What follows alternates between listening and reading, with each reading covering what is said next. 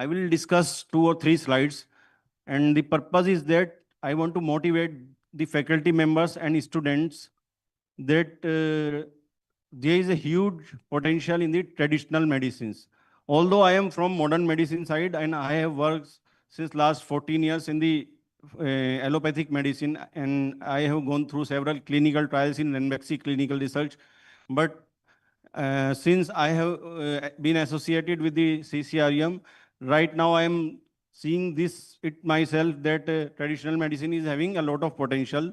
So I request the young minds and the faculty members to come up with the new ideas and innovations and to explore the potential of these medicines by conducting different research work, whether it is a drug standardization, preclinical or clinical trials. So moving, first of all, why do we need this integration? Do we really need the integration of traditional medicine with the modern medicine? And the answer is yes, because we are moving towards the personalized treatment.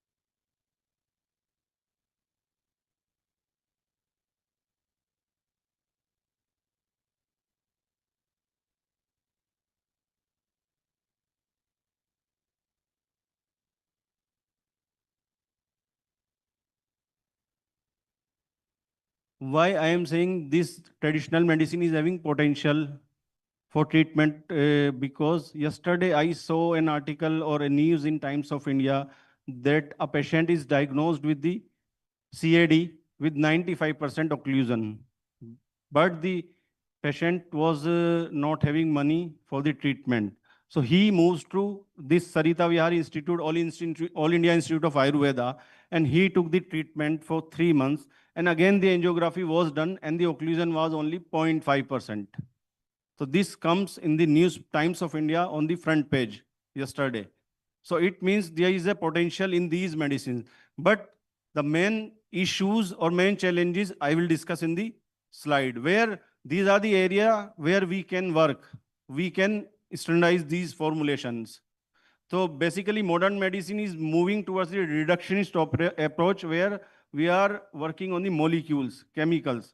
However, in case of traditional medicine, we consider the whole drug is a whole plant or whole drug approach, which basically counter the side effects of the individual chemical or molecules.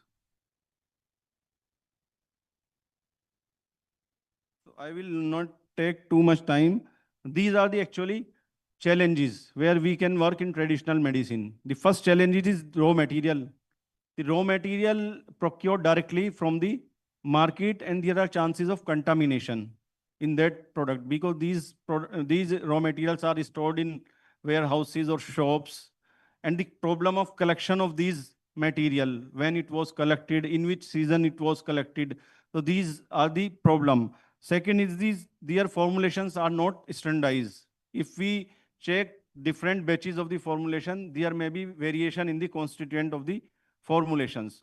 So this is the area where we can work. We can standardize these formulation. Third is the diagnosis criteria. In traditional system of medicine, generally the temperament, nerves, and the color of the urine, these were the diagnostic parameters for diagnosis of a disease. So we can use the modernizer. Now we are using the modernizing tool. Even genetics we are using in our clinical trials, along with these parameters which was traditionally used. Third is the dose and dosage form. This is the basic area where MIT University can do better because their formulations are mostly sugar-based or honey-based.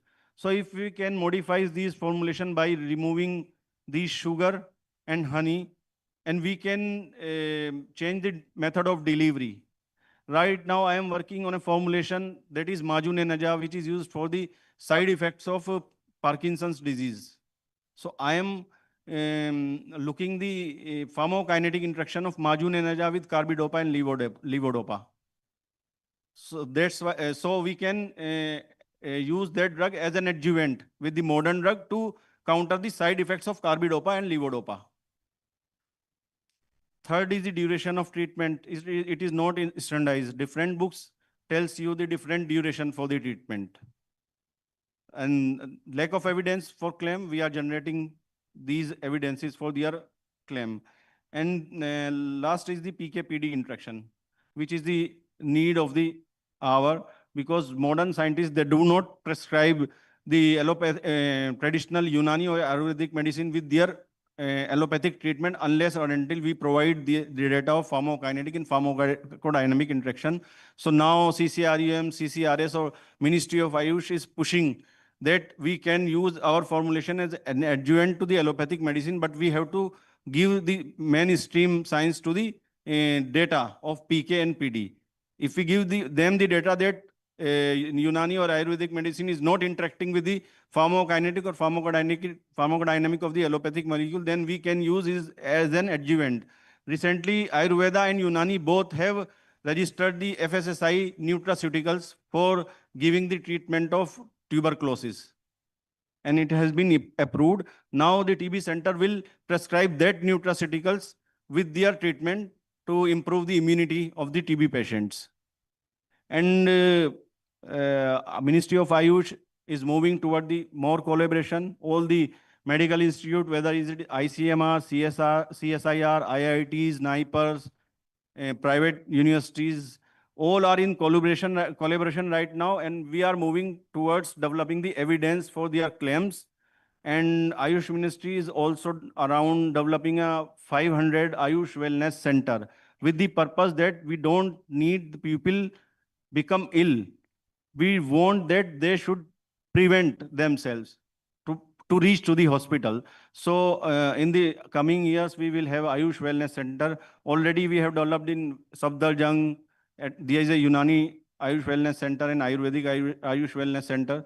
So in the coming years, we will see that traditional medicine will at par with the modern medicine. So these are the areas where we can work.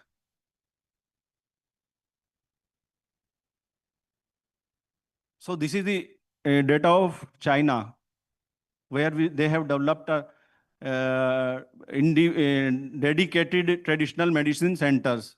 It's around 705 TCM hospitals in 2022. And that is 14% of all hospitals are TCM. It means they are moving towards the traditional medicines. So in this way, we have to collaborate and come up with with side by side. Actually, the objective is to give the society individualized, tailored, and personalized treatment for betterment of the society.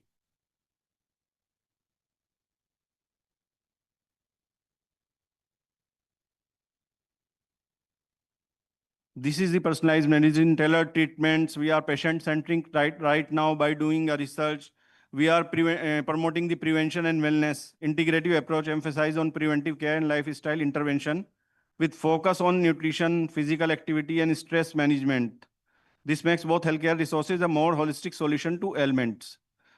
So the message is that the researchers here, whether they are students or faculty, they come up with the new ideas, new hypotheses, new research questions, take the Unani or Ayurvedic medicine, do a good research, and the CCRUM or CCRS, they will fund it. They have various schemes, whether it is extramural research, intramural research, or expression of interest, you can take funds, but do the research as Dr. Navneet has done. He has developed a diabetic insoles food, and Dr. Nitin has also done a good job, Dr. Mariam Sarwat. So this way we can do a lot better.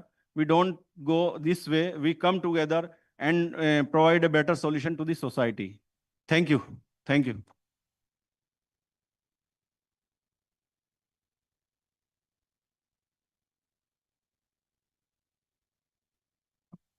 Thank you, sir, for your highly insightful and informative presentation. Now I would like to call upon stage Professor Dr. Pallavi Agrawal, ma'am. It is my great honor to welcome Professor Dr. Pallavi Agarwal, ma'am, professor at Amity Institute of Molecular Medicine and Stem Cell Research. Dr. Agarwal, ma'am, completed her PhD from the University of Cologne, Germany, and postdoctoral research at the University of Cambridge, UK. Her research in cancer biology, epigenetics, and molecular therapeutics had contributed significantly to advancing cancer treatment strategies. Ma'am, we are deeply honored to have you as a session chair for today. The session for scientific session for today is on the topic stem cells, tissue engineering, and pharmacology.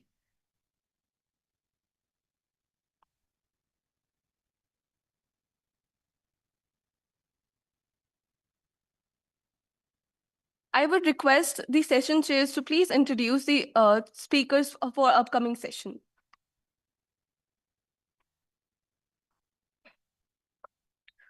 Good morning, everyone. Thank you so much for the invite here. So we will start with our scientific session 2. And I'm pleased and privileged to invite Dr. Hemant Kumar Gautam. It is my honor to introduce Dr. Hemant Kumar Gautam, Chief Scientist and Professor at the Institute of Genomics and Integrative Biology, Delhi. Dr. Gautam is an internationally acclaimed microbiologist with postdoctoral research experience in France and Israel. He is a recipient of several prestigious fellowships, including the UNESCO Fellowship and Israel Government Fellowship. He has published over 80 research papers and contributed extensively to microbial genomics, antimicrobial resistance, and biotechnology research. So we are honored to welcome you and we look forward to hearing you. Over to you, sir.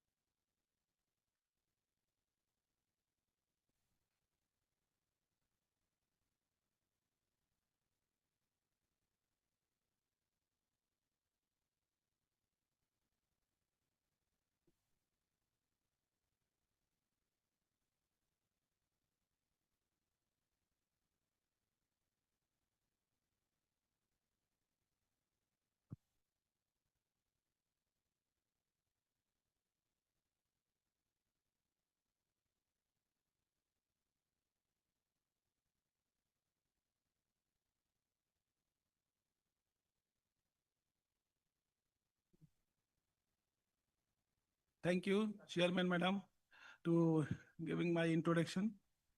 And good morning to all.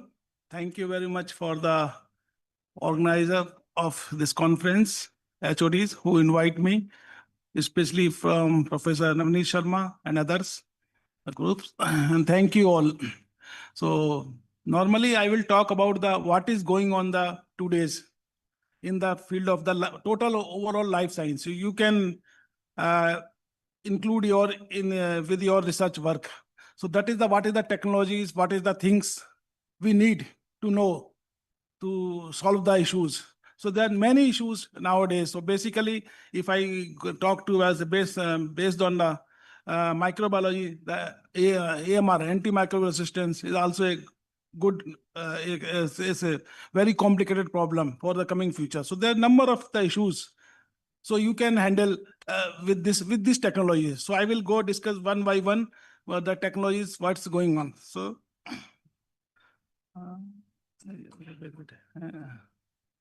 So now the microbiology is not a microbiology. Microbiology, if you are a microbiologist, you are a pharmacologist, or you are a molecular biologist, you should know the genomics, sequencing, databases, multi-omics, AI and machine learning, very bioinformatics, AMR, nanotechnology, and its applications. So you should be aware. So this is nowadays multi-specialist, multi-subject. The field is going on. So you are not be restricted to the one field. So in case of microbiology, if you see the technologies, if you look for the isolation, the characterization microbiology, microbes, it's if you have 100 microbes, then if you go by traditional method, it will take 6 months or more. But why go the sequencing based 16S RNA? Within a week, you will find out. And this is not find out, it is that you can find out exactly because you have a data. So the technology based on the data, what data you have. So basically in the life science, still we are having a huge data on the sequencing. So everything AI, machine learning, every new techniques is based on the data. So all the sequencing data is like your Janam Patri. So that you may be knowing, you are a biology student or pharmacy student, ATGC. This is the 4 words. This come to the sequencing. So every machine, everything that how the sequencing you can be done. So this is the technology. So that suppose you have a Ayush plant, you have 100 plants. Immediately, if you go the bioinformatics, the sequencing and other databases. So within within 5 or 6 days, or sometimes in 1 day, you can come to know how the 5 plants will be good for the particular disease. So out of 100, if you go with the analyze all the 100 plants, it will take the long time. So same way this in your pharmacology, you have the compounds, lot of new compounds. So how you screen the compounds? So the number of ways you can, the bioinformatics ways, the AI ways. So you can screen the compound, and they also told you what will the best combination will be work. So this is the today's scenario for the work. So this is everything is goes to the very fast, like our the WhatsApp, like so it's like a science also. So you have a number of databases, you have a number of things. Just go for inside, put the things, and you will get the output. So this is save your time. So the thesis comes to us if they analyze the 10 plants for some disease, and then it take the 5 years. But now it's a 6-month job. Then the people you ask, it is if you know the technology, so that you can ask as examiner. You can argue that how you justify, because the things are moving so fast.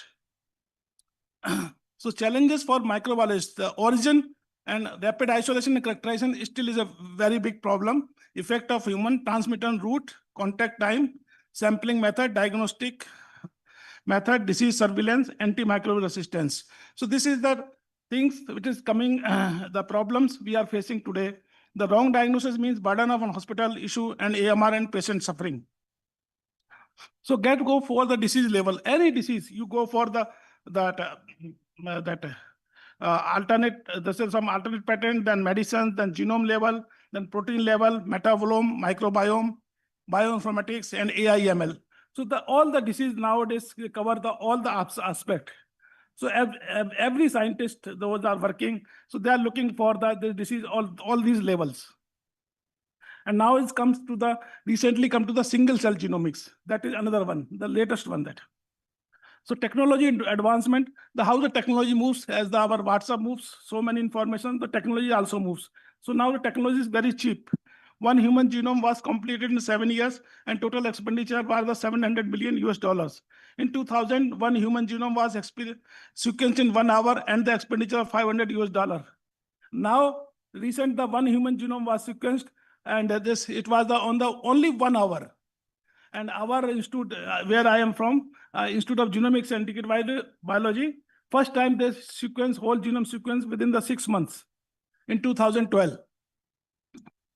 And the metagenomic analysis, fruit and vegetable, cost approximately 15,000 only. So metagenomic analysis, I will just explain you in next slide. So you know the number of the microbes which you cannot grow in the lab. You know only till today there's so many antibiotics, other things, other lot of biochemicals, and in their products and enzyme, only 3% microbes. But through metagenomics, you will come to the many microbes which you are not aware. So this is a technology. So if you want to complete your thesis, you take two samples, any 2 samples, and you go for the metagenomic analysis. It will take about the 15,000 to 20,000, will give you full graphs and other things. All are either you can do, if you have a machine, you can do here, or you can do outside, outsourcing. So nowadays the complete the thesis is very that in this short time, but you have to interpret your results. How you interpret your results? Identification microbe through sequence technology. And this is only 5,000 per microbes. So you give the company, give 5,000 rupees, you give everything on the microbes. All gene information. If you want to more, gene, then you go for the whole genome sequencing. Whole genome sequencing cost is 20,000. So within 25,000, one microbe, everything you got, all gene, all protein, all transcript, everything. So you can interpret your data in such a way. Why sequencing is important? The conventional method cannot help to give information about the new microbes. Disease surveillance only possible by genomic studies. Identification of bacteria at the authentic level. Genome data can be shared globally. The study of microbes evolution, understand the changes behavior like ineffectively, severely, and immune escape. Track jumps between the animal and human. Cheaper than biochemical analysis, complete authenticity, no fraud analysis. That is more important. Because in biochemical analysis, we always go plus or minus. This bacteria may be, may not be. But when we have authenticity, when you have a sequence in your hand, within 5,000 rupees, you can submit that sequence. If you have the new, you can submit your NCBI database with your name. So like me, if you find my name, I have more than 1,600 new sequences in NCBI databases. So this is a very cheap technology, so you can do it. So I normally go anywhere in the university. They say, sir, it's not possible. I say everything's possible. This is 5,000 rupees, nothing for you. Mostly people, they can do five bacteria, 5 genome analysis, wonderful results. You can get a lot of things and you can have a full thesis on this. Genomic and complete authenticity fraud analysis. So genomic studies can be used for the making policies in the future. So you come to know that your bacteria is new or coming new or somewhere it is very new. If you are very new, then you are very much lucky that. The sequencing platform. So earlier they say the sequencing platform also. They say really very the Sanger sequencing, next generation sequencing, third generation sequencing, PacBio reads good, and NGS Oxford Nanopore sequencing. So the COVID time, it comes the Oxford Nanopore sequencing. The machine cost is only 7 or 8 lakh rupees. You will surprise. And it's like your mobile phone, the sequencing machine, which was earlier crores rupees, and you have maintained a lot of things. So this machine you can take the field or wherever you want. So I always say the university who can afford this. This is not a big issue. Within 10 lakh rupees, you can get the good one.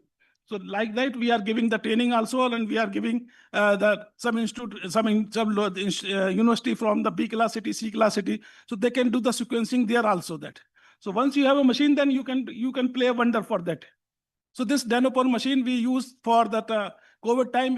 This machine was used. Our lab was placed in the international airport, our T3. So all the COVID positive patients, they come to us. Within the night, we tell whether they should be stay quarantine or they should be go out. So we got all positive samples, we analyze it there, and then we give the result to government. So this is the beauty of the machine. So who are not aware, please go through and try the Nanopore machine, Nanopore. Sequencing, Nanopore, very good machine. You can do wonder of this, or this is future lies here. Or this size is only for like your mobile phone, not more than that.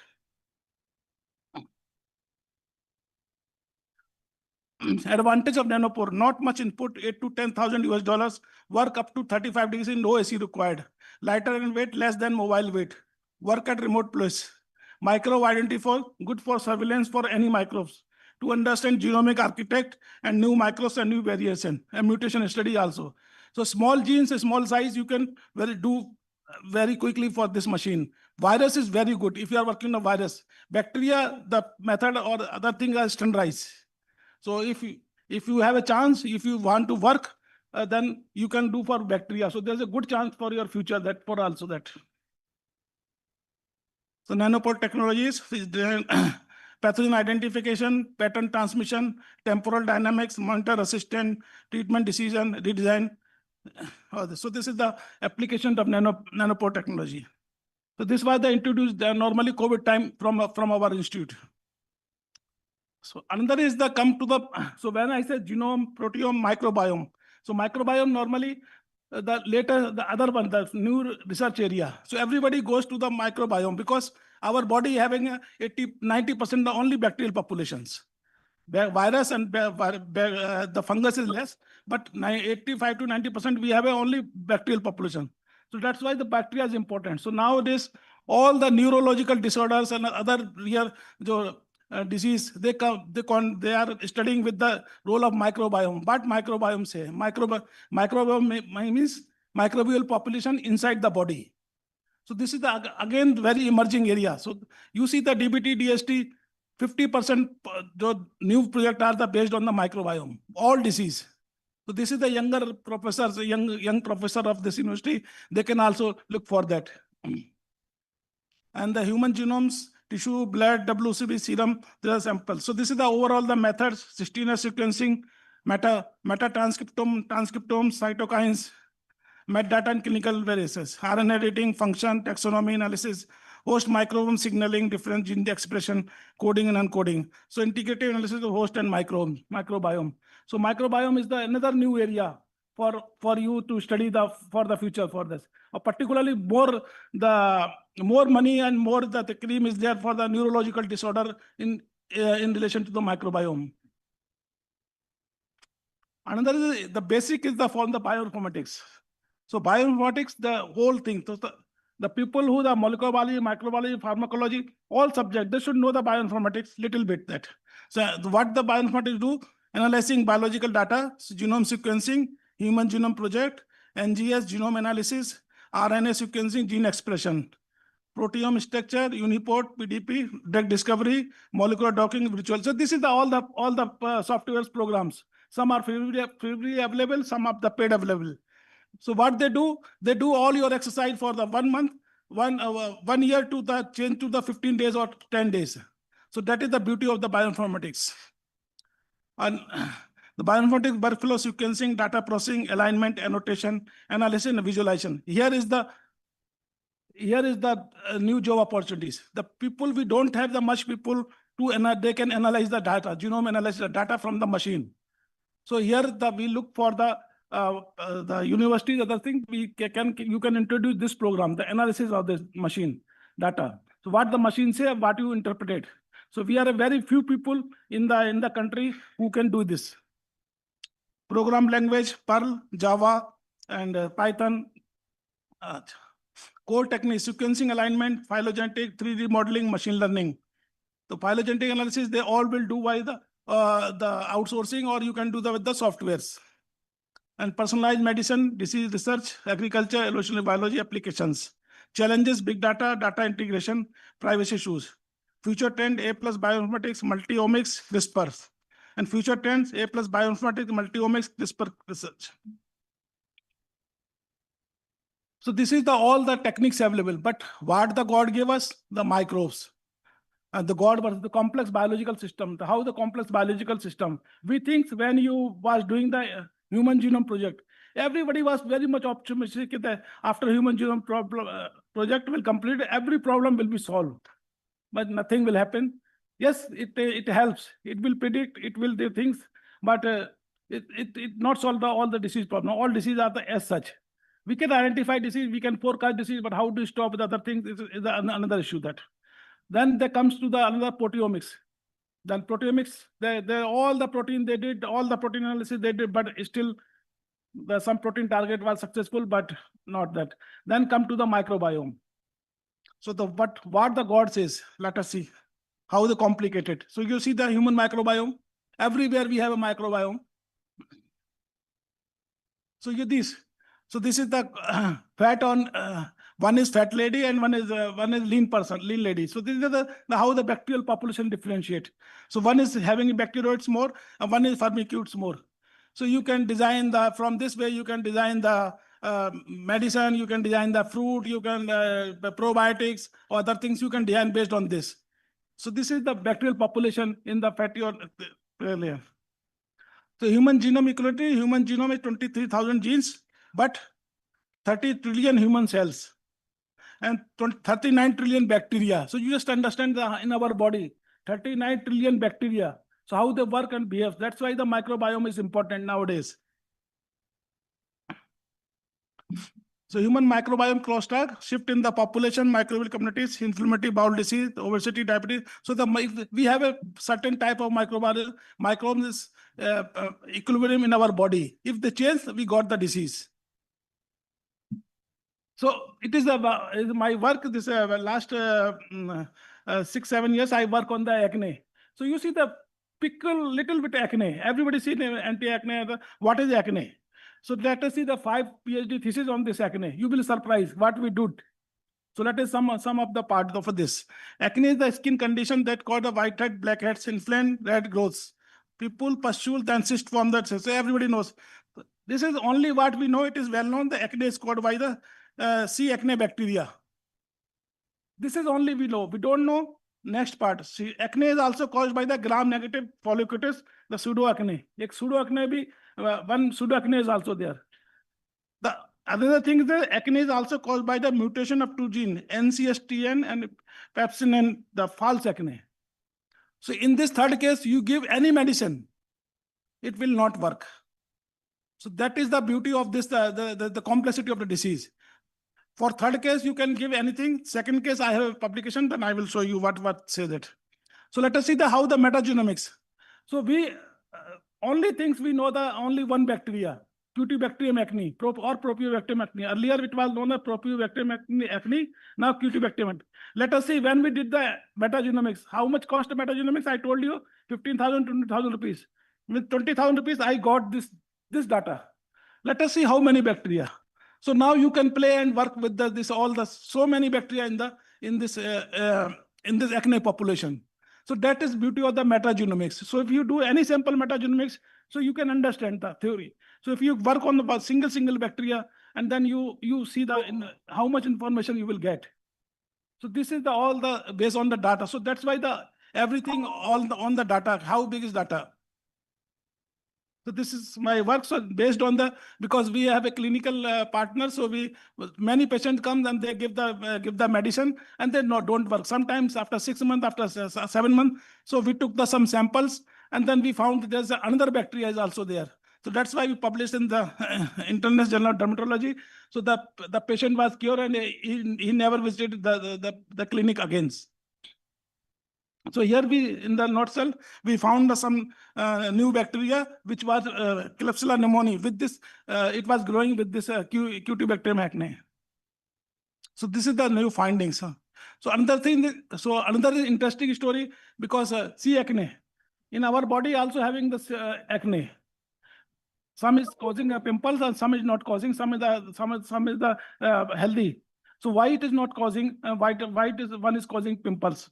So then we analyze my one bioinformatics students. So we analyze Sir, we have only 2 minutes. Okay. So this okay. I think so. I will finish here some. So we analyze this bacteria. So there are 3 types of the enzyme presents. So this is so the 3 types of Cutibacterium we found in the human body. So that's why if you work on the first one, it will your cream or other things will not work. So work only the particular type of the Cutibacterium acne. So this is 3 types of we found the Cutibacterium acne bacteria. So this is not new. Okay. So what is the important is antimicrobial resistance something. So here I will, so here is so all the data we are putting on the database. So database is very important. So how to take the data from the information from the databases and go for the AI or ML machine learning. Because AI machine learning means you need a lot of data. So data from the data will come, they generate in the lab. So this is so here I told you that in between the analytic part, we don't have the more people. So look for this thing. So I think the time is over, so that I can complete. If somebody wants some more information, so that I can give you something more AI in microbiology. This is left my drug, and this is I want to complete one more thing here. So last time we gave the training for the 20 Vietnamese people from the genomics. Now the one more training is going on today. Third Indo-Vietnam hands-on workshop on single-cell multiomics, 22-24 February. Here, 20 people came from the only Vietnam. We are training for the single-cell genomics now. So this is all about me. Thank you very much. If you need more information, you can contact me or call me that way. Thank you so much, Dr. Gautam. And sorry, due to time limit, we have to it's wrap okay. up. No, it's okay that I understand. Yeah, but it was very informative for, especially for the students, how microbiology has become an interdisciplinary field with all the omics and other aspects of, from nanopore sequencing. You have very nicely discussed. Thank you so much. So any questions here on the floor? So if you have any questions, students, please ask.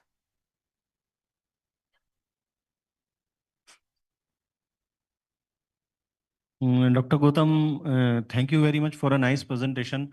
But I would like to ask one question, sir. Actually, this is a great problem right now, antimicrobial resistance. Yes. So how this gene sequencing helps in eradicating this antimicrobial resistance? It is not eradicating, but it is helping to identify the microbes which are the which we can do the very quickly that it is AMR resistant or not. So unless we go the lab test, it will take the about the about 3 days or 4 days. But by sequencing method, you can do it within 2-3 hours. That only that. If particularly gene you are asking, so we can help the doctors and we can say that. So, but eradication is not it's a difficult to say at this moment that. Dr. Gautam, you also talked about how microbiome can, here on the stage. Yeah. Oh. Yeah. So how microbiome can affect neurological diseases. So what's the current stand on that? So it was you can read any article, gut-brain relationship. axis. So there's many the disease, neurological disease are studying with the gut microbiome and what the signal they are producing some chemicals in the brain and the gut, they are going to the brain that. So particular type of microorganism, they are producing only particular strains that. Okay. So, thank you. So as beautiful articles if you go for the gut-brain the interaction that. Okay, thank you so much, and it's a pleasure to have you. If there are any no more question, please give a good round of applause for sir. So this is the all new things. So students, please learn the things, the new technologies, how the new technology for your subjects. That's Can we have the felicitation, please? okay. Thank you. Yeah.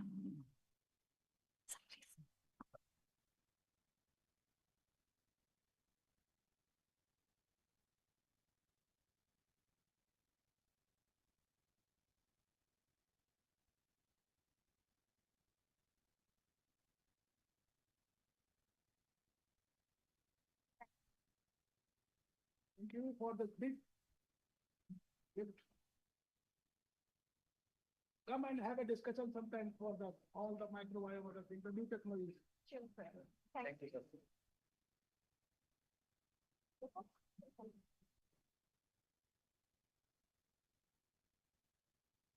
Thank you so much.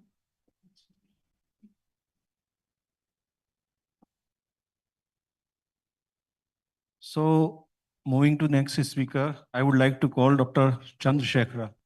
So please give me a good round of applause. It is my privilege to introduce Dr. Chandrasekhar. He is a professor at AIMS, New Delhi.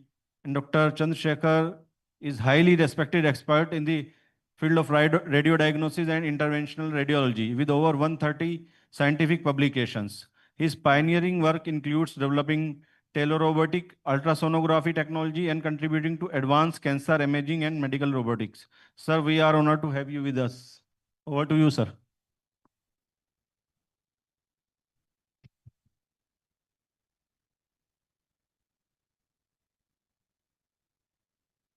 Good morning, everyone.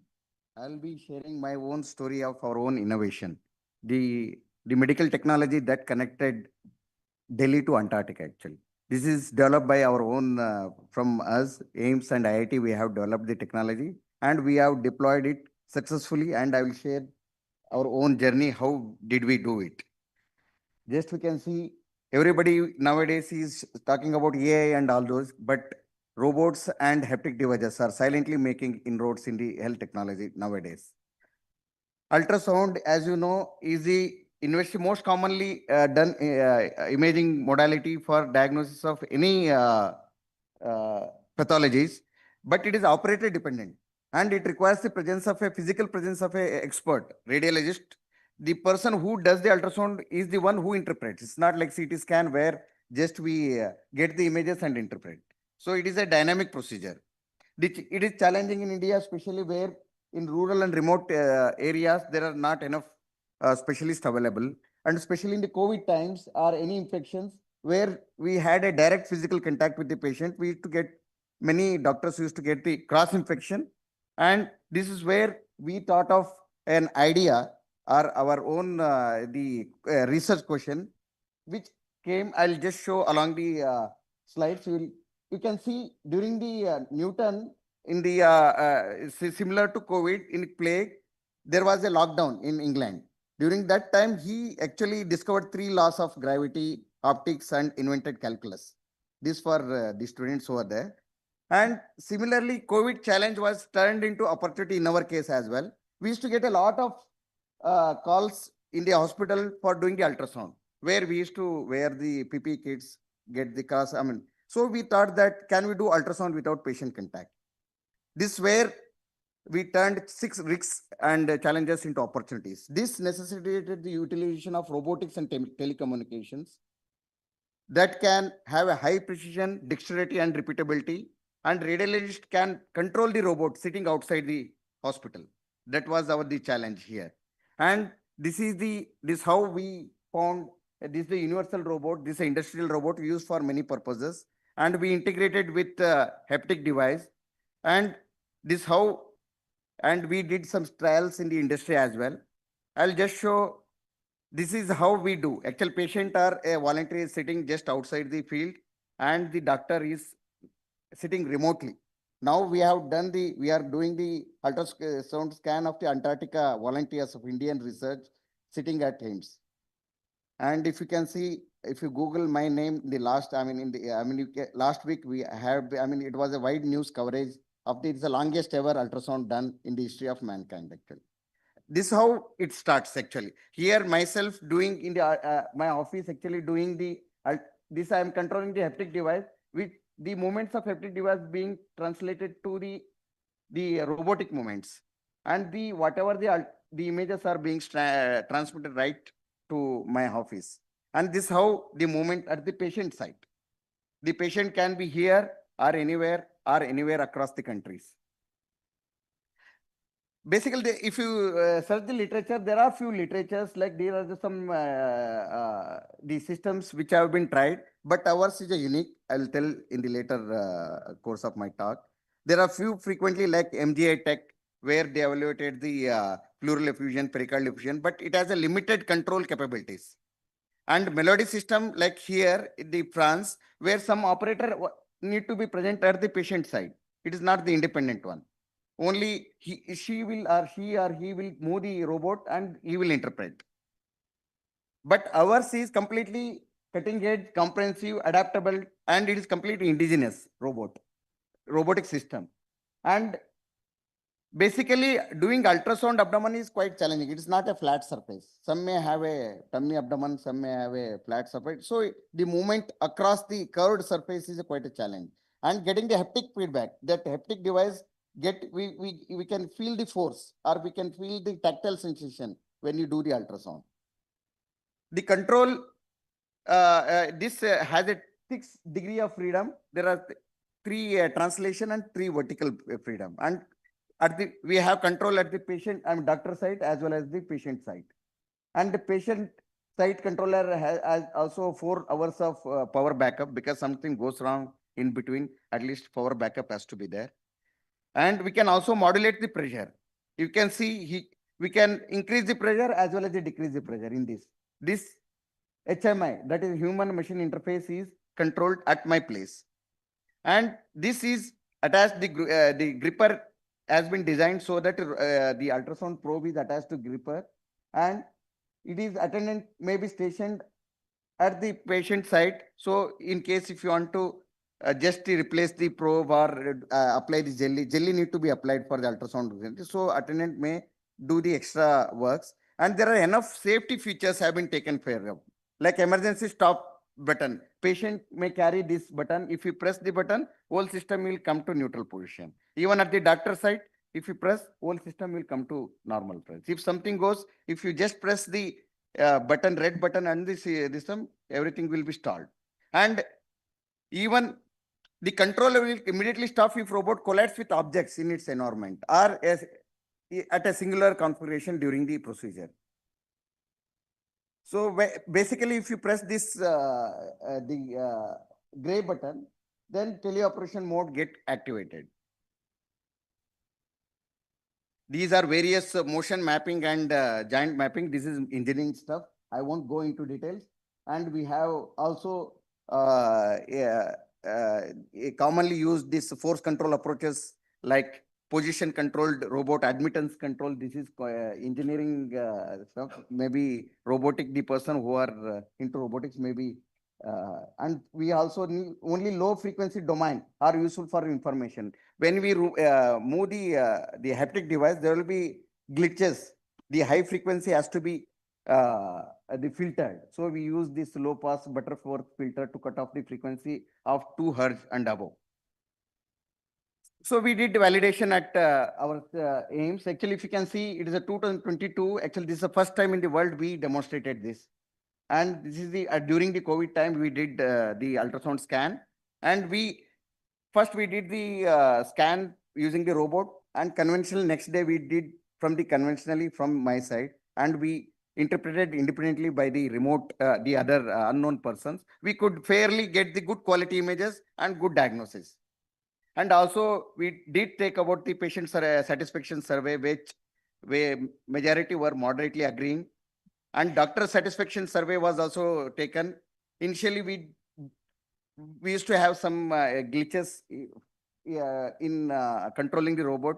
Then we addressed all those challenges. And the time taken to performing, you can see, normally we take around 10 minutes to complete the abdominal ultrasound. In the beginning, we used to take a longer time because there was a learning curve, because we have to control the robot. So 17 minutes, 20 minutes. Then finally, we reached up to normally around 88 minutes. The quality of images, liver, kidney, spleen were showing adequately, because some organs were difficult to image because they needed a fine probe angulations. So with practice, we could achieve that. The utilities, basically it was developed as a solution to do the ultrasound in the COVID times. Maybe in future pandemics, trauma or emergency, where the time is the critical point. So we don't get much time. So we can get the ultrasound sitting anywhere, and infection, isolation or ICU wards, intraoperative wards, remote locations, rural areas, hilly areas, or the ship space, anywhere where expert scanning may be difficult. Doppler echocardiography. And this is the first time developed in India, and this is first of kind, without any assistant at the patient site, we do it. And it has immense potential future, and it could be a path-breaking innovation. First we did it, now we are doing right, and we want to do it better. The story didn't stop here, actually. We applied for the project in the National Center for Polar Research, for which it was selected, and we transported this robot to Antarctica. Because we wanted to make sure that if we can work in Antarctica, anywhere we can work anywhere across the globe or across the continents. The reason is Antarctica has 2 stations, Maitri and Bharati, where Indian scientists stay there. At a time, around 100 scientists stay there. There is no medical facilities, adequate medical facilities available there, expert facilities available there. Even a diagnosis, if something goes wrong, if medical emergency strike like trauma, abdominal pain, they need to be airlifted to Cape Town or any other place where the higher medical facilities. So at least we can take care of the ultrasound, the examination sitting at Delhi, maybe at AIMS. You can see this is myself. You can see the map here. This is my office at AIMS, and this is Maitri. It is 13,000 kilometers away from my place. Just I will show the video, then I will just.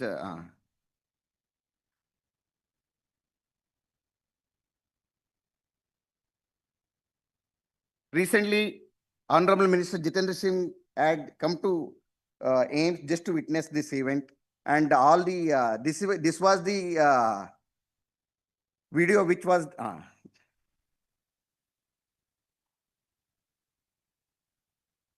I'll just run the video. You will understand the.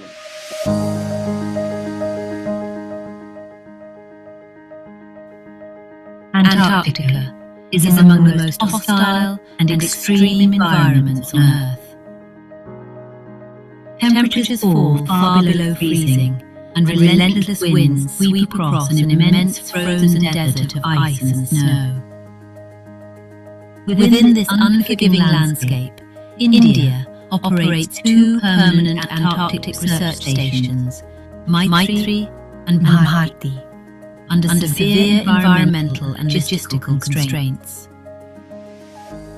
While these stations support critical scientific research, the provision of advanced medical diagnostics remains a significant challenge. To address this gap, India undertook a pioneering initiative by deploying a tele-robotic ultrasound system at the Maitri station. The initiative originated at the All India Institute of Medical Sciences in New Delhi, where Professor Chandrasekhar and his team demonstrated that high-quality ultrasound examinations could be performed remotely. In collaboration with IHFC Indian Institute of Technology in Delhi, under the leadership of Professor Subir Kumar Saha, this clinical concept was translated into a robust and precise robotic system, capable of functioning across thousands of kilometers. Significant contributions were also made by young researchers Udayan Banerjee and Siddharth Gupta. Recognizing its potential beyond conventional hospital environments, Dr. Vikas Dogra of Rajiv Gandhi Super Speciality Hospital in Delhi, with his long association with the Indian Antarctic Programme, envisioned deploying this technology at Indian Antarctic stations, with institutional support from the National Centre for Polar and Ocean Research. Under the guidance of Dr. Anand Kumar Singh, and with the experience of Dr. Pradeep Malhotra, the concept evolved into an operational reality. Through secure satellite connectivity, expert radiologists at AIMS New Delhi remotely operated a robotic ultrasound probe located thousands of kilometers away in Antarctica, replicating the precision of a hands-on clinical examination. This indigenously developed system integrates a robotic arm with multiple degrees of freedom for precise probe positioning, a portable ultrasound imaging unit integrated with the robotic platform, a remote operator console at AIMS New Delhi for real-time control of probe movement and imaging parameters, two-way audio-visual communication for coordination between the remote radiologist and on-site medical personnel, secure satellite-based internet connectivity provided within the logistical framework of NCPOR, abdominal ultrasound, fast examinations, echocardiography, Doppler studies, and neck scans have already been successfully conducted. The procedure begins with an abdominal ultrasound using the robotic probe. The liver, gallbladder, spleen, kidneys, and urinary bladder are systematically evaluated. This assessment is critical in cases of acute abdominal pain, abdominal trauma, and emergency fast examinations. The liver and right kidney are clearly visualized. The gallbladder appears collapsed. The left kidney is distinctly seen, with no evidence of hydronephrosis or renal calculi. The spleen is visualized and appears normal in size. The pancreas and retroperitoneum are also assessed. The urinary bladder is well visualized. As demonstrated, organ anatomy can be clearly identified, free fluid can be assessed, and rapid clinical decisions can be made remotely. The examination then proceeds to cardiac imaging. Focused echocardiographic assessment includes evaluation of ventricular function, detection of pericardial effusion, and gross valvular assessment. This capability is especially valuable in cases of chest pain, breathlessness, shock, suspected myocarditis, or cardiac tamponade. In remote or emergency settings, such functionality can be life-saving. The findings demonstrate normal ventricular function and contractility, with no pericardial fluid suggestive of tamponade. Subsequently, Doppler studies are performed. The femoral artery and veins demonstrate normal color flow and spectral trace. No evidence of deep venous thrombosis or any stenosis is observed. Neck and thyroid ultrasound are also demonstrated, including carotid Doppler examination of the common carotid and vertebral arteries. Both arteries exhibit normal spectral patterns. This technology has the potential to redefine healthcare delivery, not only in Antarctica, but also in disaster zones, high-altitude regions, offshore platforms, and underserved rural areas. The demonstration represents more than technological innovation. It reflects a commitment to ensuring that advanced healthcare reaches every Indian explorer, even at the end of the Earth.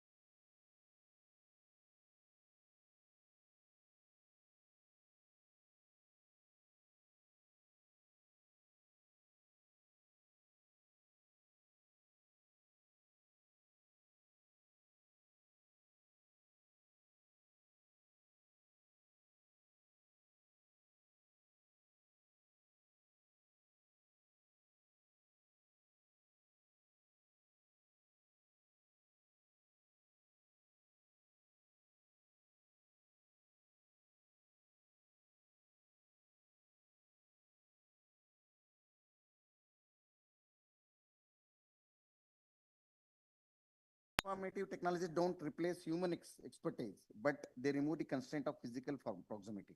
Now the question isn't whether this scales, but it's how quickly we can deploy where it matters most. Thank you.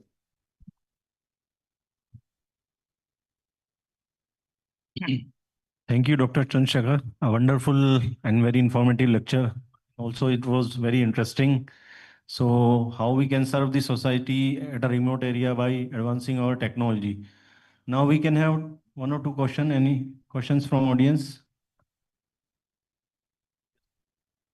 If you have any doubt, you can go Google the telerobotic ultrasound aims. You will get many, last 1 week, it has been extensively covered in the newspaper. And can we have mic in the audience? Congratulations, sir.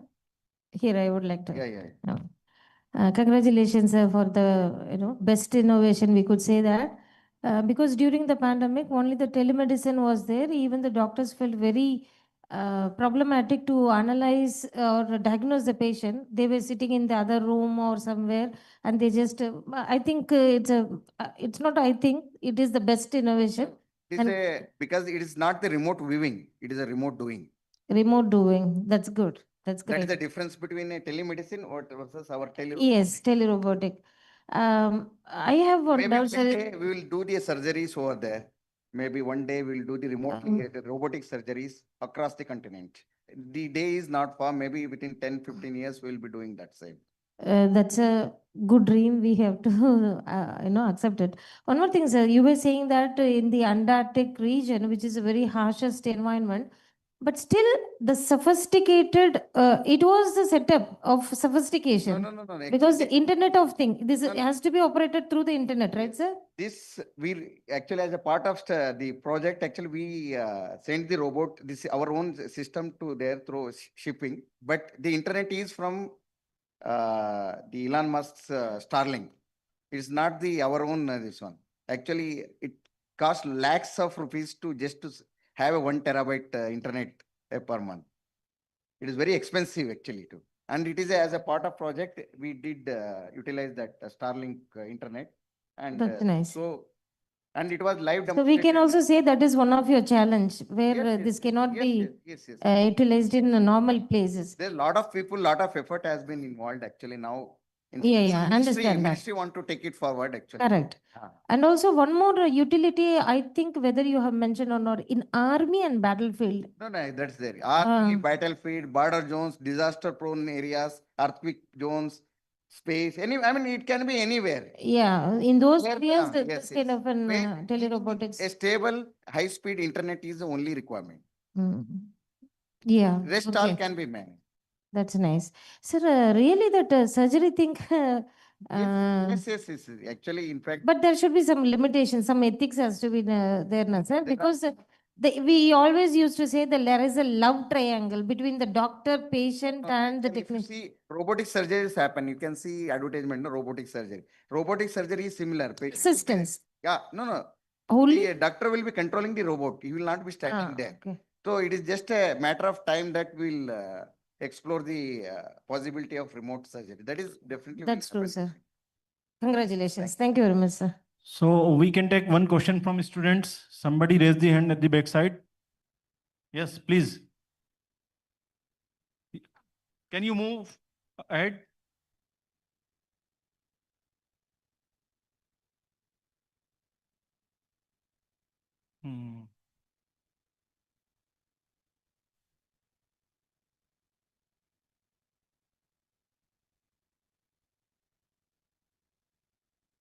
Hello. Any questions, at least you can mail me. No. So, in Antarctic, the satellite stays there for some time and then it goes.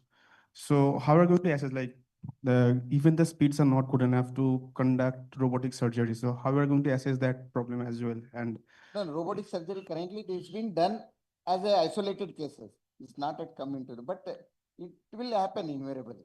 It is about controlling the robot. The latency. Now, if you see, there is a latency because there is a latency of 0.3 seconds.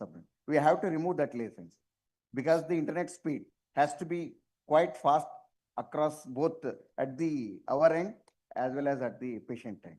even, sir, in India or anywhere else, the internet speed is not consistent throughout the world. So how are we going to assess that over there?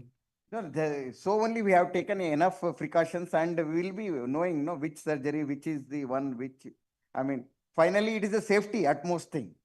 Safety of the volunteer patient is the first thing. That cannot be compromised at any cost. Only when it is ensured, then only our research will go forward, or else it won't go. And what kind of ethical boundaries come in this kind of surgeries as well as the ultrasound, what you talk about? Ultrasound is a non-invasive because we are not doing anything to the patient. It is just a superficial structure. We are diagnosis.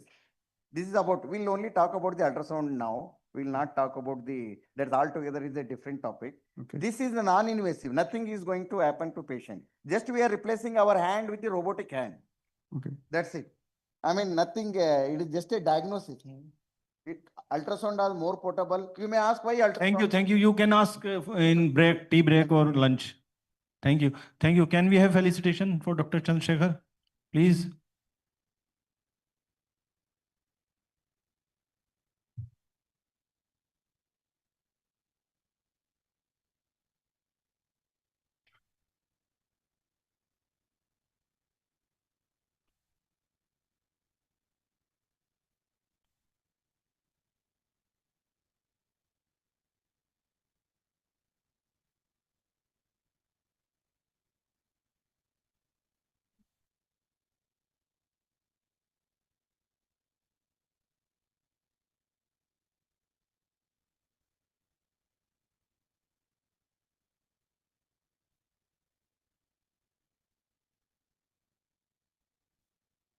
So it is my privilege to welcome Dr. Siddharth Pandey, Vice President at Dutt Medi Products Private Limited, an accomplished stem cell scientist and innovator with 16 patents, government-funded projects worth over 3.25 crores, and significant contributions to tissue engineering and medical device development.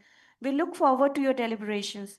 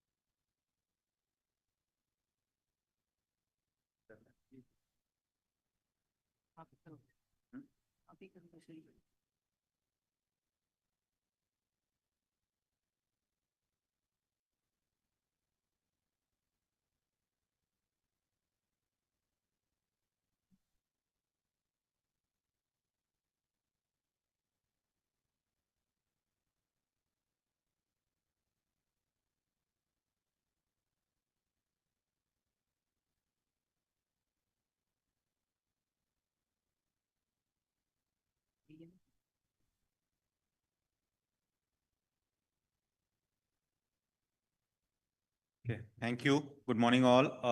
Myself, Dr. Siddharth. As per specialization, I'm doing just stem cell and tissue engineering work. Just I present to the role of mesenchymal stem cells and their treatment modalities on the various aspects. So I directly jump to the what are the stem cells? Stem cells are basically undifferentiated cells that are capable to differentiate in the so many type of the cells. Like there is origin by hematopoietic stem cells and the mesenchymal stem cell. Hematopoietic stem cell differentiate in the blood lineages, and mesenchymal stem cells had a lots of potential. And as I say that there is something has been already defined, adipogenic, myocardiocytes and other things, osteoblast, fibroblasts, keratinocytes, you can differentiate it easily from the mesenchymal stem cells, nerve cells. Even you can differentiate the beta islets also from the mesenchymal stem cells. And there is a lots of things still need to evaluate what we can develop from the mesenchymal stem cell. So if I can develop what was the stem cell, it's from the like the zygote, then the totipotent embryonic stem cells, then the mature, the pluripotent stem cells, and the multipotent, that is the matured stem cells like mesenchymal and hematopoietic stem cells. So the sources, what was the source? The most of the source is the bone marrow. That is the most richest source for the mesenchymal stem cells and hematopoietic stem cells. But the uses of your work, where you want to differentiate, which kind of cells you want to differentiate, it's the important for the sources. So where you have collected the source. So the mesenchymal stem cell source is the bone marrow, even the breast milk, dermis, endometrium, Watten's jelly, adipose tissue, placenta. There is a lots of source where you can collect the mesenchymal stem cells. Even some part of the livers and spleen also has the developed mature mesenchymal stem cells. They have a limited capabilities of the differentiation potential, but they can differentiate easily after the healing part. So if you have a markers, you need to characterize the cells. These cells are mesenchymal stem cells or not. So then the CD105, CD73, and CD90 is the marker, is the positive marker for the mesenchymal stem cells. CD45, 34, and CD14, and HLA-DR is negative. Definitely, mesenchymal stem cells has a HLA-DR negative that has make a complete cell that you can use for the allogenic transplantation. You can differentiate the MSCs in the any kind of cells and transplant to the other source of the humans. That is the best beauty of the mesenchymal stem cells. So what was the biological role that you can get? You can use the mesenchymal stem cells in the development of the skin, neuronal transplantation, liver regeneration, and you can use for the nerve regeneration. You can differentiate, you can make a bone, you can make a graft. There is a lots of things you can make with the mesenchymal stem cells. There is a few products also commercialized in the market with the mesenchymal stem cells. So what was the impact of aging of the mesenchymal stems? Definitely, if a nascent tissues has come, the mesenchymal stem cells has a lots of potential for the differentiation, and the lifespan of the cells is also higher inside. So if you have collected the cells from the bone marrow or early stage of the child's at the lower age, then the differentiation potential and life of the cells is very higher side. Then directly come to the potential of the mesenchymal stem cells. I've already told you can differentiate MSCs in the cardiomyocytes, beta cells, chondrocytes, endometrium, hepatocyte, osteoblast, epithelium, neuron, and adipocyte. So whatever kind of disease you have come, you have a potential to treat with the mesenchymal stem cells. And the differentiation potentials in vitro and in vivo, both the conditions can be evaluated, and it has been already well established. So I have directly come to the point for the stem cell based product that is in the COVID-19 as that is also MSCs has been used as an immunomodulator. You can use in a diabetic foot ulcer, venous leg ulcers, critical CLI, knee osteoarthritis, hematopoietic stem cell transplantation, vitiligo treatment, diabetes, and alpoxia treatment. So it's a lots of things that you can use MSCs for the treatment and in the various disease conditions. So what was the role of MSCs in the wound healing? The MSCs can be differentiated in the fibroblast and keratinocytes, give the various kinds of growth factors like a VGF, BFGF, SGF, PDGF, IL-8, IL-6 that will help in the cellular migrations and helps in the wound healing. And basically in the diabetic foot ulcer, where is a chronic wound is there and healing is a very difficult non-conventional method because clinician using silver-based dressing, some other creams, ointments, but healing will be not achieved. So what was the clinician is doing? Most of the clinician and transplantation methods is doing, they are injecting the cells in directly in the wound. If you are injecting directly cells in the wound, it has the limitation of the migration. So if the MSCs has been not migrated from the injected site to the other site, always it has a chance of the lesser healing. So, and also the less chance of the angiogenesis.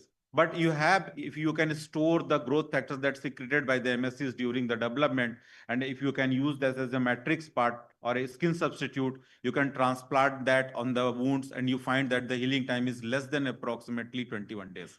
So the wound that will not heal around 11 or 12 years can be healed within 20 to 21 days. So this is the beauty of mesenchymal stem cells. And the best other things, then it's a non-immunogenic. So the chance of the rejection is again very less. So MSCs in nerve injury model, you know, and we all know that there is a two kinds of basic nerve, that is the motor and sensory nerve. And the motor nerve has been damaged during the trauma, surgery, and sometimes the sensory nerve is also damaged in the surgical parts and some kinds of pain. And so many things has been responsible. So regeneration of the nerve is again a bigger challenge, and the best gold standard that is available to cut the nerve from the other side of the body and transplant in that area. In that case, you are again creating another injury, another kind of damage in that area, and just restrict the movement of other part. So MSCs you can use by a conduit, by a biopolymeric scaffold, and transplant this matrix to the nerve regeneration, and you can easily get the result within 3 to 4 months. Normally, the nerve regeneration is the self part. Most of the, if the wound damage is less than 2 centimeters, the nerve will be regenerated within 3 to 6 months. But it's the time that has been gone, it was very crucial to the patient for the basically social pressures and the psychological pressures on the patient is very high during the development. So that will be easily helped by the mesenchymal stem cells. The diabetes model, I can add it on that. You can easily differentiate the MSCs on the beta cells. Recently, one of the Israeli company has developed a complete pancreas by using the iPSCs and the mesenchymal stem cell. It's in the commercial stage. The patients are getting the benefits from that. So you can easily develop the beta islet cells from the MSCs, and you can use for the transplantation methods.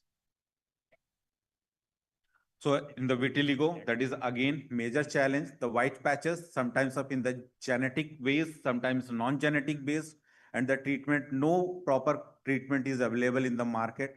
Here you can again differentiated the mesenchymal stem cells in the melanocytes triggered with the keratinocytes, and then melanin has been secreted from the melanocytes, and you easily can treat the vitiligo treatments.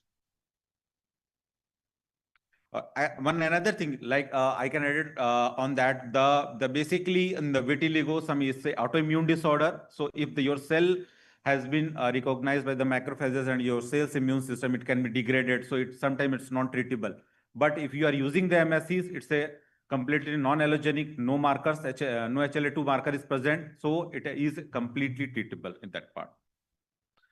The alopecia treatment again is the dermal papilla cells activation and growth, epithelial cell proliferation, angiogenesis. There is a lots of methods you can use the MSCs for a cell therapy treatments. So I directly come to the clinical trials. What kind of cells and cell source has been used for the treatment of the mesenchymal stem cells in the various disease? If like a burn wound, bone marrow MSCs, and the MSCs conditions media that can be used to just proliferate the MSCs, and it can be umbilical cord mesenchymal stem cells is also used for the burn treatment. For the accidental wounds and pressure ulcers, mostly adipocytes and MSCs, bone marrow MSCs has been used. For diabetic foot ulcers, umbilical cord, adipocytes, bone marrow MSCs, and adipose MSCs be used. For the critical limb CLI, that is the Indian CDSO has approved in 2019 one the MSCs based product for the CLI treatment. that is the adipose-derived and autologous MSCs can use. For the skin ulcers, the umbilical cord MSCs with the gel and the bone marrow MSCs directly can be used for the treatment. So I directly come to diabetes treatment for the MSCs because as we know that the India is the growing population for the diabetics. So almost 9% population in India is now is a diabetic, and the percentage is continuously growing. And most of the treatment is just only medication you can use or a dietary based treatment method that you have. So what was the method to regenerate the pancreas? Then there is almost autologous BMSs given through, that is the 20 patient studies there. And another trial for the umbilical cord MSCs for the 42 patient, umbilical cord fresh MSCs through the IV infusion for the 29 patients, and the cord blood derived from the number 20 patients, and the fresh autologous CD34, CD133 positive is the in the pancreatic artery is 100 patient. So there is a lots of trial has been going on to directly injecting the MSCs in the pancreas by various methods to get the results for the treatment of diabetes. To come to the manufacturing of the stem cell based product for the wound healing, the first you have need to the source. You have the source for the umbilical cord, Watson jelly or bone marrow. You have extracted the sample, you isolated the MSCs, cultured them MSCs, grown them on the matrix, or directly you can infuse it. And there is a lots of selection criteria and the QC testing that is a more important at the bench testing in the for the MSCs. I have added one more point here. We are doing the research, we are developing the product, but most of the Indian product is failure in the international market. And most of the technologies, instruments, equipments, whatever we have developed is not commercialized or not comes to the platform. What was the reason behind this? Why we are failed here? The main reason, we are not focusing on the QC.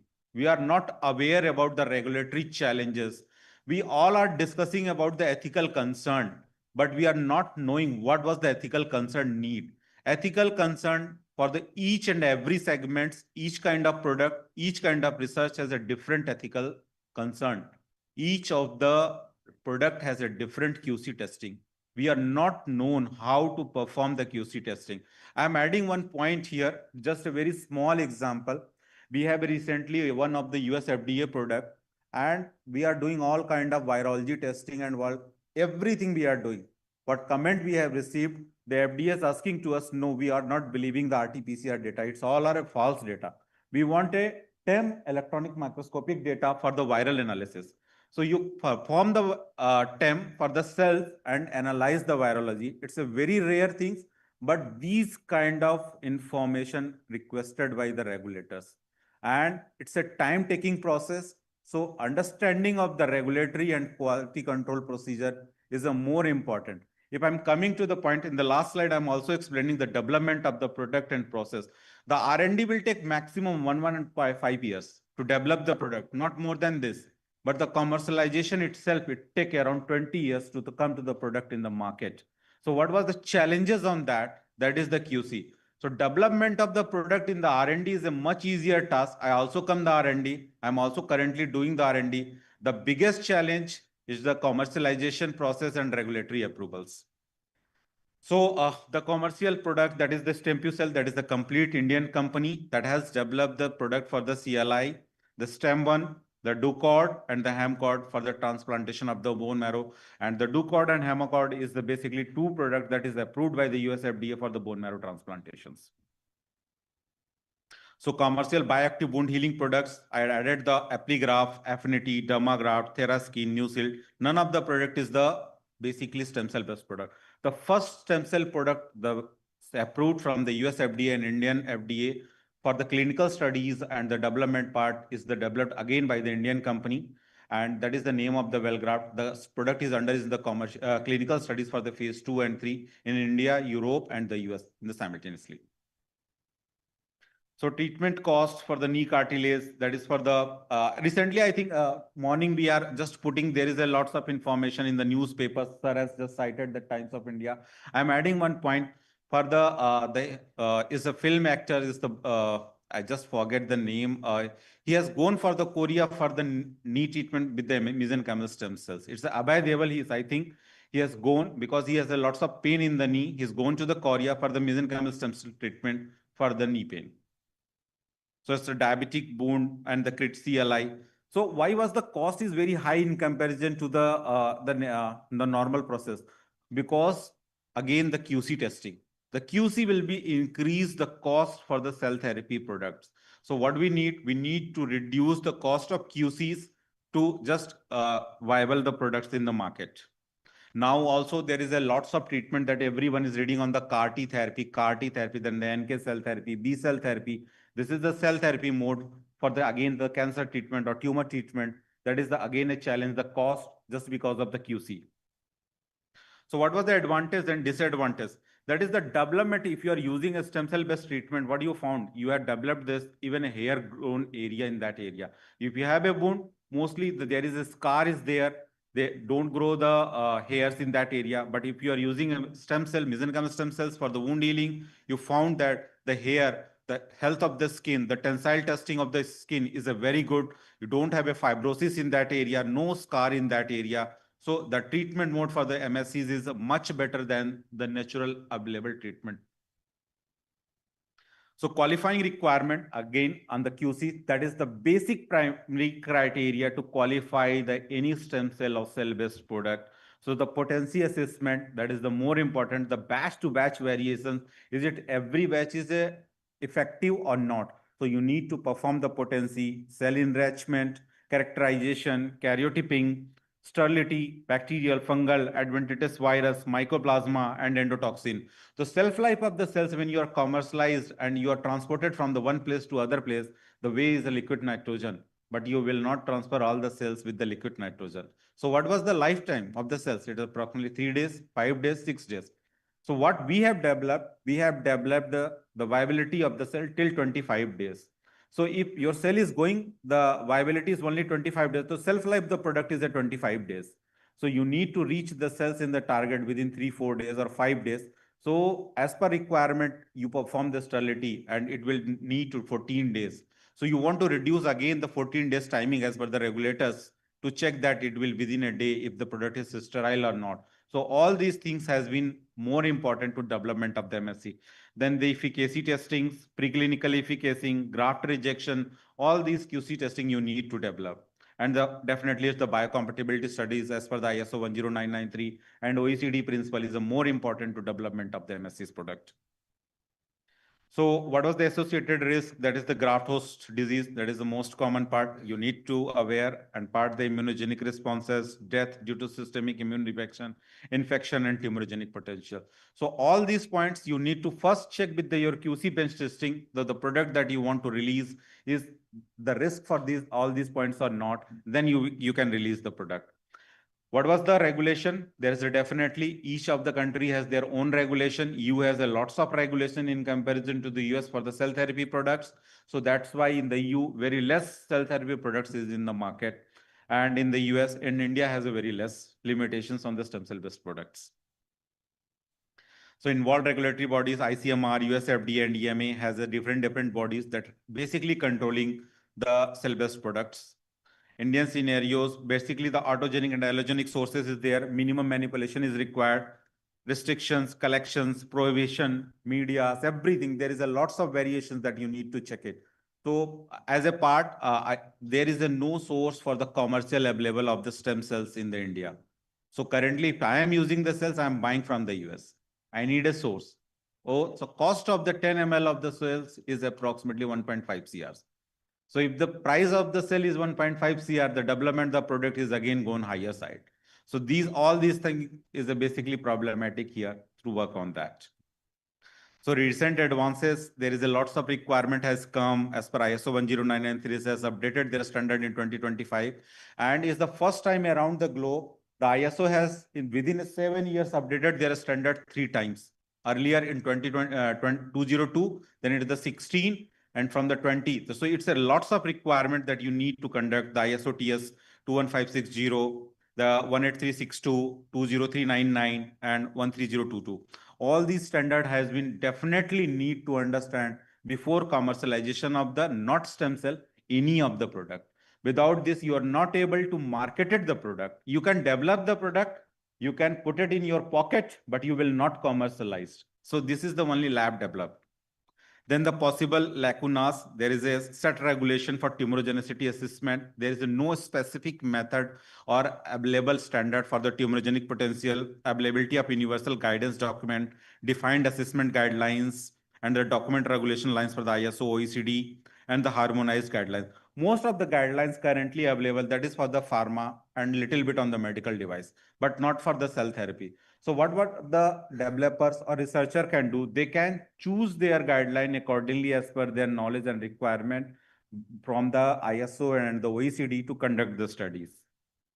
The comprehensive procedure, that is a general thing. I can add it on the last slide that what was the requirement and the challenges.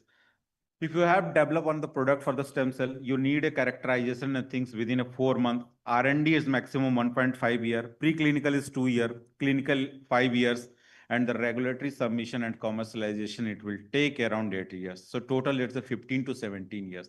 So if you can check that, the development is approximately less than 1/4 for the approvals time. So whatever the product we have developed, like I can add it on that again, one point on here. If we are developing any electronic products or electronic products, what was the requirement? What was the things that we are missing? We are doing regularly, but we forget that 6001 is the basic requirement to development of any kind of electronic devices. We have developed the product and we spend approximately 2.5 years just to understand the requirement to get the regulatory approvals of the product. And without this, the product is not commercialized. So then again, you are the students, you are doing the just B Pharma, M Pharma. I have also come last to last year for the campus year. What I find the lacunas, no one knows. The pupils are doing the regulatory, they are doing the M Pharma in the regulatories. But what they have lacuna, they didn't know about what kind of the requirement or standard has been needed to qualify the product. They have just passed out. They have just read it that what was the requirement that we understand to just clear the semester, but they are not exactly aware what kind of standards and documentation has been required to just qualify the product. Each product and even each chemical composition, the raw material itself has a standard. So if you want to use the product in the commercial market for a medical use, for the patient benefit, you are aware about the regulatories. If you are not aware about the regulatories, you again just in the R&D department, you will not qualify the products. 2 Okay, minutes. so I think it's done. Thank you. Thank you very much.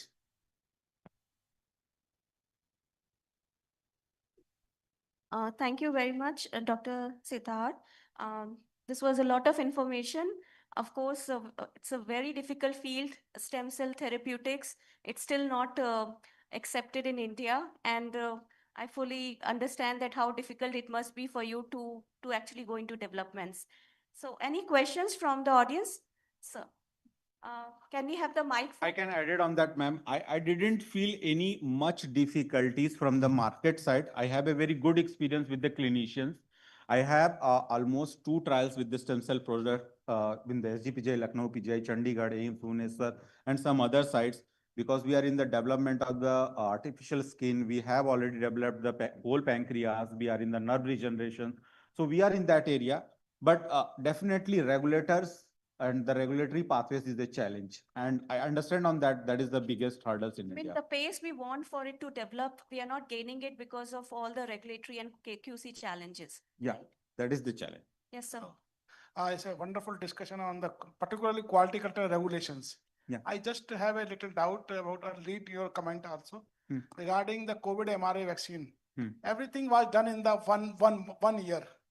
So how you comment, because you say the 15 to 17 years for development product. Recently in COVID, 1 year, everything was clear. Yeah. So how you comment on yes, this? sir, I can just add it on that.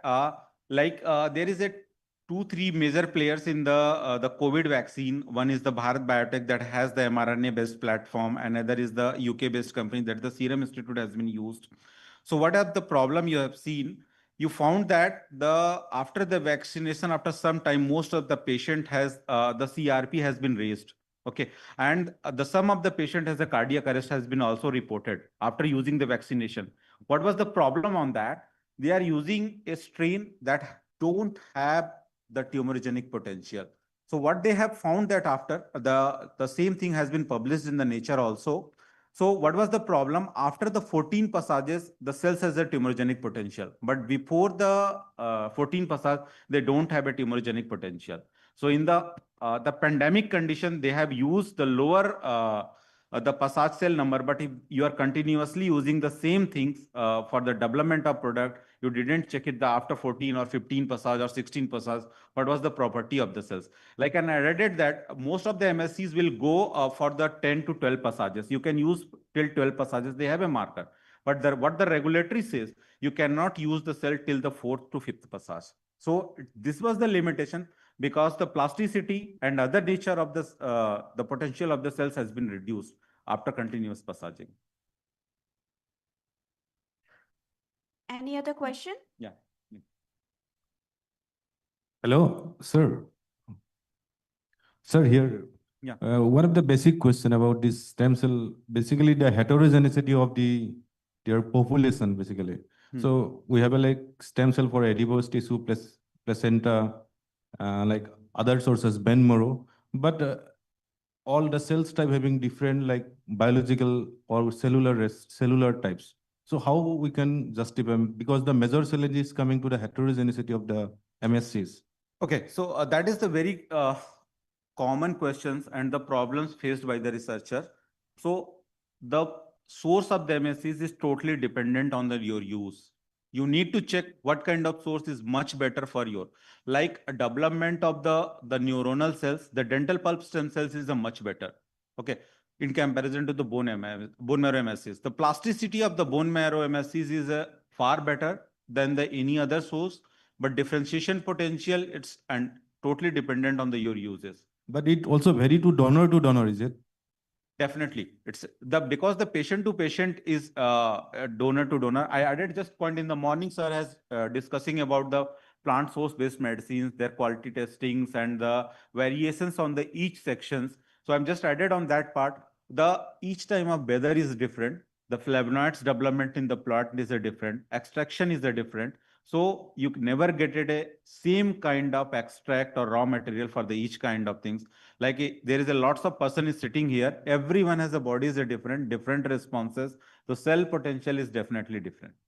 So that's why potency comes in the picture. If you have a source, it's a pooled source or it is a single source, and the potency of the cells during the passage. So potency is the primary QC checked before releasing of the product. Hello. Yeah. Myself, Dr. Sunil. Thank you very much for this nice presentation. Yeah. I just want to clear one of the two things that sir has asked regarding mRNA. Since there is no mRNA vaccine in India has been approved, all vaccine from Bharat Biotech or Serum Institute, it was viral based attenuated virus.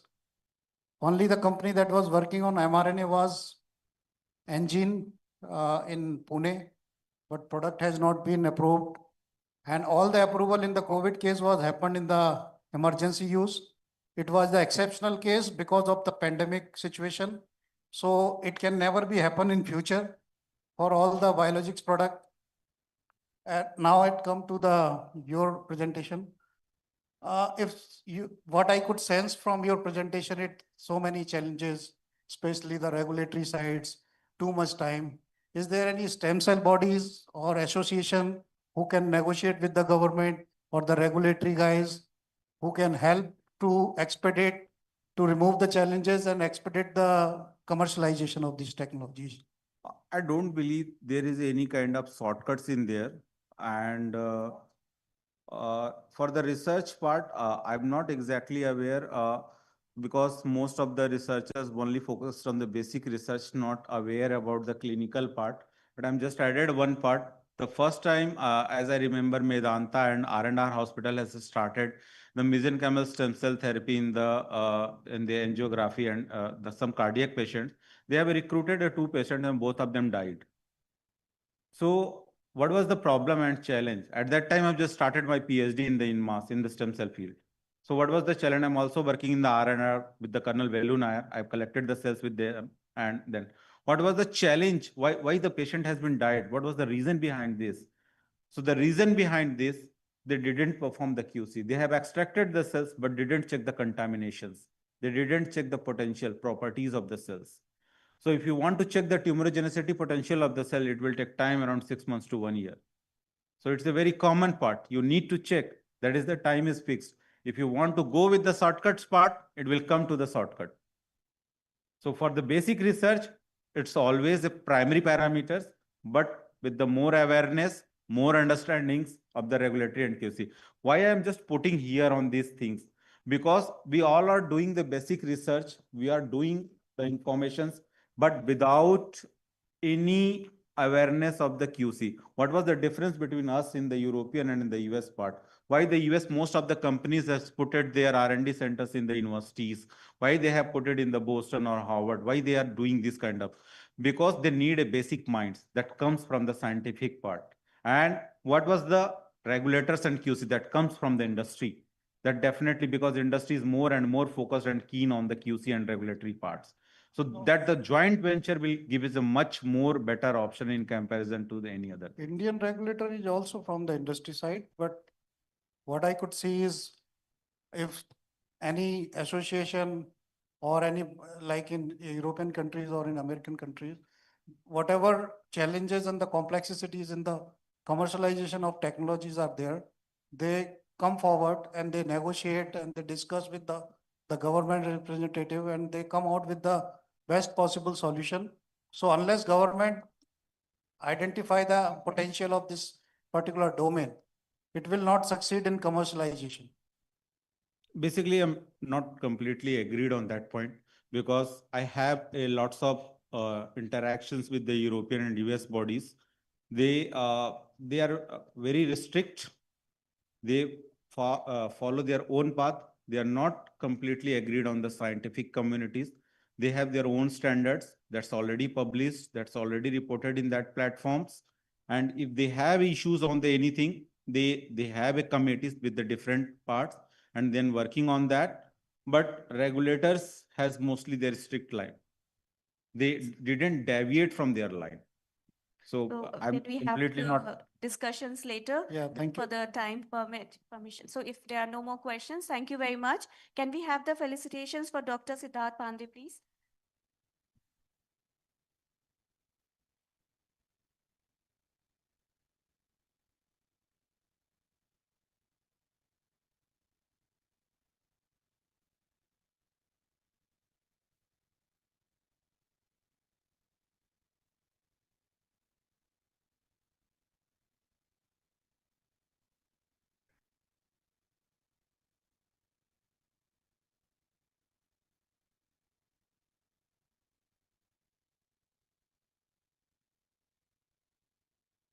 Now it's my privilege to introduce Dr. Rajendra Singh, President, Global Regulatory Affairs at Mankind Pharma. Sir, please.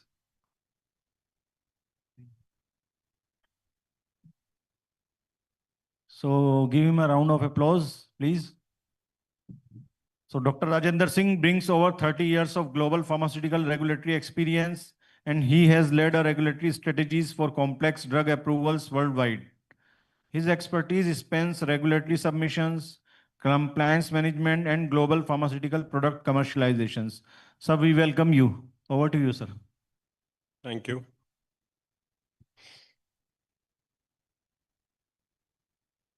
Good afternoon, everyone. So first of all, I would like to say it is always a nice feeling coming back to MET. I myself, I'm an alumni, proud alumni of MET.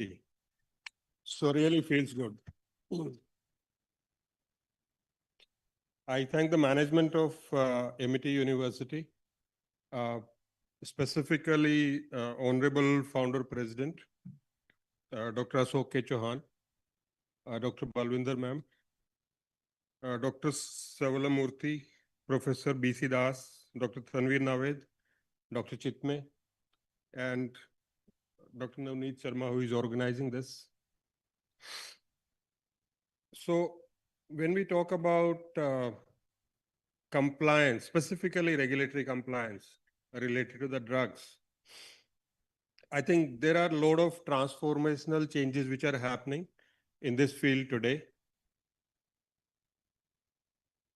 in terms of India being called pharmacy of the world, all of us are aware that a lot of generic drugs, specifically the affordable generic drugs, which are being supplied to the world, majority part of it, 40–50% of it is being supplied from India.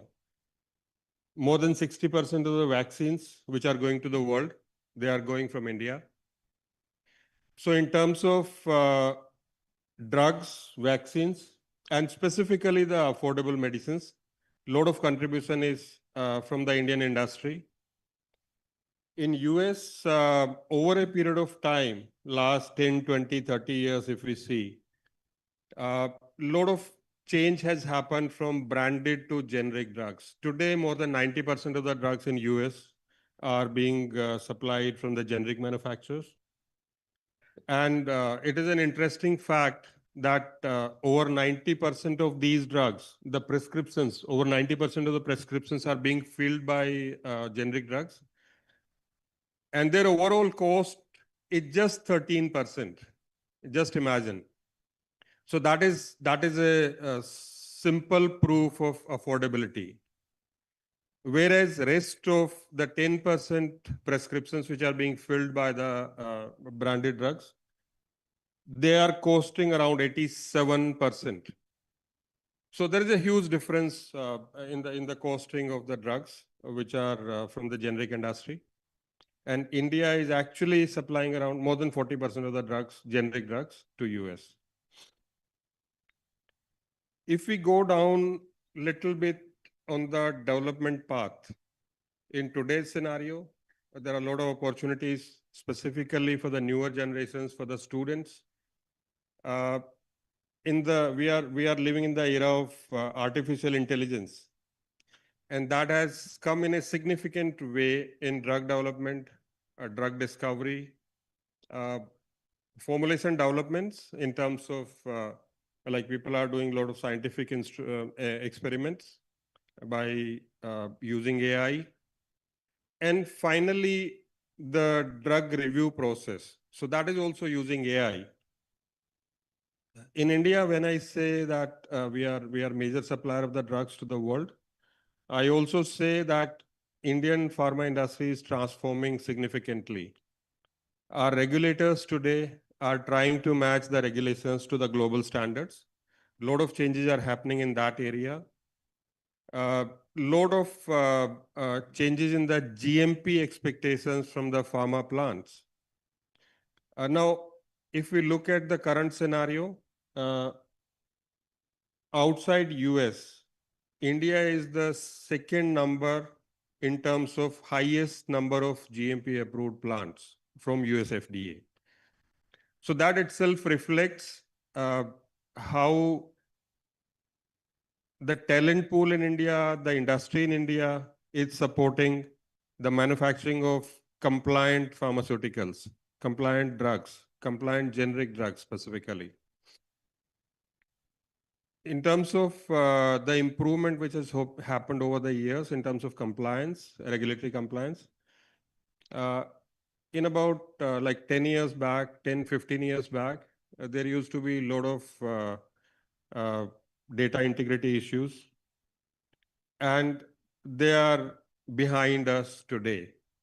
I'm not saying there is none, but it has reduced to the minimum level. There is a industry body, Indian Pharmaceutical Alliance, which is representing more than 20 companies, top companies, and representing around 65% or more than that of the drugs being manufactured. So they oversee or they collaborate with the industry and regulators in all such communications, in all such improvement efforts, and trying to help the industry as well as trying to have a constant communication with the regulators. And that is how this bridge is being made. Now, for a minute, coming back to the development process. So in the recent years, I think there are lot many tools, lot many AI tools which have been used by the industry at the discovery level. As all of you are aware that for getting a new drug to the market, it would have taken more than 10, 15, 20 years in the past, and billions of dollars behind that. The reason for that is there'll be so many candidates, thousands of candidates out of that. There'll be some work done in the laboratory, chemistry lab. There'll be shortlisting of the molecules. After that, there'll be some, what kind of, which category of drug it is, what is the pharmacological action. There'll be more experiments done on that. In today's era of artificial intelligence, many of these works are being done virtually. So based on the structure activity relationship, what kind of structure is there, what kind of activity it can have, which specific molecules can have minimum side effects. So shortlisting of the molecules are happening virtually. And we are getting so many, shortlisted candidates which are being taken forward. So a lot of experimental work, a lot of money is being saved because of saving of that extra work in the laboratory. Rather than laboratory, those shortlisting is being done by so many tools. Discovery tools are being made by big players in IT. Many of these tools are available, and I'm sure students or maybe faculty members are aware of that. When we come to the next level regulatory review, FDA, US FDA brought out a tool last year, which is called ELSA, that is being used for review activities. As FDA has indicated in their communication to the industry, 6 days of review is being minimized. Something which was taking more than 6 days for review, that is being done in 5 minutes time. So just imagine whatever data is available, that is being fed into a tool, and it is giving the results in few minutes. Similarly, for the generic drug review process, FDA is using tools today. Previously, what used to happen that many of the companies are filing the applications, the ANDAs or NDAs. These are under review. So for ANDAs, which are abbreviated new drug applications, which are for the generic drugs, multiple companies are filing applications. So sometimes one company has filed one application, there are reviews available for that, that is in the files. But today they are being fed into the computer system. And those review comments from one of the application are being used for another application also.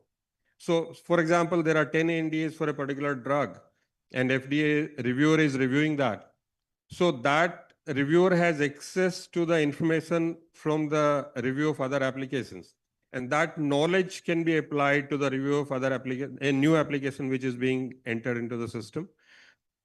It can be quickly reviewed and results can come out faster. Many of the applications are being reviewed faster, although FDA review time in the first cycle still remains less than 20% in the first cycle, which is a 10 months goal date. But still, over a period of next few years, probably that is going to come down. So what is the impact of that? So bringing new drugs, new generic drugs to the market faster, reducing the cost eventually, because more and more competition is coming to the market. So that is how AI is helping in regulatory review processes.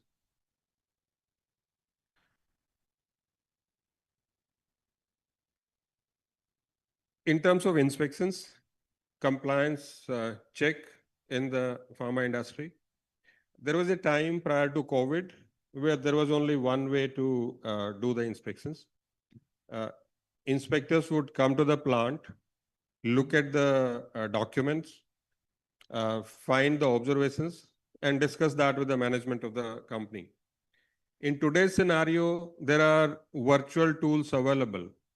A reviewer or the inspector sitting in US, sitting in Europe, sitting in Mexico, they do ask for virtual showing of the document, virtual showing of the facility, virtually discussing.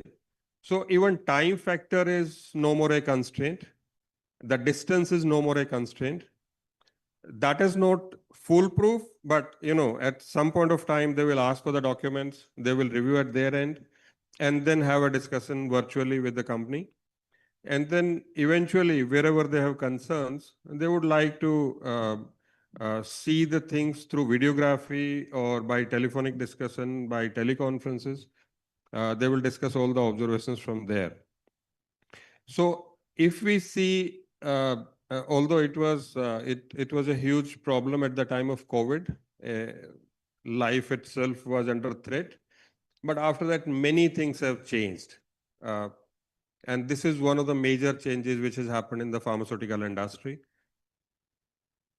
that the virtual inspections have started. And more recently, as we have been hearing, India just hosted a AI summit recently. So AI is being developed in lot many areas, and that is also contributing significantly to the pharma industry and drug development, and also the review process. So with the time to come, I think if we keep ourselves updated with tech, we have a bright future in terms of learning new skills, applying them, and utilizing the available scientific information and data in a significant way for knowledge, for improvement of skills, for improvement of quality of medicines, and for fast tracking all the activities related to that. So with that, I would like to thank Amity once again for inviting me for this lecture here. Thank you very much. Thank you, Dr. Rajendra Singh, for giving an insight about the role of artificial intelligence in drug regulatory approval processes and giving an idea about the current status of generics and the innovator molecule in the market. So if we have any questions from the audience.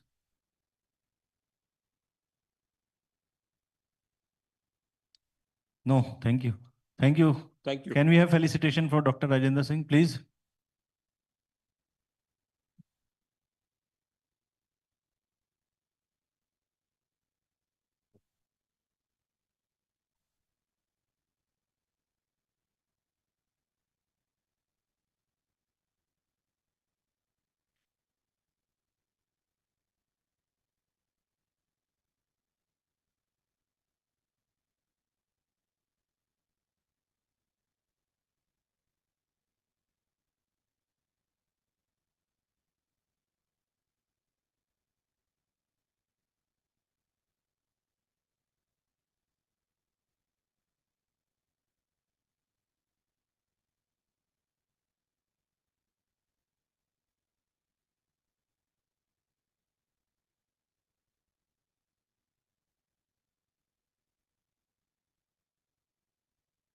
Now we would like to honor our sponsors for this program.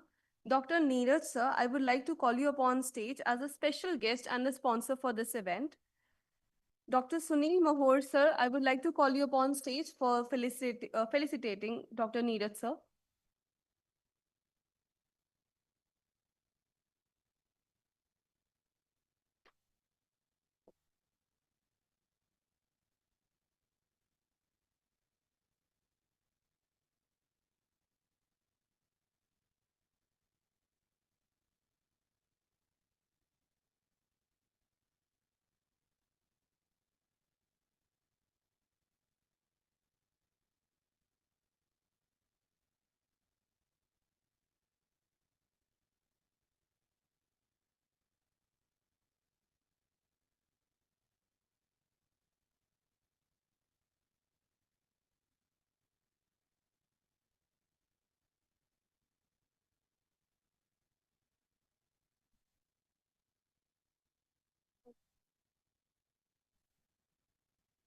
We have another sponsor here with us today, Dr. Siddharth Dung sir. He is the owner of Siddha Artha Group of Companies. So I would like to call you upon stage, sir, and Dr. Rajiv Kharab sir to felicitate him as well.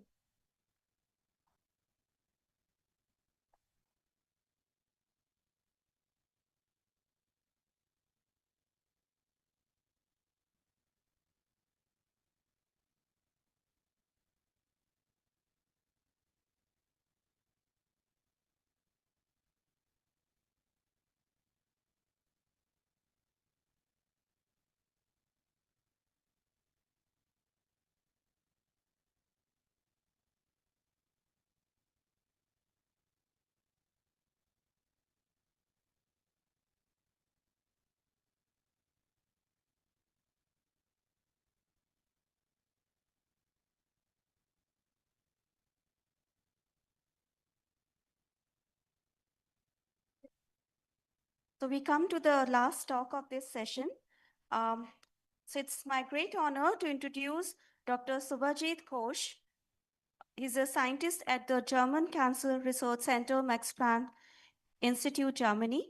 Dr. Ghosh is an internationally recognized cancer immunologist whose research focuses on immune regulation in cancer and developing advanced immunotherapies. His work bridges fundamental immunology with clinical applications for improving cancer treatment. We are keen to hear him, so it's all over to you. Thank you.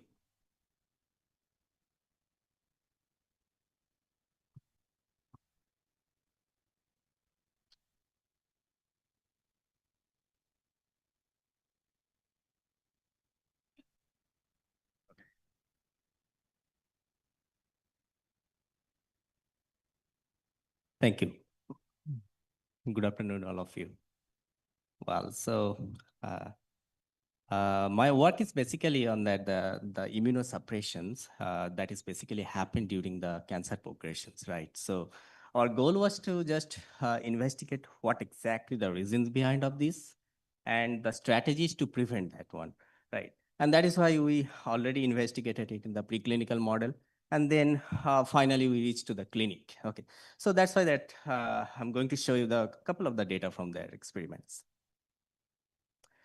So here I'm just showing that the one of that the cancer model, that is the glioblastoma, the deadliest brain cancer, right? So basically this glioblastoma is the primary brain tumor, right? And its median survival is near about 14 months. And in India, its rate is near about 65,000 per year, as per the last year, the data statistics. So it's very difficult to treat because there is a couple of the reasons are there, which basically rendering that the resistance against of the treatment. And couple of the reasons are already reported. One of them is that the complex tumor microenvironment, right? So complex tumor microenvironment means that within the brain, the tumor is already the form their own native, environment. So in that environment, they are not mixed up with that the peripheral tissue and even in the other part of the body.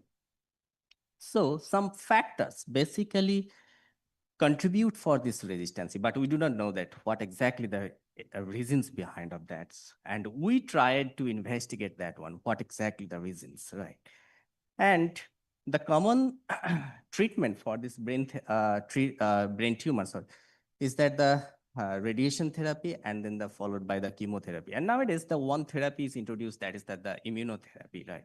But that is not that much success. But the adverse effects, that is the most common effects for this treatment of this the GBM, of course, is that the immunosuppressions. So immunosuppressions means that after the starting of the treatment, the patient exhibit a huge drop of the T cell, that the peripheral WBC as well as the different subset of the T cells. And these T cell drop, which we call that the the immunosuppressions, right? And that immunosuppression is associated with the death, the poor prognosis. Now the question arises, what exactly the reasons behind of these immunosuppressions, right? And one more thing, sorry. So this immunosuppression sustained up to the 12 months, right? Because the T cells, if we see that the T cell recovery in our body, that is happened within the 120 days, but it's still sustained up to the 12 months. But why? What is the reason? And why it is sustained up to the 12 months, right? So that's the question. So we and our collaborator, that's in the Harvard School of Medicine, what we investigated initially that basically in the mouse model, right? So when this mouse model, it is showing that this is have the orthotopic tumor model mouse. And when its tumor is progressed, what happened, this T cell basically, that is basically sequestered into the bone marrow. And there's a lack of the one receptor that is called the S1P1 receptor. That basically helps to migrate the T cells and distribute the T cells throughout the body. And therefore the immunity comes, right? But there is certain reasons these T cell lost that receptor and that T cells is hiding in the bone marrow. But our goal was the different because this is just beginning of the study. That means that when treatment is not start, that time this sequestration is happened, the immunosuppression happened, right?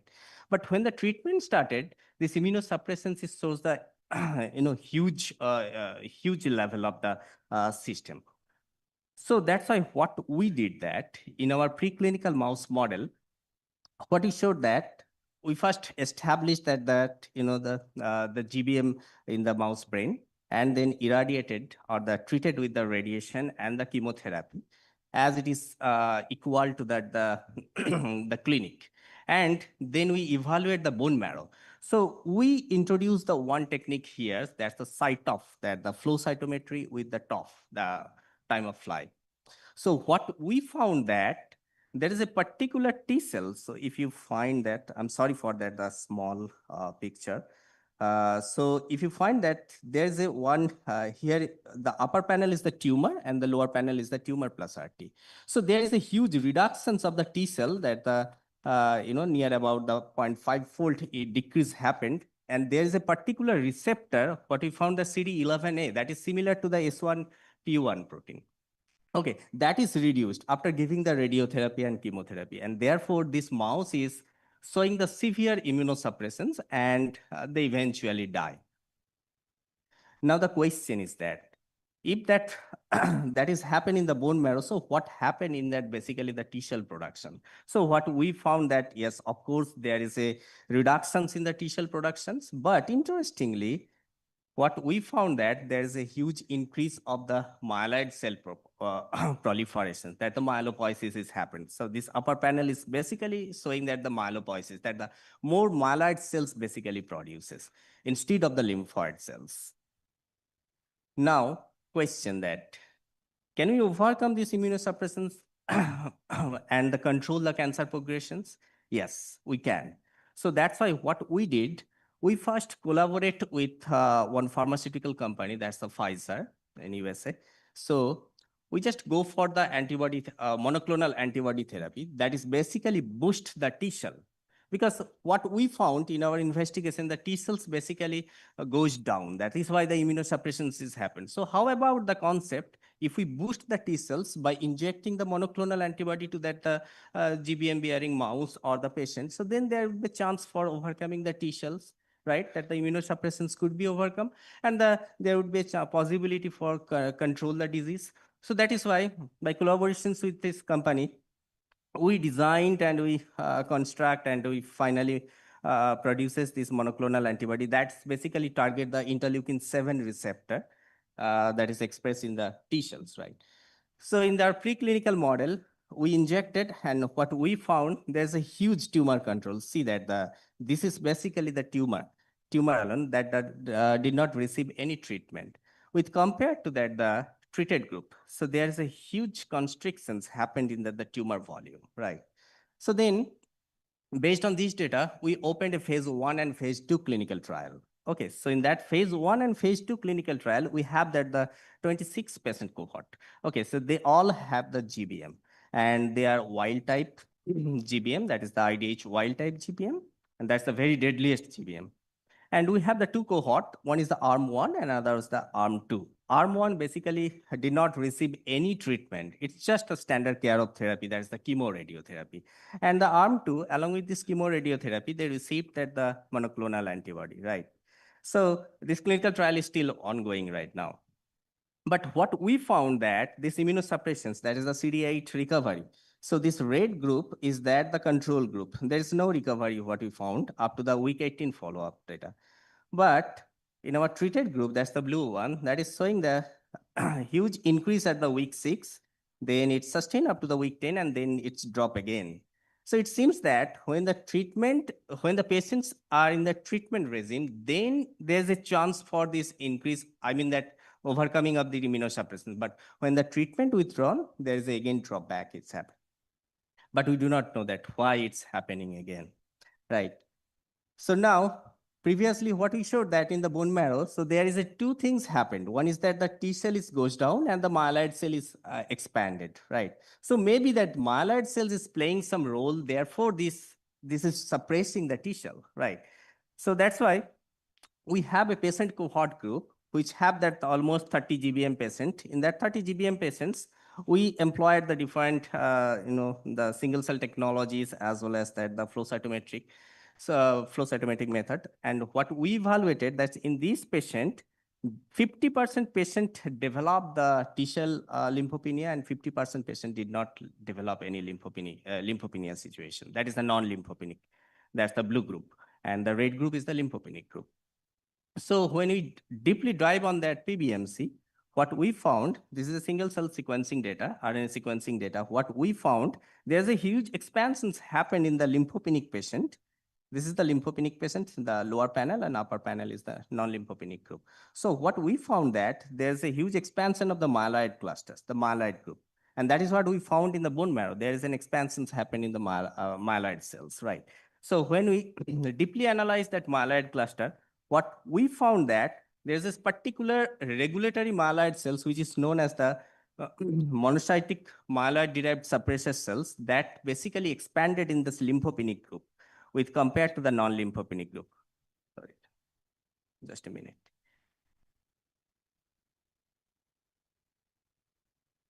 Yeah.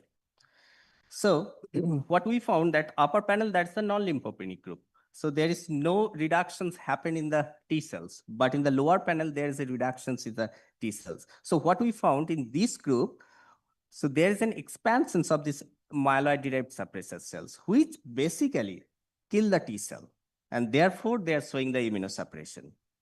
And this is some the mechanistic aspects. So what we showed that this MDSC is basically elevated one enzyme which basically responsible to kill the T cells. That is the arginase 1. And in our mouse model, we also exhibited that is MDSC is the main culprit to kill the T cells. Okay. Now the question arises: if we find that this MDSC are already a culprit for that the killing of the T cells, so how about that? If we inhibit that the T cell, sorry, that MDSC with the pharmacological molecules or the drug, so then there would be a chance for that the disease control and overcoming of the immunosuppressants. So that's why for this work, we collaborate with that the one company, the AstraZeneca. So they provide the drug for us. So that drug basically inhibit the MDSC. Okay. So in our mouse model, we first showed that this mouse model having that the glioblastoma, and after treating with that the MDSC inhibitor, there's a huge survival advantage we found. And there's a good, the tumor control. The upper panel is the tumor alone, and the lower panel, the small tumor volume you can find here at the day 30. So these MDSC inhibitions can provide us a strategy to inhibit this the disease progressions. And even that's immunosuppressions, that is, if we calculate with the based on the CD8 count, that is also the overcome here in this group. Okay. So based on that data, we opened a phase 1 clinical trial. Okay, so in that phase 1 clinical trial, we treated the 29 GBM patients with this MDSC inhibitor. Okay, so in this MDSC inhibitor, up to 20 months, the follow-up study, what we found there's a partial advantage in that the overall survival. The blue one is that the treated and the lower one is that the untreated. So there is a difference, although it's not statistically significant due to the low number of the patient. So that is why we focused on that the multicentric clinical trial. And here is the 1% data of the MRI, which is showing that the beautiful eradications of this tumor. That is showing that the T1, that's the tumor, and up to in the 14 months, there is no tumor, right? That's the beautiful data. And mechanistically, what we found that after treating this MDSC inhibitor in this patient, they elevated the level of CD8 T cells. And therefore, the CD8 T cells finally kill the tumor, remaining tumor or the residual tumor, and therefore the survival advantages is coming. And this is showing that the CD8 T cells basically converted into the proliferation. This is a trajectory analysis, which shows that the proliferations happened after giving this drug treatment. Okay. And now we are in the phase 2 clinical trial with the multi-centric institute over the US and in Europe also. So we are targeting that approximately that near about more than 500 patients to treat with this MDSC inhibitor and to treat this disease, deadly disease. Okay. Thanks for your time. And these are the lab members. Okay. Thank you very much. Question. Yeah, very well on time. So Dr. Ghosh, that was extraordinary work for the betterment of GBM patients. So first, let's take some questions here. Yes. Any questions from the audience? Please raise your hand. Yes, there is. Any questions here?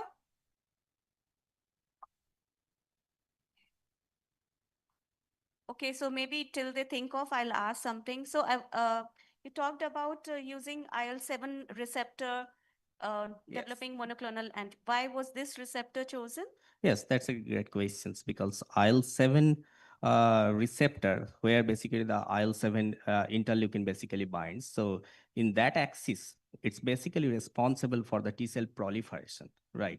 So if there is a less number of the T cells present, if we hit with that particular antibody, which binds with that receptor, so there would be a chance for the more proliferation. So we can get the more number of the cells. So that's why the IL-7 we targeted.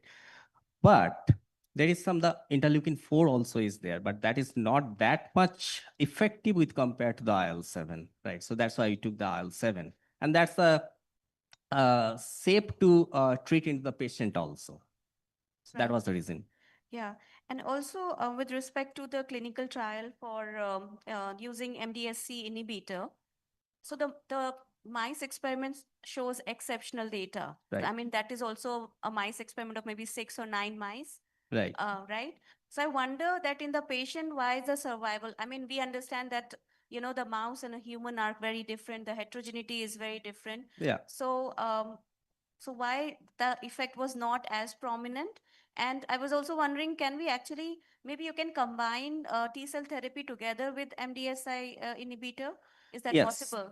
So in this phase 1, first of things that why it is not showing that much promising in that the human. Of course, there is a less difference is there in between the treated versus the untreated group. So one is the reason is that the less number of the sample, less number of the patient enrolled in that clinical trial. That's the one. And the second one, it was happened during the COVID time, right? So those patients are already infected with the COVID. They already died. So that is why we excluded that patient. So that's why then the number is hugely reduced. So then we opened the phase 2 clinical trial. So completed the study were much lower than what was recruited. Right. So now we opened the phase 2 clinical trial where we targeted the lot of patients, right? And we hope that it will work there. And yes, and the second thing is that in combinations with the T-cell therapy, right? So these patients are already receiving the immunotherapeutics agents, right? That is the anti-PD-L1 and anti-PD-1, along with that the interleukin-7. So the third cohort, there is 3 arms are there. The first arm, second arm, and the third arms. The third arm will be combined with that the MDSC inhibitor and the interleukin-7, that the monoclonal antibody therapy. Yes, it's there. Yeah, because you also said that the immune checkpoint therapy doesn't work very well Right. independently, apparently. Right. When you combine, maybe it Right, works yes. better. So that's why that for the most of the cases, the resistance comes from the myeloid cells, right?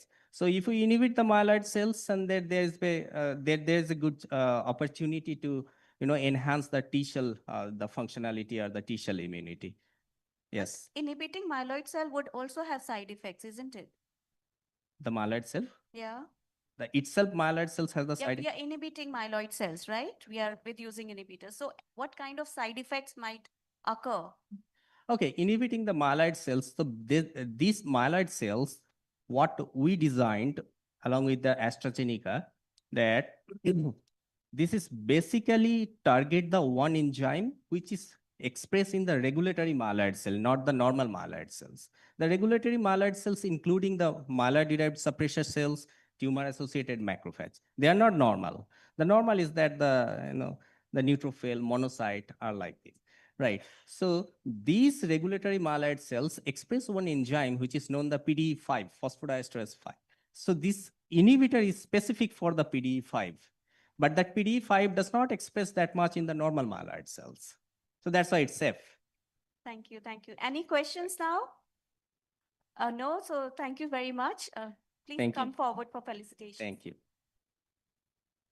Please give a huge round of applause for Dr. Subhajit Ghosh. Sir, please come here. Please come here.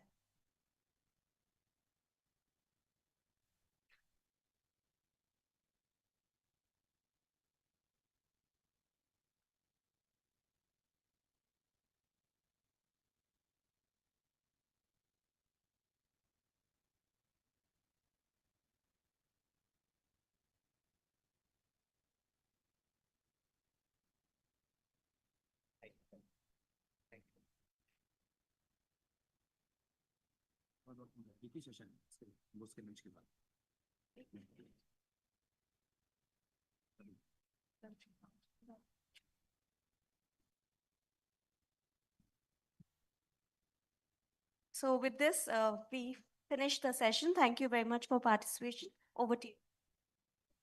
Thank you so much, and thank you so much for all the speakers. It was a very valuable and highly insightful experience for us. I would like to call upon stage Dr. Vikesh Kumar Shukla, sir, for felicitating Professor Dr. Pallavi Agrawal, ma'am.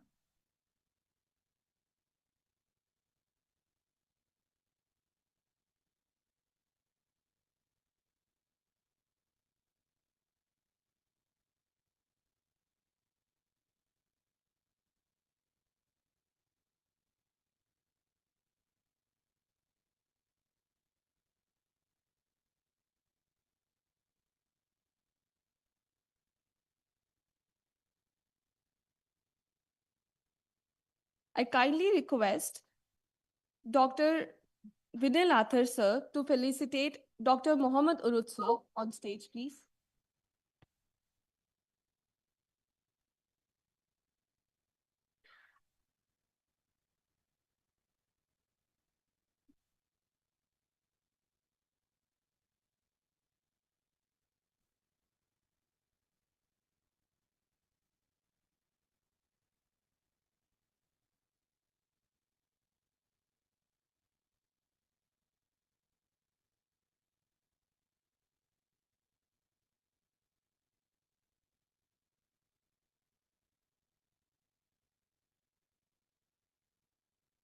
Thank you so much, ma'am.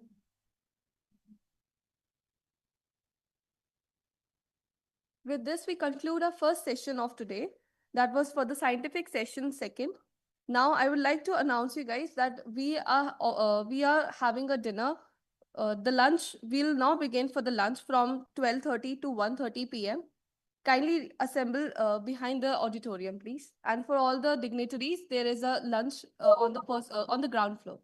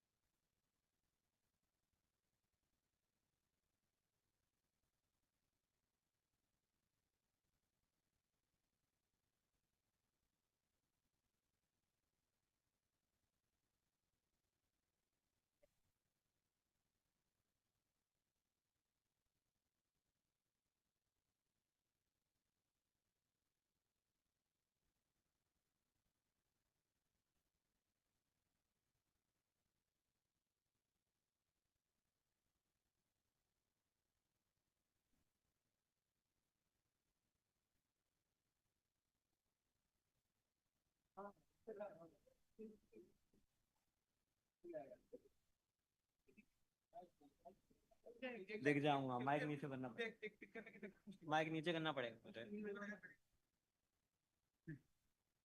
Articles with more than 21,000 citations and is ranked among the top 2% of the scientists worldwide. So we are deeply honored to have you as a session chair.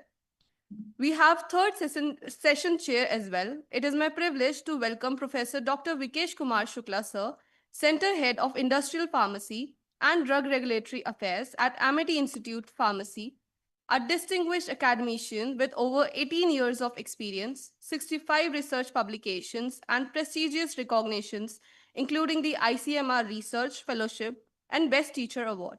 So I'll request you to come on stage, please.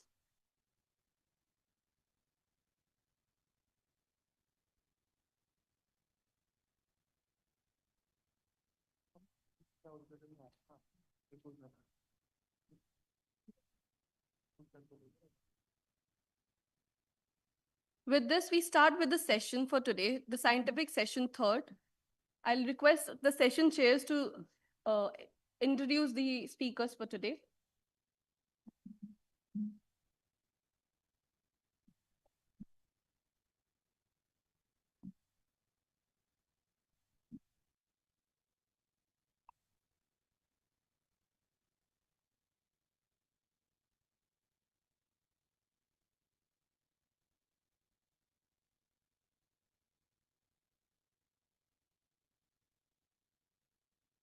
Well, good afternoon, everyone. It's my pleasure to host the session, and it's going to be a very fascinating session because we have a great speaker. It's my pleasure to introduce Mr. Imtiaz Bhasare, Senior Vice President, Regulatory Affairs at NATCO Pharma Limited. He has over 3 decades of experience in global regulatory affairs and has worked with leading pharmaceutical companies, including Pfizer and Baxi, Dr. Reddy's Lab. He has also contributed to the pharmacopoeial development and international organizations like USP and EDQM. Sir, we are honored to have you with us, and now you can start your session.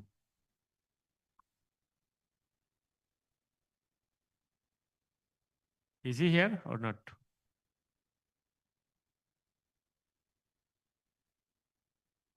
तो इनको बुला लीजिए.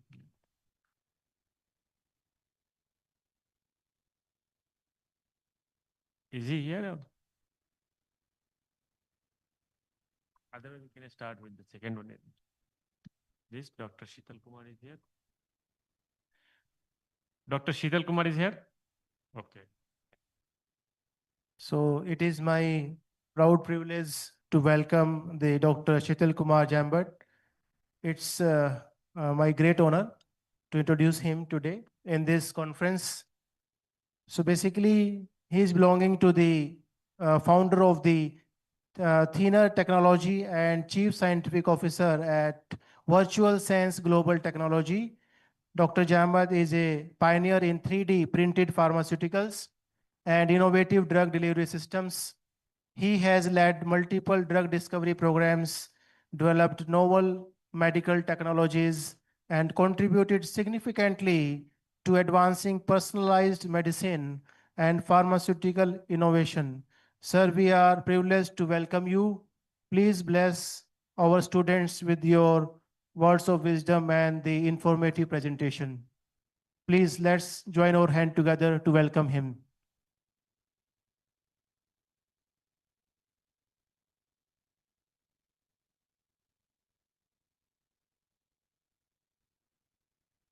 Thank you, sir.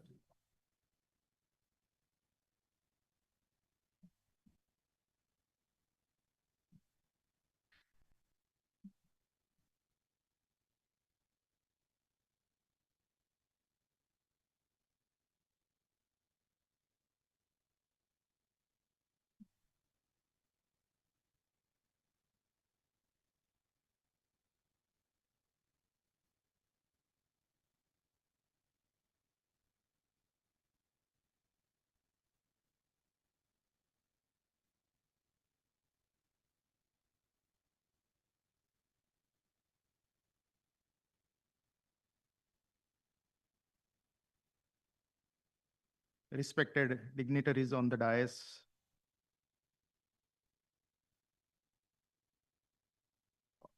organizing committee, faculties, researchers, and students. It is truly great pleasure to be here today and attend this exciting conference, which gives me opportunity to interact with industry, persons from industry, academia, innovators, and researchers. So it was great pleasure to be here. I am first time here in the Amity University, but found very excited being in this campus and getting the hospitality and opportunity to be here. In yesterday's inaugural session, our chief guest, Dr. Rabindranath Acharya has introduced that, has emphasized that there is a need to transform the Indian therapeutic Indian therapeutic system like Ayurveda and Unani and Siddha to transform it in a globally acceptable, accessible, and practically usable healthcare system. So with respect to this vision, and also in yesterday's inaugural session, Dr. A.K. Singh also given that there is a need to integrate the new technologies with the traditional pharmaceutical development to bring the new age pharmaceuticals in the market. So with respect to this, I suppose this 3D printing technology is one of the technology which can be integrated with respect to our traditional research and development in the pharmaceuticals, and we can have the opportunity to innovate new formulations with respect to with integrating this 3D printing technology. So with respect to that, in my today's talk, I will take you through the introduction of 3D printing, application of 3D printing, and based on my work, my work through this, my company, Thinker Technologies, for last decade in developing the customized 3D printers for the pharmaceutical application, and some of the examples of pharmaceuticals which we are developing in our company. So I will start with the 2D printing, understanding the 2D printing. We all know the 2D printing. So in day-to-day life, we are using this to print whatever object or text material is there in our computer in the digital format, to take it into the physical format on the paper. We are using the various types of printer. So this technology is very old technology, and everyone is using it. So in this, there is a digital file which is present in the computer, laptop, or mobile, which when we give the print command, whatever there in the digital file, whatever image or text material is there in our digital file, the printer read it in the form of G-code and spread the ink on the paper in two-dimensional way, X and Y dimension. It spread the ink, and By spreading the ink in the 2 dimension, we get whatever material is there in the digital form in the physical form on the paper. So this is the 2D printing, and we know that in the 2D printing, the components are digital file, whatever digital file is there, that digital file is one component. The another component is the printer,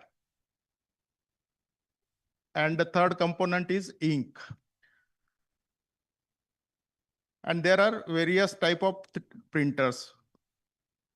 Some printers are working, those are dot matrix type of printers. So where the ink is present in the ribbon. Inkjet printers are there. So where the ink is present in the bottle and which is spread over the paper. Then laser printing where the powder material is there and powder ink form is there. So we know that the different printer consumes the different type of input material and to get the final print on the paper. So this understanding this is important with respect to understanding the 3D printing, because in 3D printing also there are the similar processes there. Yeah. So what is 3D printing? So in 3D printing is a process where there is a digital file. In digital file, we have the design in the 3D format. So in the earlier context, we have seen the design or the material is there in the 2D 2D format. Here, the design needs to be in the 3D format. And this digital design, when it is transferred to the printer through the G code, then the material is extruded by the printer layer by layer. Only there is first material is extruded in X and Y direction.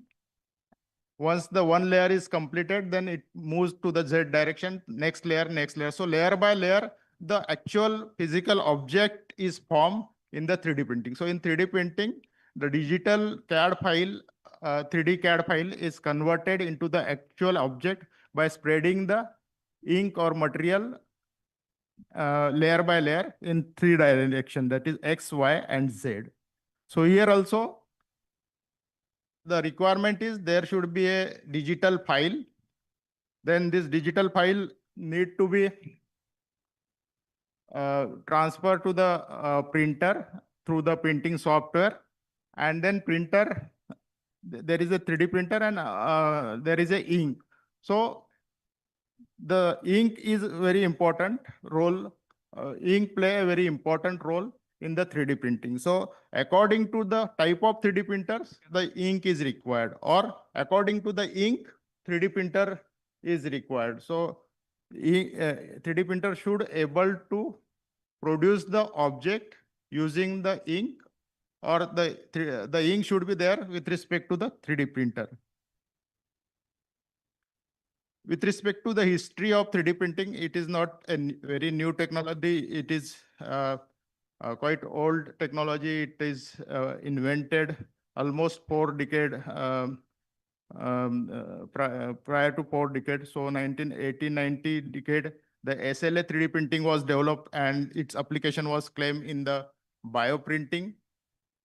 Then in the next decade, actual clinical application of a biomaterial for tissue regeneration and first 3D printed placebo tablet was printed.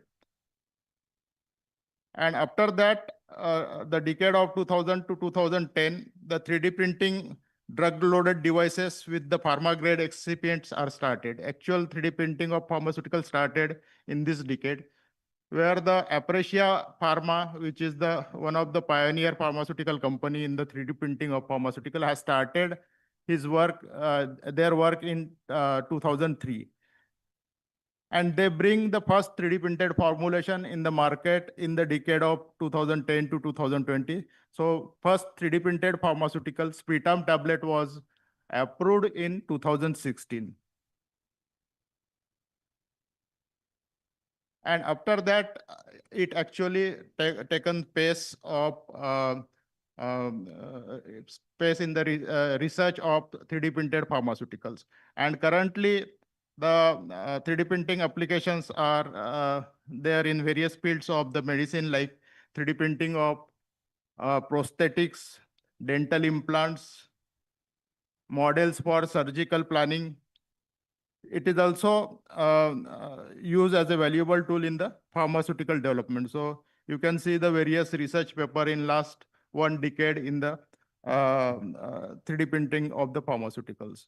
So real speed of this use of this technology has started in last 1 decade in the pharmaceuticals. So with respect to the process of pharmaceutical development,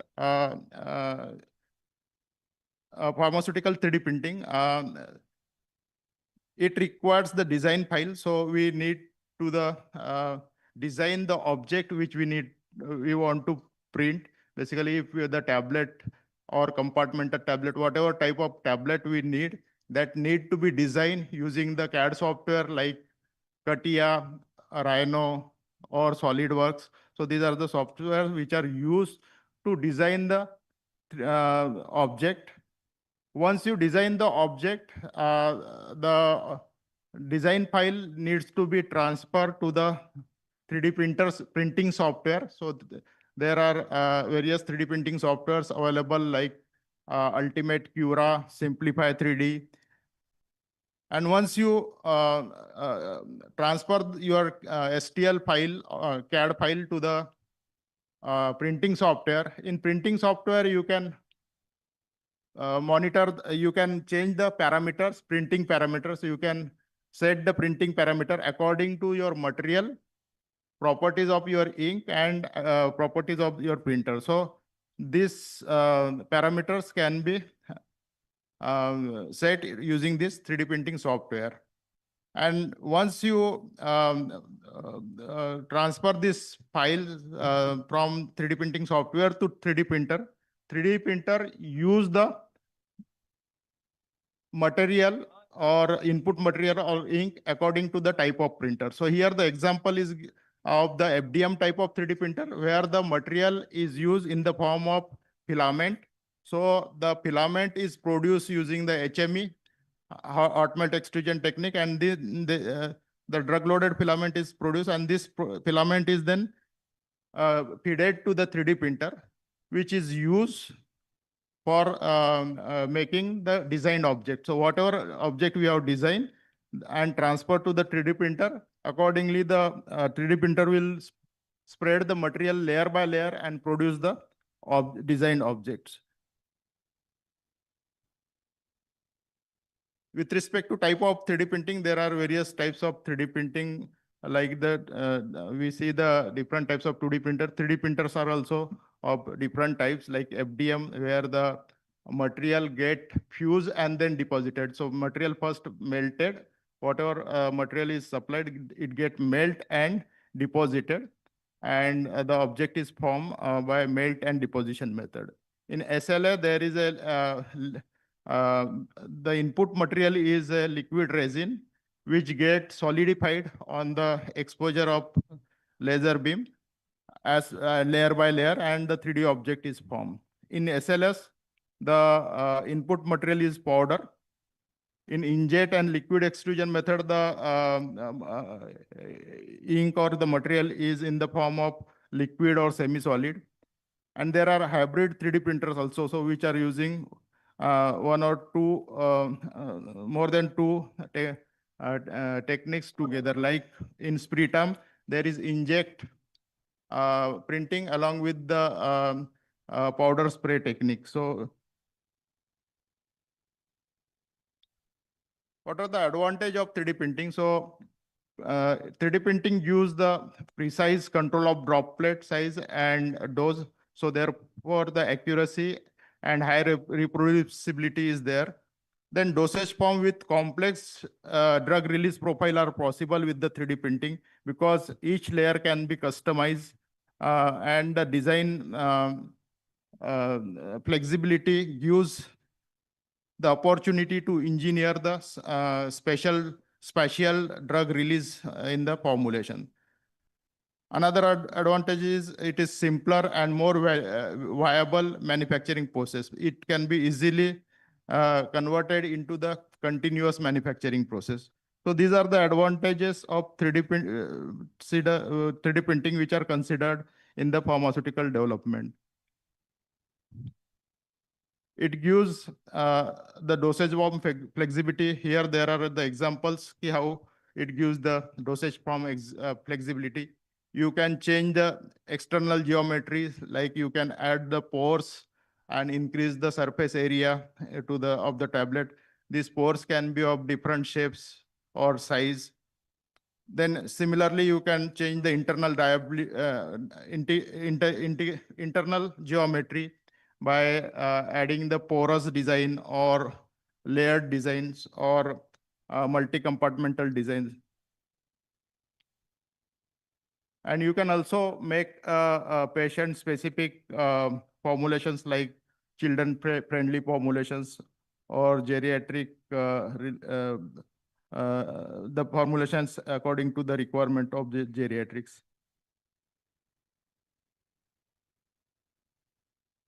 Applications of 3D printing. You can design dosage forms like tablet, capsule, oral films, compartmental tablets, implant with complex geometry, customized drug release profile, patient-centric drug product. Thus, it applied developed novel multifunctional drug delivery system. So there is opportunity to customize at the design, customizing the design to get the complex geometry, not only the spherical or oval, but you can design the complex geometry, customize the drug release and shape also. It can be used to accelerate the early stage clinical research, like formulation by design approach in early phase clinical research, where phase 1, phase 2, you need to try various formulations to get the optimal formulations with the optimal pharmacokinetic properties, pharmacokinetic and safety properties. So in the phase 1, this type of techniques is very useful. To manufacture clinical formulation like small batches, because in early clinical trial, the requirement is very few tablets are required for in the phase 1. So small size batch is possible using the 3D printing. And 3D printing has the potential to develop the personalized medicine because the unit level customization is possible, and therefore that can be used for the personalization of medicine.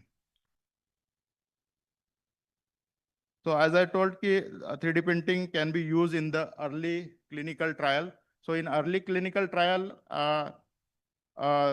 we don't know the because when the first in human trials are there, we don't know that time what is the pharmacokinetic profile, how it will behave in the. So though we calculate the expected dose based on the preclinical studies, but we don't know what exact dose will be there in the human, because human, the drug may behave differently in the human, and there are chances that the expected results are not obtained in the phase 1 clinical trial, and we need to modify the dosage. So, or the formulations also with respect to the with respect to achieve the optimal pharmacokinetic profile. So this trial and error can quickly be done using the 3D printing, because in the conventional manufacturing at the manufacturing the batch at thousands of tablet, it takes efforts and time and as well as cost. So 3D printing reduces efforts, cost and time significantly for the early stage clinical trial. So you can manufacture the on-demand small batches of like 10 to 500 units easily, because in phase 1, each cohort is having 5 to 10 subjects. So maximum 30 to 50 subjects are there in the phase 1 trial, and actual requirement of tablets is, or the dosage form is 50 to 500. So which is easily easily provided using the 3D printing. There is no need to tooling or developing the tooling like punches or dies for the special shapes or size. Then there is a rapid design and iteration without revalidation of manufacturing hardware, and minimal API consumption, which is critical for the first in human trial, because that time the manufacturing process for the API is, or the scaling method of the API is not that much, scale up methods are not that much optimized. So scaling up the API at early stage clinical level are difficult. So it will reduce the significant time, cost, and efforts. Similarly, in the application of the personalized medicine, 3D printing gives opportunity to tailor the doses as per the individual need and individual physiology. And therefore, it enhances the efficacy, improve patient outcome, and reduce the risk of complication.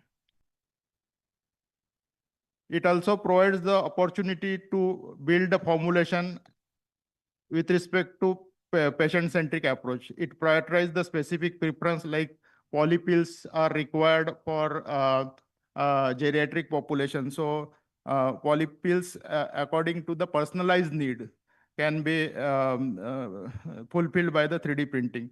It facilitated better engagement in their treatment plans, like children's friendly shapes can be made to facilitate their engagement or better compliance, then leading to improved satisfaction and health result. So here are few of the examples which can give the idea about how 3D printing can be used in the research basically. So here is the rationale for building a 3D printed polypill for the cardiovascular disease, like a combination of the tablet with the combination of aspirin, statins, or ACE inhibitor. We know that the aspirin need fast action, so it should be immediate release. Then this atorvastatin also needs to be it needs to be sustained release, and ACE inhibitor gives benefit with the stable plasma level. So each drug required a different release profile, and this can be possible using the 3D printing. So using the different polymer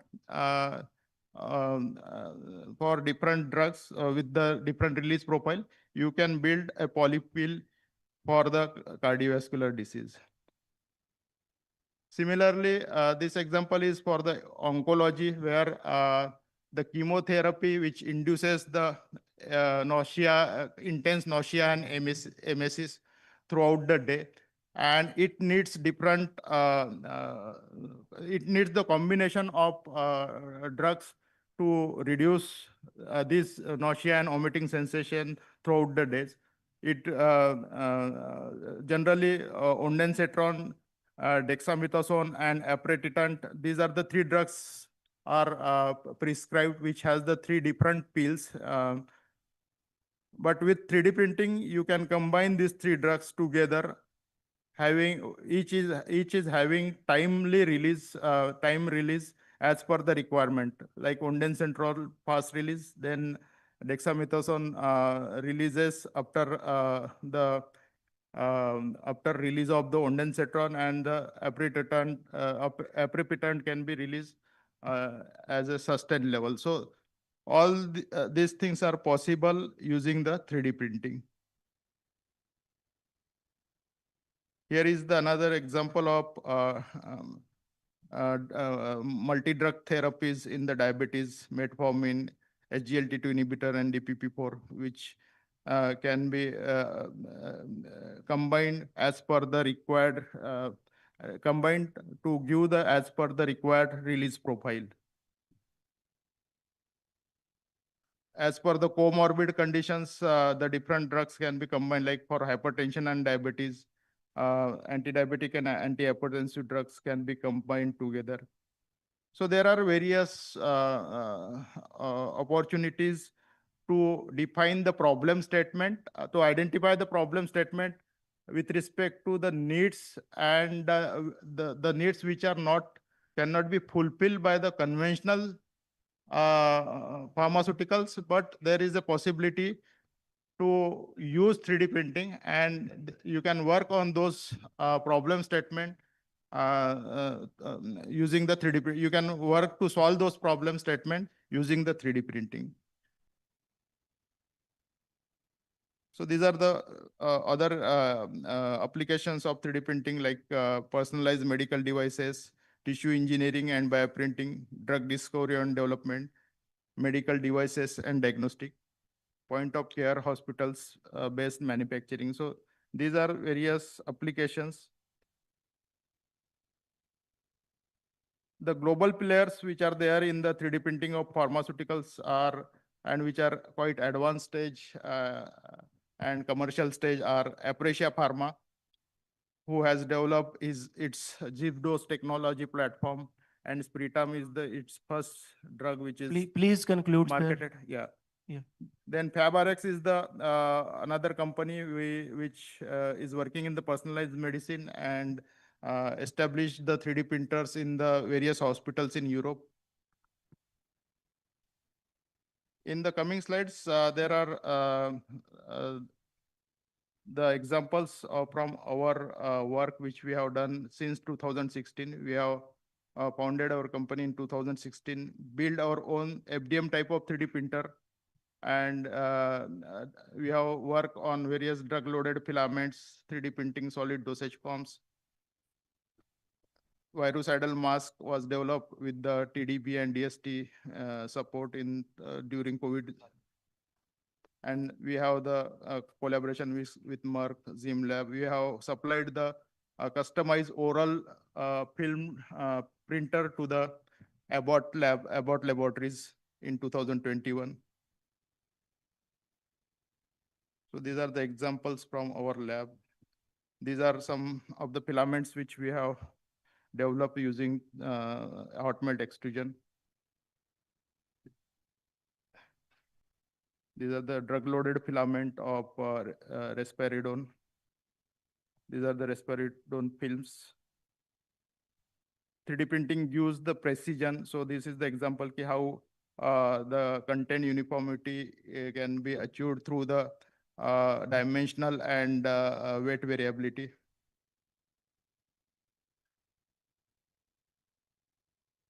This is the example of bilayer films. So on the conventional films which are provided by Jim Laboratory, we have printed the another matrix which is having the different release profile. The polymer is having different profile than the base layer. So this was the project from Jim Laboratories. This is the example of compartmental tablet where we have azithromycin and omeprazole tablet was developed. So these are the various printer. This was a very old printer in 2017 which we have produced. Then this oral film printer was supplied to the Abbott lab. These are the recently developed printers for semi-solid and FDM type of printers. So basically, it was identified that each formulation or problem statement may need the customization either at the hardware or firmware or software level. So accordingly, we have developed the capabilities. So future outlook of this field is there will be on-demand hospital manufacturing of the personalization, personalized medicine, and which will be AI-driven. Basically, the dose calculation and the requirement will be AI-driven. Then design will be also the AI-driven. sensor-enabled smart tablets where you can monitor its travel through the GI tract. So the future of medicine will not only the discovering the new drugs in the laboratories, but it will be also the digitally designed and printed, 3D printed personalized formulations. Thank you very much, sir, for sharing your valuable insights on 3D printing technology. I have a small query that what are the challenges in the application of 3D printing technology for the pharmaceutical products? Yeah, so first challenge is the reproducibility. Basically, we need to achieve the reproducibility. And the reproducibility can be achieved by designing the formulation, basically. So the most important thing is the ink, basically. Whatever the formulation is considered here as a ink, which is supplied to the printer, and then printer build the dosage form, basically. So the first level formulation is ink, which is very important. So if the ink is as per the printer feature or printer's features, then it will print the reproducible dosage form, basically. So one thing is there. And the another thing is the establishing the regulatory path for the process, basically manufacturing process, because regulatory there are no regulatory guidelines right now for the 3D printed pharmaceutical. Regulatory is considering this technique. The manufacturing technique is new, but not the formulation they are considering as per the conventional formulation only.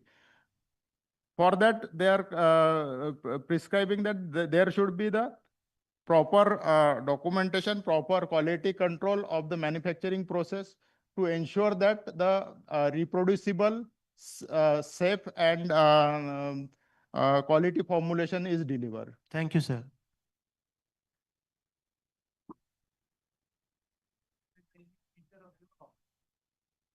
Yeah, so here we have developed the capability to customize at all the levels, like hardware, firmware, and the formulation level. So that's the thing which we have sensed very early, and that's why we have entered into the manufacturing of the 3D printer. So otherwise, we actual plan was not going into the manufacturing of 3D printers.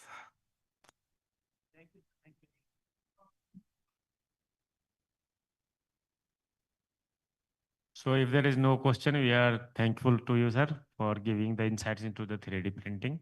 Thank you very much. Yeah. Thank you.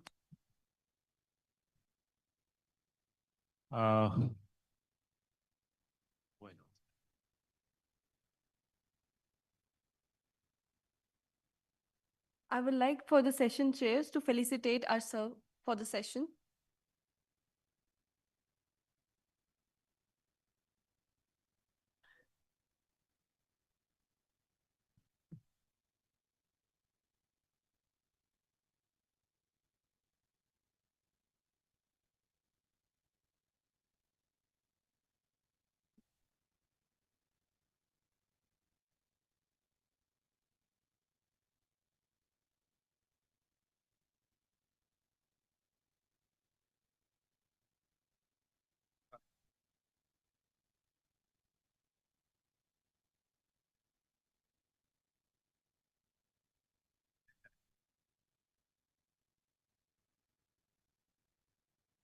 So next speaker is joining online. Can you connect him?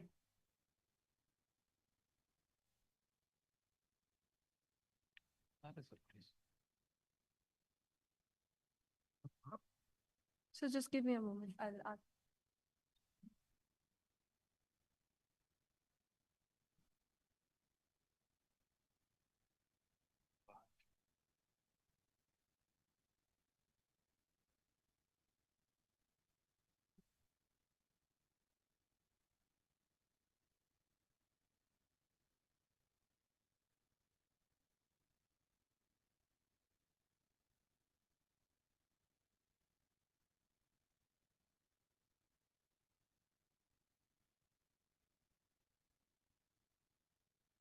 Yeah, he's joining in.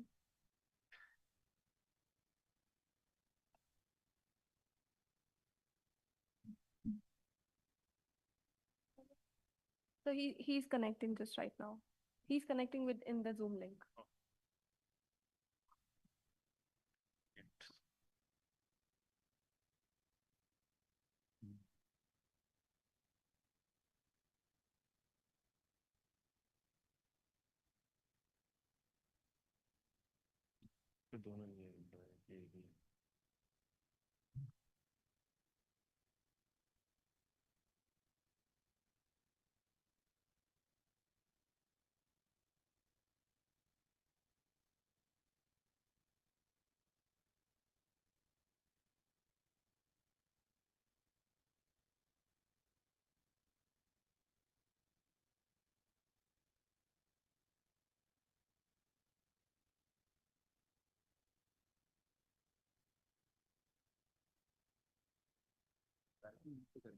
Post करेगा sir, 1 minute sir बात करेंगे, 1 minute sir बात।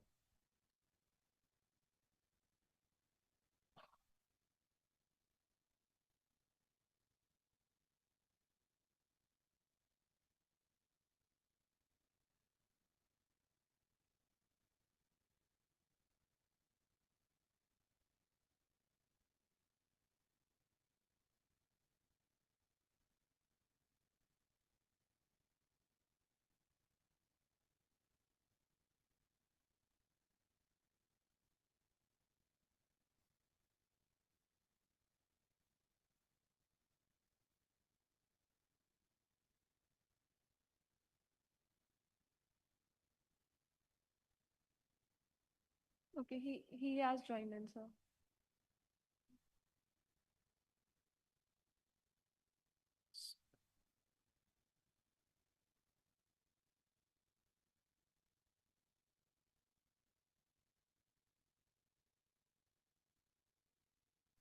Okay. Thank you for your patience. So again, I am introducing Mr. Imtiaz Basade. He is the Senior Vice President Regulatory Affairs at the NATO Pharmaceutical Limited. He has over 3 decades of experience in the global regulatory affairs and has worked with the leading pharmaceutical companies, including Pfizer, Ranbaxy, and Dr. Reddy's Lab. He has also contributed to the Pharmacopeal Society development and the international organization like USP and EDQM. So, Dr. Imtiaz, it's now up to you. So, I think, can you share your screen and you can start? Yeah, thanks a lot, Doctor, for all the kind words and the introduction given by you. I trust I'm audible to all the colleagues at the Yes, yes, you are audible. university. You are audible. Excellent. Thank you very much. So allow me to put my presentation here. Yeah. Kindly let me know, should you be able to see the presentation, please? Yes, yes. Make it full screen, please. Yeah, just this is it visible now? Perfect, perfect. Yeah, excellent. So thanks everyone, and welcome to all for this very constructive session organized by the MIT University. And I really appreciate the kind gesture from the university colleagues, Dr. Navneet and Poonam, who have been coordinating to have this presentation given. So it's a brief one. The topic is ranging from drug discovery to the compliance. So it encompasses a wide array of activities involved. So I believe a lot of presentations might have happened over the day, might have covered certain aspects of these this particular topic. Should you believe that certain things are not available or have some questions, we are open. I'm available for any comments you may have. So you can interrupt in between, later, whichever way you feel appropriate, because the presentation is available with me and I can always start on this thing. So drug discovery, formulations, and regulatory compliance. So this is basically what's the drug discovery. The process involves identification of molecules. It takes multiple steps, like since I'm not going to read verbatim what is written on the screen. This might be, I would let Dr. Navneet have this later on, and maybe you can get it from the university at per your convenience. But what happens in case of identification of molecules? Multiple molecules are screened, maybe thousands of molecules, but only one or few of them get up to the final usage or to the clinical trial because it involves multiple steps. So there is a screening, characterization, optimizations, whether those are applicable for the animal studies, whether they prove to be good or good on the animals, and then they move to the human studies and the clinical trials. It takes its own time. So the drug discovery is a long drawn process. That's why they say a lot of money is spent by the innovator companies when they start on the molecule. But having done that, then there are also generics available which possibly provide the same drug as the innovator does with the genericization, and that's where the tussle between the innovators and the generics start. But that apart, there are medicines available and it involves array of activities. So stages of drug discovery and development. So there is a target identification, validation. I'll dwell on these things so we can continue on all of these. So there is a target identification, target validation, lead identification, lead optimization, product characterization is very important, formulation development, a formulation and its development. So preclinical research, investigational new drug, clinical trials, new drug approval, and then the compliance. So what happens in case of target identification? Target identification starts with isolating the function of a possible therapeutic target, receptor, gene, nucleic acid, protein, and its role in the disease. So you're basically identifying a target and ensuring that it is druggable, means the drug can act on that particular target. So that is a target identification. And then we validate the target, ensuring that this target is the correct target for this drug to act. So this is what happens in identification and validation. Then there is a lead identification. In the drug discovery is a process of identifying chemical compounds or molecules that can be developed into potential drugs. So basically, what sort of a drug will mimic the structure activity relationship, those type of studies are done to understand which can go and sit in that particular receptor or that particular place of its action and provide its an optical response. So this is the lead identification and its optimization. Then comes the product characterization. So this is very elaborate when we work with the biological products or for the drugs which are derived from multiple synthesis involving chemical complex structures. However, for the small molecules or the very simple molecules, this may not be that elaborate. Maybe a simple techniques can be useful. But when it comes to biologic products, nucleotides, oligonucleotides, those type of products require an extensive product characterizations. It involves understanding of the physical, chemical, and biological properties of the drug.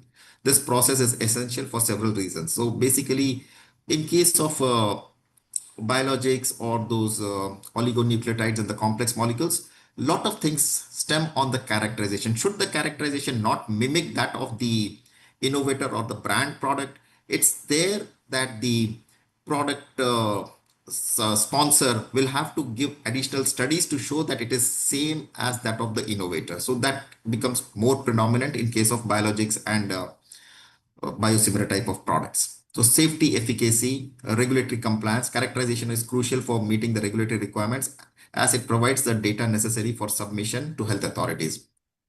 Techniques used in the characterization, there are multiple techniques. We can start from the simple IR, UV, NMR, mass. So those are all the rudimentary elemental techniques, DSC, differential scanning calorimetry. Then you have the more sophisticated techniques that LCMS, the liquid chromatography equipped with mass spectrophotometry, capillary electrophoresis, high resolution mass spectrophotometry, and the techniques can go on circular dichorism. So you have multiple techniques and these will be useful depending upon the product which is under characterization. Then comes the most important aspect of that particular drug becoming a formulation. So the drug as such is an active substance which will be very potent, cannot be consumed by the patients or by the people in large. So it has to be formulated into an appropriate formulation. It can be a multiple type, it can be a oral, injectable, ointments. It can have multiple ways it can be decided. So this is where the pharmaceutical development comes in. So what is done in this case is the key stages in the formulation development are pre-formulation studies, formulation design and development, laboratory prototype and development, process development and optimization, stability and compatibility testing, clinical trials, and regulatory review. So there are multiple steps. So all these need to be followed because the product has to become available to the patients. Common challenges in the formulation development. So there are multiple challenges. The poor solubility. Now we know a lot of colleagues might be aware that there is a classification of drugs on the basis of solubility. They call it as a BCS classification. So that classification has the drugs listed into class 1, 2, 3, 4. So those drugs which predominantly come in the class 2 or class 4 are having low solubility, and the class 4 are very typical where the solubility is also low and the permeability is also low. So in such cases, how does a scientist or a formulation developer understand and make the product still available to the patient at the place where it has to elicit its response? So we earlier saw that, that there's a target, lead target is to be identified. So now that particular drug has to be given either by oral, injectable, or whichever route is chosen, and should be available at the desired target. Maybe it is systemic, it goes to the whole blood, or it can be localized. So there can be multiple ways those are done. Solubility is a key component. Then comes the stability, the insolubility. You have multiple techniques, like you can micronize, you can make a premix with certain excipients where its dispersibility is increased, thereby its availability and solubility does go up.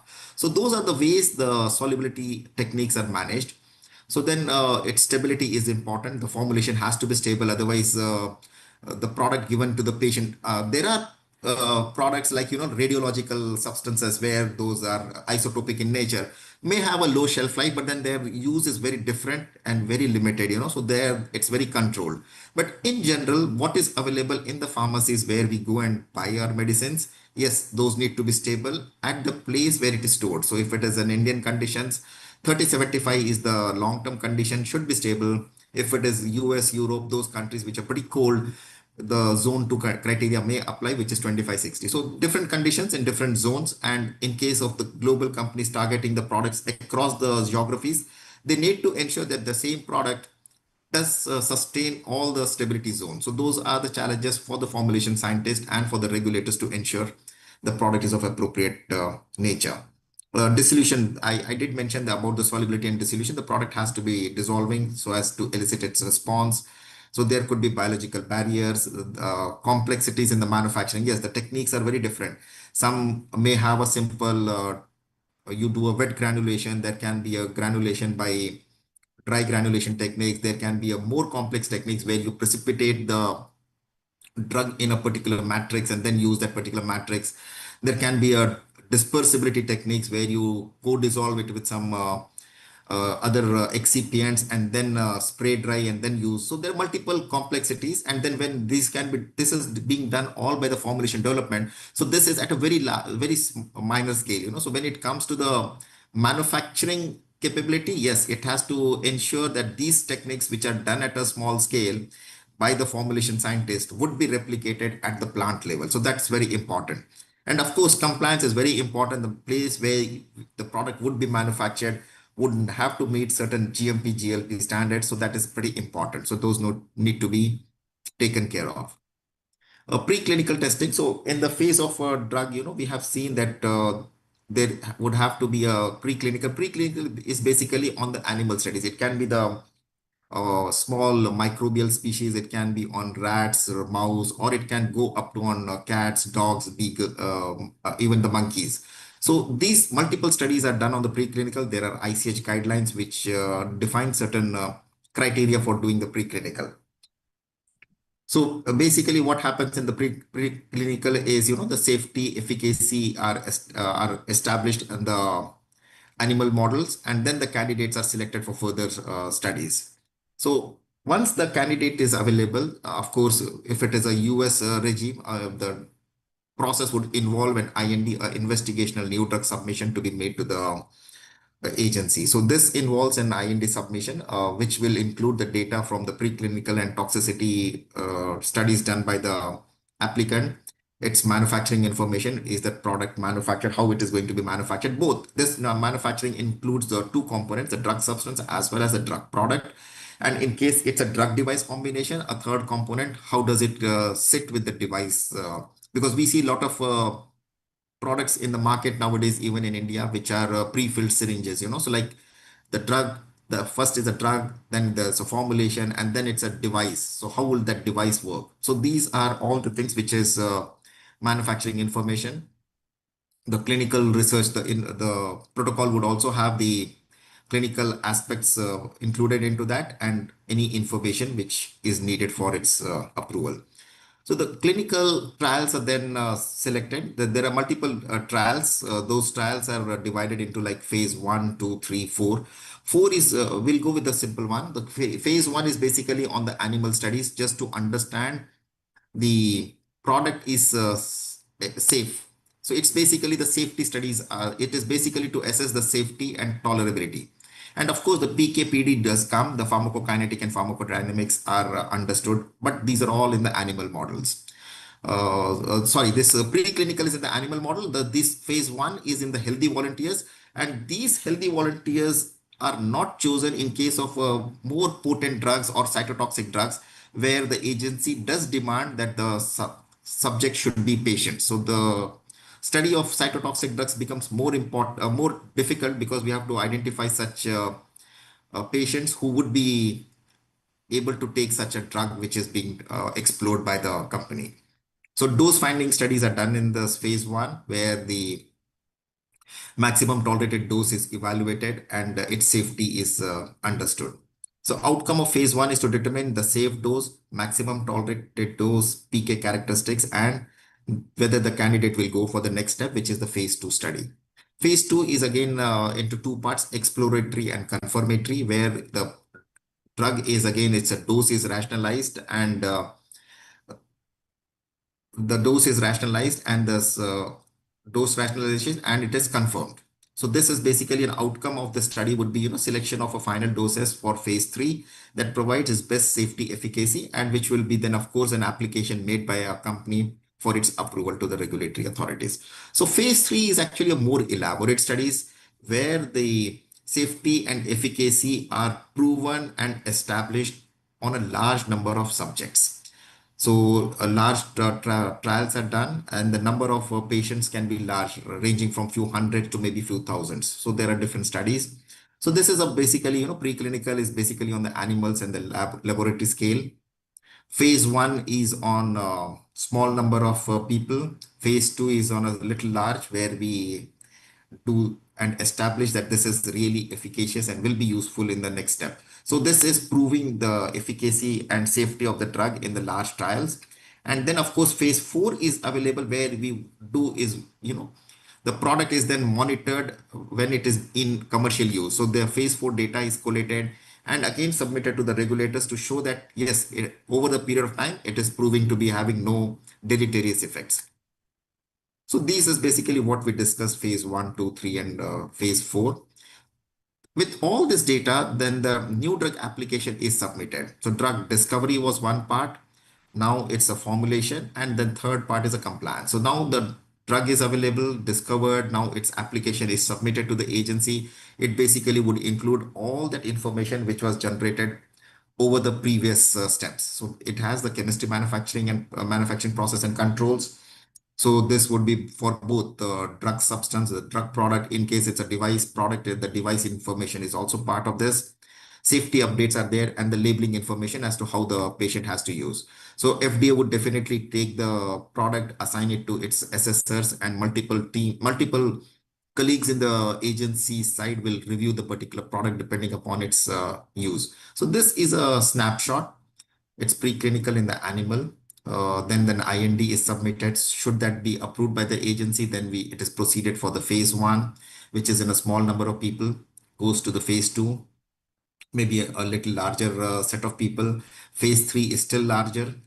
Then it comes to the new drug application submission with the FDA, where the sponsor and the agency will interact and take a product for discussion, and then the submission is made. Then there are appropriate fees. The agency reviews, they inspect the appropriate sites, including the clinical sites used by the applicant. And after all this is found to be acceptable, then the drug is approved. So this is where the whole challenge comes. Then comes another scenario where there are generics available. So we do have innovators are there. They have patent protection. So some protections are there. And beyond that, yes, the generics can come. And then there is some, in case of US, Europe, there is a, yes, if you're first generic in the market, yes, there is some better opportunity to gain the market and the potential for the company to get a good response from the usage. So generic drug is a generic one. Innovator is the one which has been proven by the innovator. So innovator is protected by patents applied by, of course, it will be a one company which has innovated that particular molecule, will be under the brand name.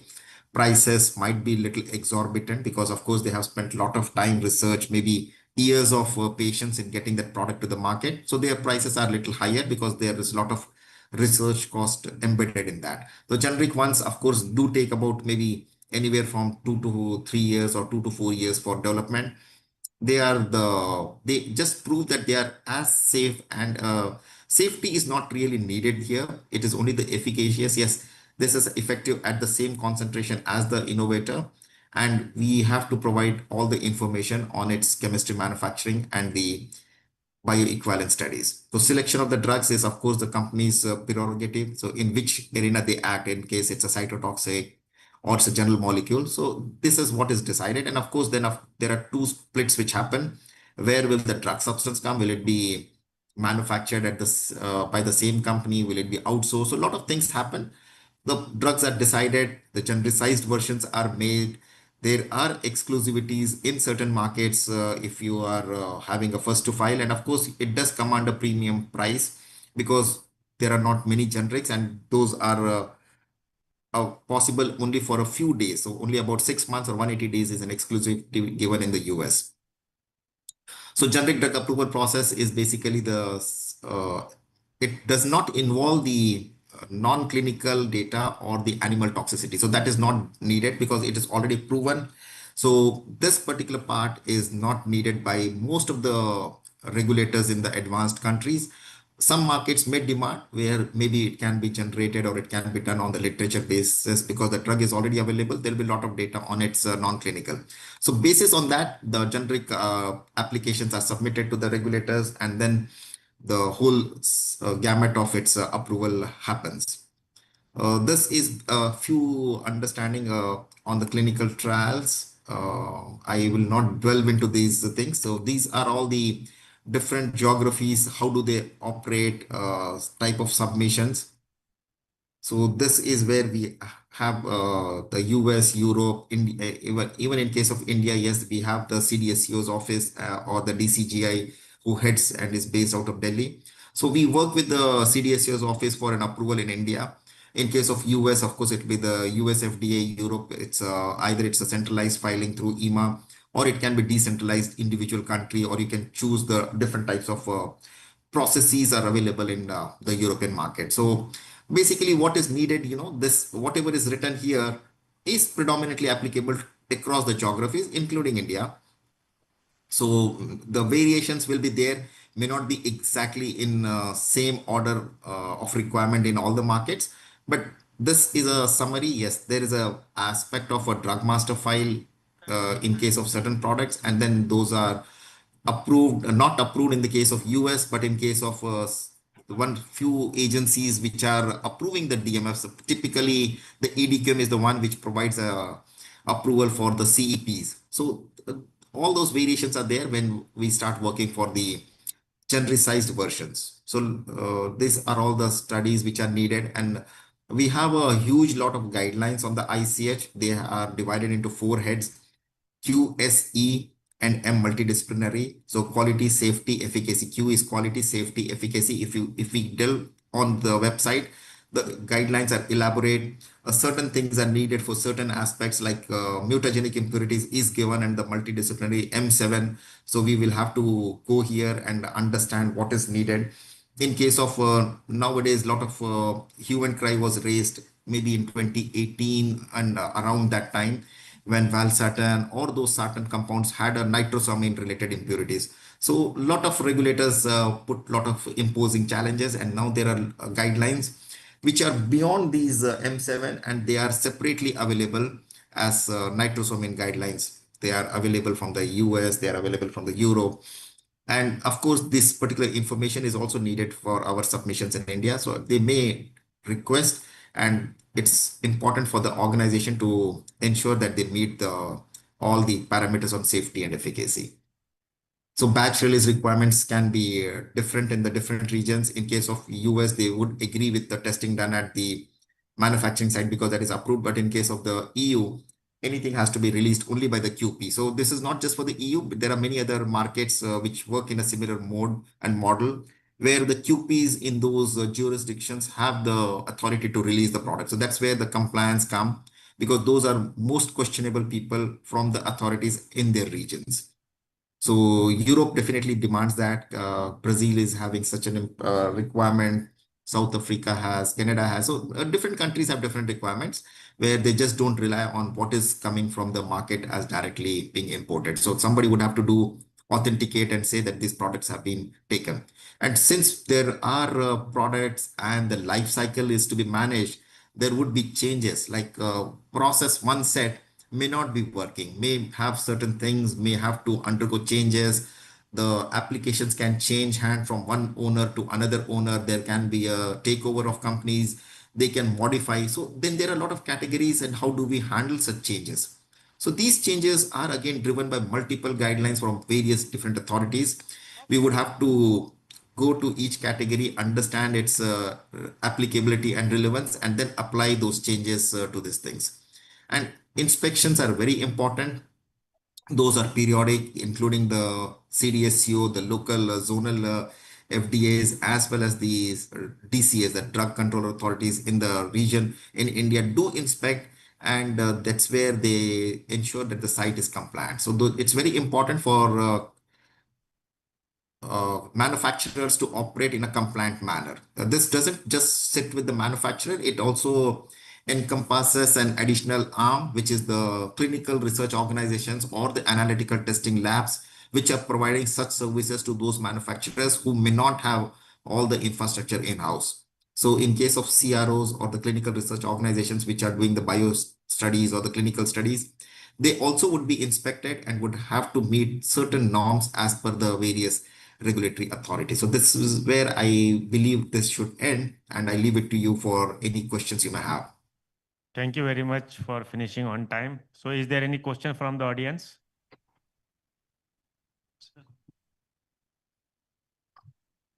We are very thankful for this insightful presentation about the different aspects with respect to industrial pharmacy.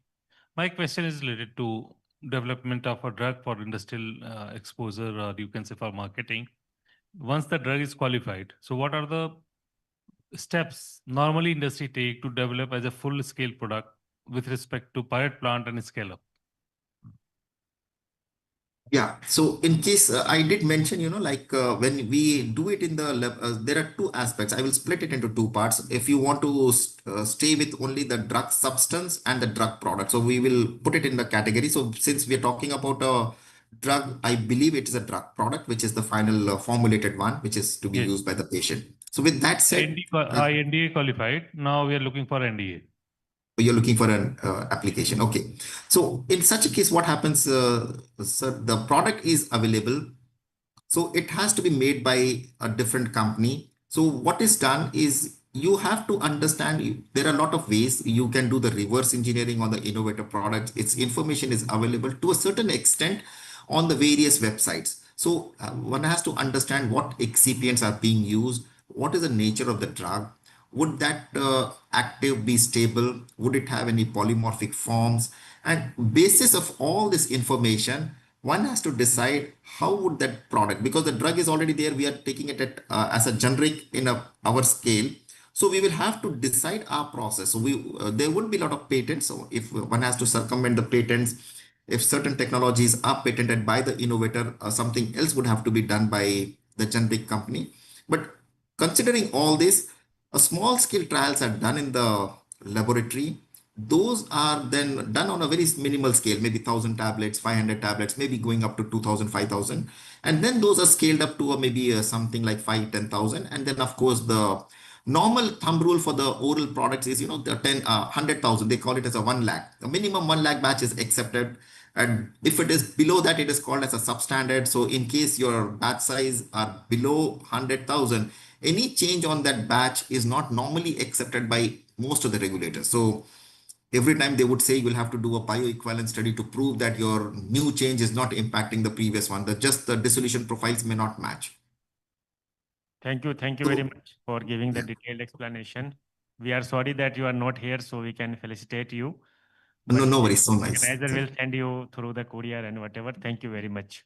So I think this Thanks is a lot, sir. the session, and this session was mainly focused to the drug discovery, and two eminent speakers talked about one talks about the 3D printing, and the second about the drug delivery system, what are the major constraints and how the regulatory authorities are seeing your work. So thank you very much for your patience. Thanks. Thank you, sir. Thanks a lot. So shall I disconnect, please? Yes, please. Thank you very much, sir, for this wonderful presentation. Bye. Thank you so much, sir, for joining in and for your highly insightful and informative presentation. Yeah, thanks a lot, everyone. I would like to call upon stage Dr. Vinay Lathar, sir, to felicitate Professor Dr. Mohammad Imtiaz, FRSC.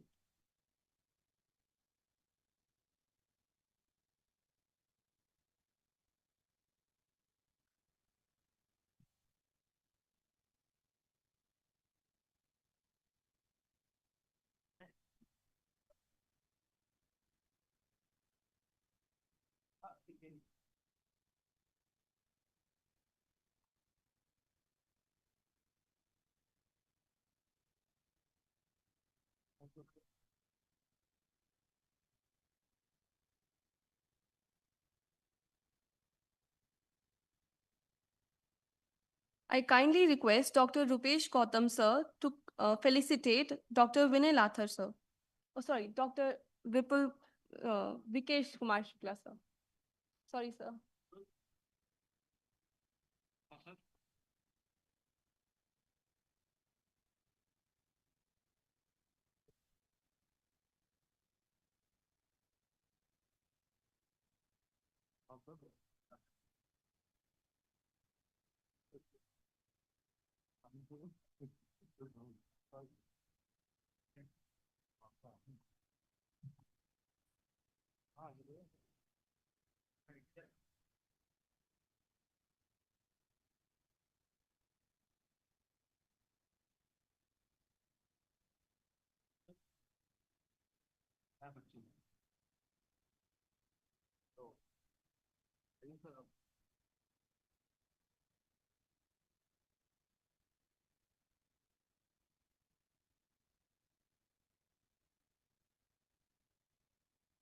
I kindly request Dr. Prakash Haloi, sir, to felicitate Dr. Rajiv Kharab, sir.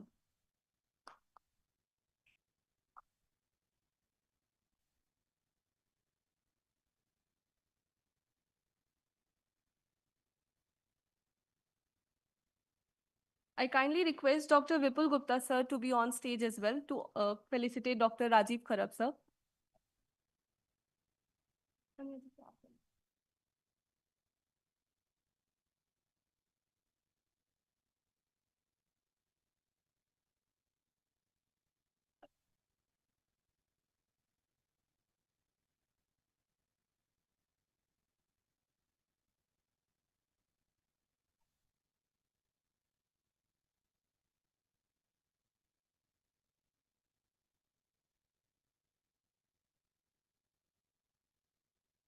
Actually, I want to share one thing that Dr. Vipul Gupta, he has been my senior in my B Pharmacy. Please clap for him. And he has motivated me many times. Now he is the Vice President of CIPLA. And really, he has come. It's a touching moment for me. And thank you very much, sir, for being with us in this conference. Thank you.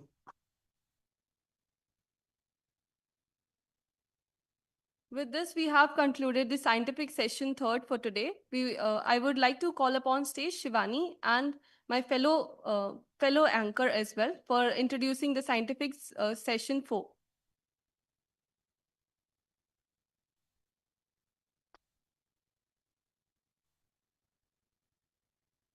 A very good afternoon, everyone. Myself, Shivani, a student of MIT University, Noida. Myself, Umang, a student of MIT University, Noida. Good afternoon, everyone. Now, we begin scientific session 4 on the theme Drug Discovery, Formulation, and Regulatory Compliance. It is my great pleasure to introduce our esteemed session chair who will guide this scientific session. It is my great honor to welcome our distinguished session chair, Professor Dr. Satish Sardana, Director, MIT Institute of Pharmacy, MIT University, Gurugram. Dr. Sardana is a highly respected academic leader with over 44 years of experience in teaching, research, and pharmaceutical science. He has authored 5 books, hold 10 patents, and has published nearly 100 research papers in national and international journals. Sir, we are truly privileged to have you chair the session. Now, I would like to welcome our esteemed session chair, Professor Dr. Vinay Lathar, Professor at MIT University, MIT Institute of Pharmacy, MIT University, Noida. Dr. Lathar is distinguished academician and researcher with over 21 years of experience and more than 125 research publications. His expertise in medicinal chemistry, drug discovery, and pharmaceutical research has greatly contributed to the advancement of pharmaceutical sciences. Sir, we are honored to have you with us today. Now, sir, I would like the session chair to introduce the speaker for the session today.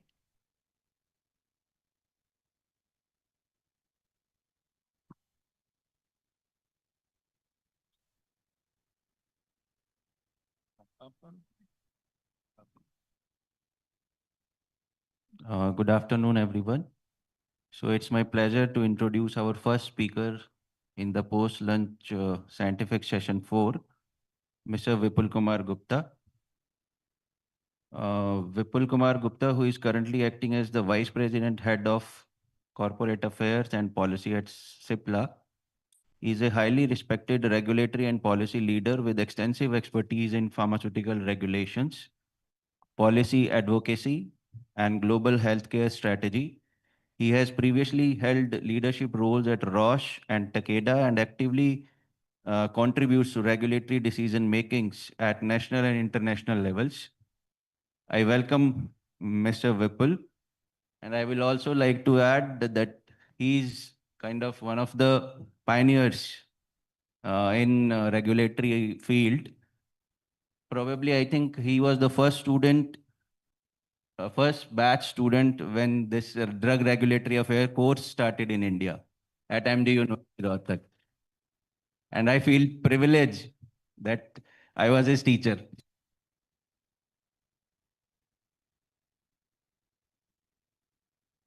So, good afternoon, everyone. Good afternoon, I am not listening you. Good afternoon, everyone. I know it's a tough session. It's lunchtime is over and you may be feeling a bit sleepy. But I would like this session to be a very, very interactive session. And first of all, I would like to thank Vinay sir for inviting me for this session. And he said he was my teacher during my MPharm days. And during my MPharm days, I was very confused. First of all, I was confused whether I will do MPharm or I will do MBA. So what are the career opportunities? What are the streams? Where do I go? Then I decided let's go for MPharm. But abhi MPharm karna hai to kis mein kare? Whether I go for pharmacology, whether I go for sotics, whether I go for this, that. Maybe all of you who are either doing MPharm or PhD or BPharm may have this sort of apprehension.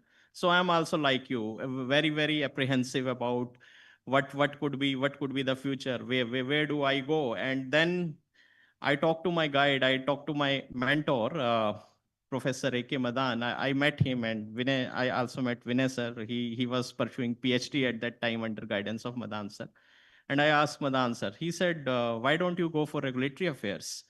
Okay, I was not aware what exactly is the regulatory affairs. At that particular point in time, nobody knows that how regulatory is going to evolve, what could be the future, how that is going to turn out for each and everyone. But considering that, I find out that what are the courses available in the foreign universities, how we can make a career in the regulatory affairs, etc.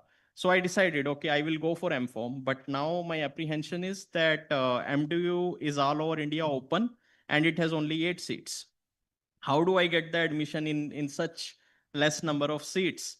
So I spoke again that sir, seats तो बहुत कम है, सिर्फ 8 seat है, मुझे कैसे admission मिलेगा? And my and then again my guide say, you need only one. Why you are looking forward for 8? So that was the turning point, and that's what I want to say to everyone, that whatever field you would like to choose, whatever field you would like to pursue, you just need one seat. You really need to be excellent in that particular thing, and that could help you in terms of making your career. So maybe you all have a lot of apprehension with regard to your career in the field of regulatory, your career in the field of formulation, pharmacology, and artificial intelligence is coming in the big way, whether artificial intelligence is going to impact us. So though I have this PPT ready, but I would like to have a very, very interactive session. I'm there to address your queries, whatever questions you have, whatever queries you have. I will be more than happy to answer that. And Rajiv is sitting here. He was my junior. Every second day we live close by and we have a conversation. यार future तो कुछ बनेगा नहीं, life में तो कुछ कर नहीं पाएंगे, क्या करें? We both were really very confused, but fortunately we both are at a good level today, and we keep motivating each other. We exchange our thoughts, we exchange our ideas, etc., etc. So that way I really would like to be inspired by all of you, by your questions, by your thoughts, by queries, whatever you would like to ask. I'm more than happy to answer that. I really would like this session to be a very, very interactive session.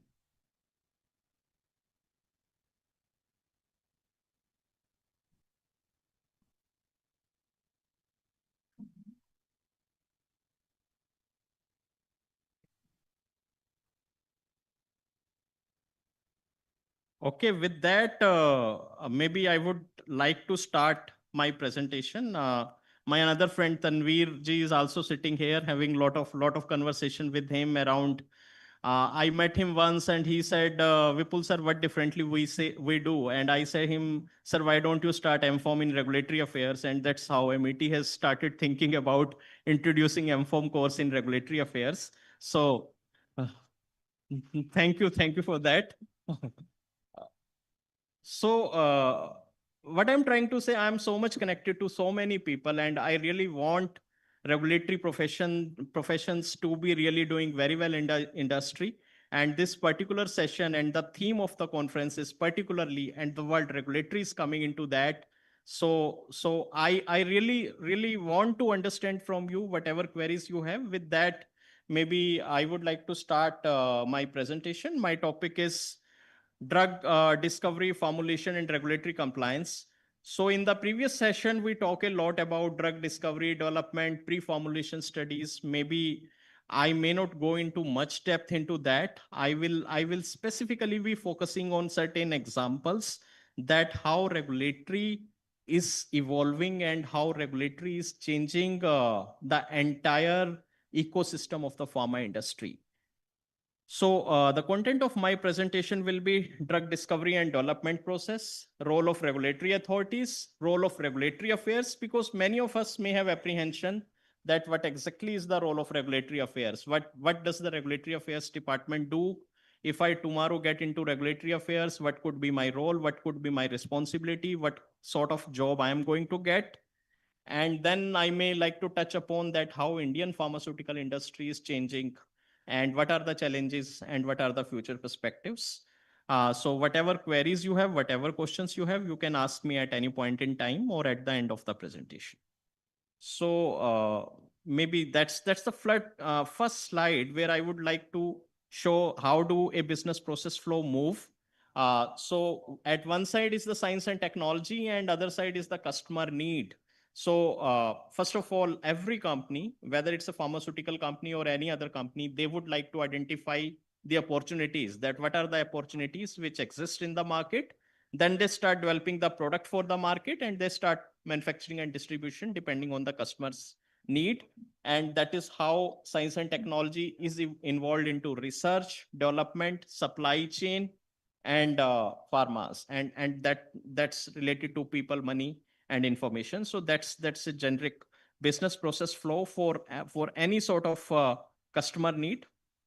And now drug discovery, though in the previous session we talked about that, I may not go into much depth, but where do drug comes from? So there can be the different sources from where do these drug comes. They can come from plant, they can come from mold, they can come from animals, they can be synthesized in laboratory. And in the coming time, if you look into, we are as this conference also talk about the next gen steps. So I'm talking about that. The future is going towards biotechnology. Future is going towards biosimilars, cell and gene therapies, stem cell, drug device combinations. These are becoming much more prominent in the pharmaceutical industry. And maybe I will talk in much depth about all of these things. And how do these drugs get discovered? They get discovered through extraction, through fermentation, through chemical synthesis, etc., etc. Now, this is the way to go from discovery to development to launch. So first thing is, can you make it?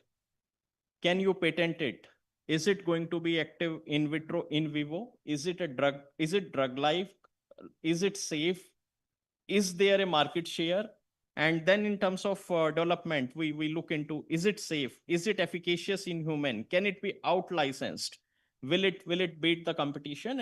And from discovery to development to launch. So these are certain questions, or few questions which comes into our mind, and we go towards the launch of the product. From discovery to development, it's a significant milestone. A pharmaceutical company invests heavily while moving from discovery to development, and costs are really high, risk is high, testing is in human, potential rewards are also greater, but now the major barrier is regulatory oversight. It has been said, earlier it was a famous saying, an apple a day keep the doctor away. But later on, when aspirin come, it becomes an aspirin a day keeps the doctor away. But if we really talk about aspirin, and if today we have to get the approval of aspirin through regulatory agency, it is going to be a very big challenge, because this is one of the drug having multiple effects on the body. It's a blood thinning drug. It's effective in it's an anti-inflammatory drug. It's effective in fever, etc., etc. So the kind of multiple kind of effects or action this drug is having. So it is being said, if aspirin is discovered today, its regulatory approval process is really something which is very tedious and very difficult. That's why I'm saying that regulatory oversight has increased considerably in the past, and in the past few years, and it's going to increase more and more in the coming time with the discovery of new complex therapies and new complex molecules. So that's one of the basic step of the drug development, starting from the lab to discovery to development to commercial, starting from basic research to preclinical to clinical testing, starting from phase 1, phase 2, phase 3 trials, finally product launch, sales, and marketing, etc. That's the drug development process. And if I talk about the regulatory milestone, regulatory is involved into each and every phase of the drug discovery process. Many a time people ask me whether the scope of regulatory is going to increase in future or it's gets stabilized. But my answer is, if your drug discovery, if your drug development, if your research is going to increase, then the scope of the regulatory is going to increase. As we move into more research, as we move from drug discovery to development to coming up with the new therapies, commercialize new products, regulatory is going to play a very, very critical role in terms of getting a product into the market. So starting from the preclinical to clinical phase, filing an IND molecule, moving from phase 2 to phase 3, pre-NDA meetings, pre-IND meetings, filing NDA, product launches, post-approval commitments, everywhere regulatory department play a very, very critical role. Everywhere this department has very important role. Now, what exactly the regulatory authority does? The mission of a regulatory body is to promote and protect the health by helping safe and efficacious product reach the market in a timely and cost-effective way, to monitor the product for continued safety after they are in use. Few years back, there was a news that once US president was having his breakfast and he find fungus in his bread, and immediately the US FDA director was fired. So the mission of the authority was to promote the safety. And when we talk about FDA, it is Food and Drug Administration. It applies to food. If there is a fungus in the food of the president, how do FDA ensure the health of the general public? That's why one of the common mission is to promote and protect the public health by helping safe and efficacious product reaching the market in a time and cost-effective way, to monitor the product for continued safety, to help the public get accurate science-based information needed to improve health. How do regulatory authority approve a product? So they will evaluate the risk-benefit analysis ratio, and basis the risk-benefit analysis ratio, a molecule get approved. Many a times a drug has lot of side effects. So regulator has to basically check into that what's the risk and what's the benefit of the molecule, and depending on that, a molecule get approved. Fundamental principle of regulatory affair is that no drug can be marketed in the country until there are substantial evidence of quality, safety, and efficacy. And that has been provided to the health authority. Test the product in animal, test the product in patient, see if it is work and it doesn't do any harm, use control conditions, apply rigorous scientific, medical, and regulatory standards throughout. So other thing, many a times, lot of students ask me while I go to different conferences or while I speak in front of the target audience of students, that what is the specialization of regulatory affairs? What is one thing in which the regulatory specialized in? So my audience is also sitting here. Many of you are either from the field of regulatory or want to work in the regulatory. So what do you feel? What is the specialization for a regulatory professional? It's pharmacology, it's chemistry, it's zootics, it's cognosy. What's that? Which is one which is going to be the better career opportunities for a regulatory professional? So what's your thought? Anyone want to answer it?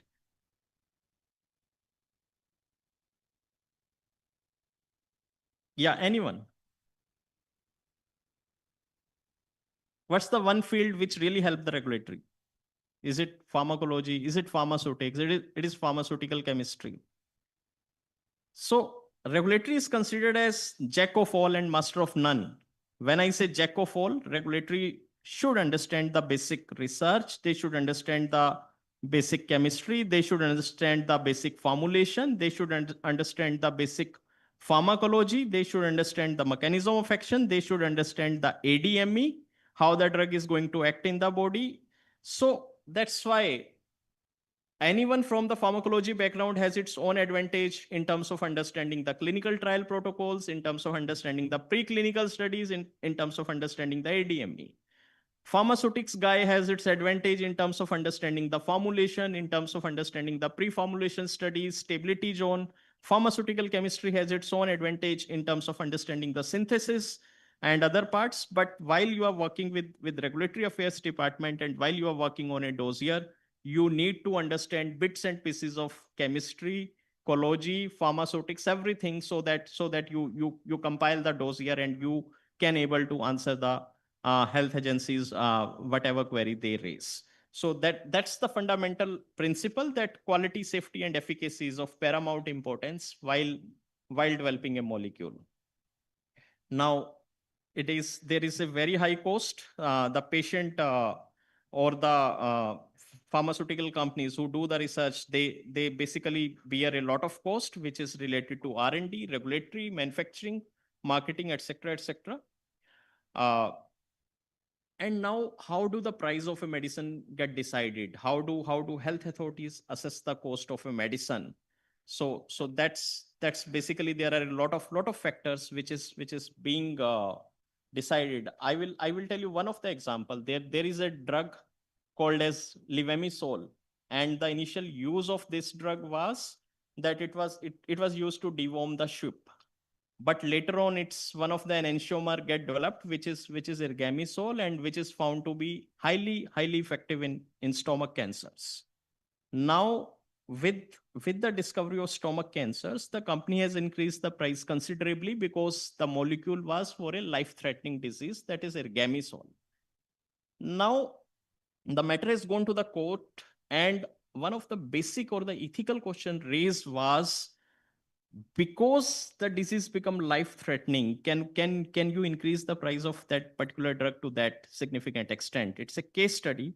So that's why, while you decide the cost, is that disease result in having heavy human losses? Are there risk involved in the usage? Is the safety profile adequate?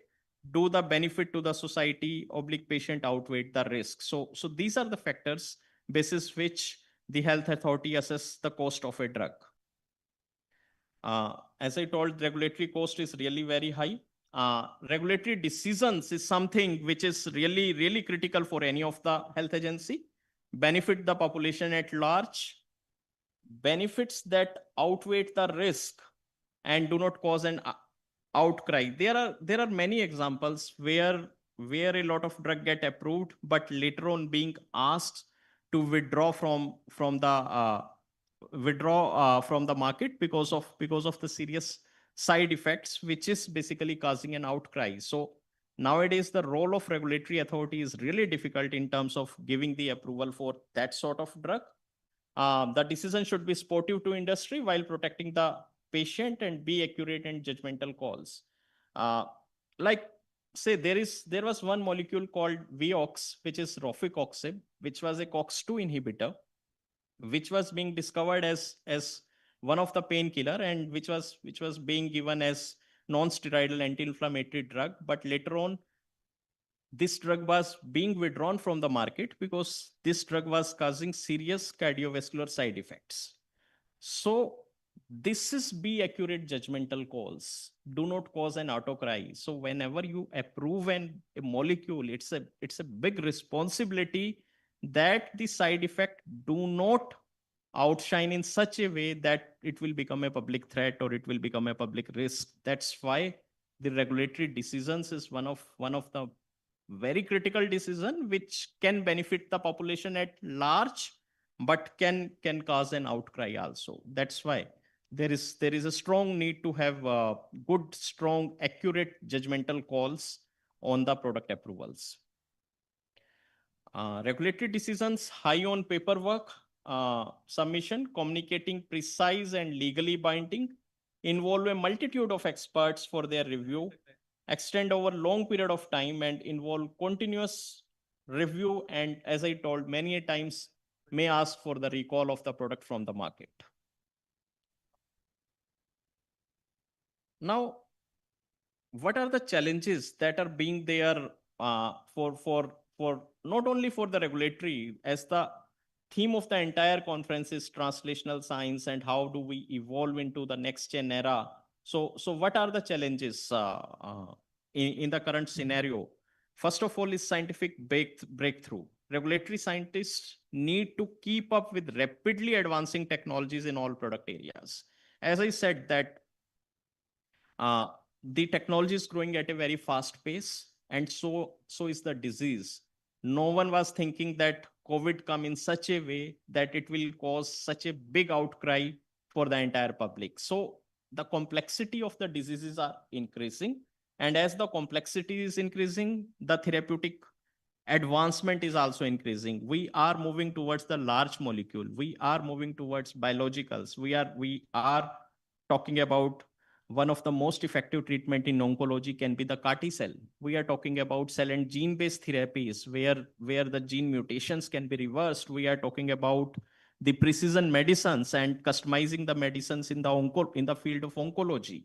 So these all are scientific breakthroughs, but at the same times, getting the approval of these molecule, understanding these as a molecule is really becoming one of the challenging thing in the coming time. So that's why regulatory science need to keep them updated with the rapidly advancing technologies.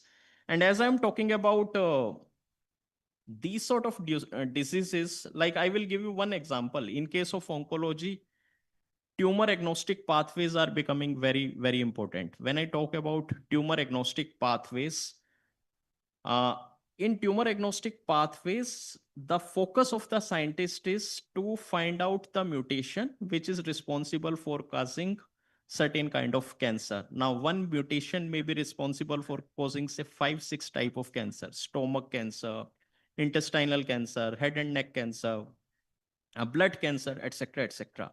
So if we cure that particular mutation, then all these cancers can be cured at one time. And when this tumor agnostic pathway concept came, health agency was very much particular that how they give approval for 6 indications in one go with a single trial. And that's why the concept of adaptive clinical trial designs, where the trial can be adapted.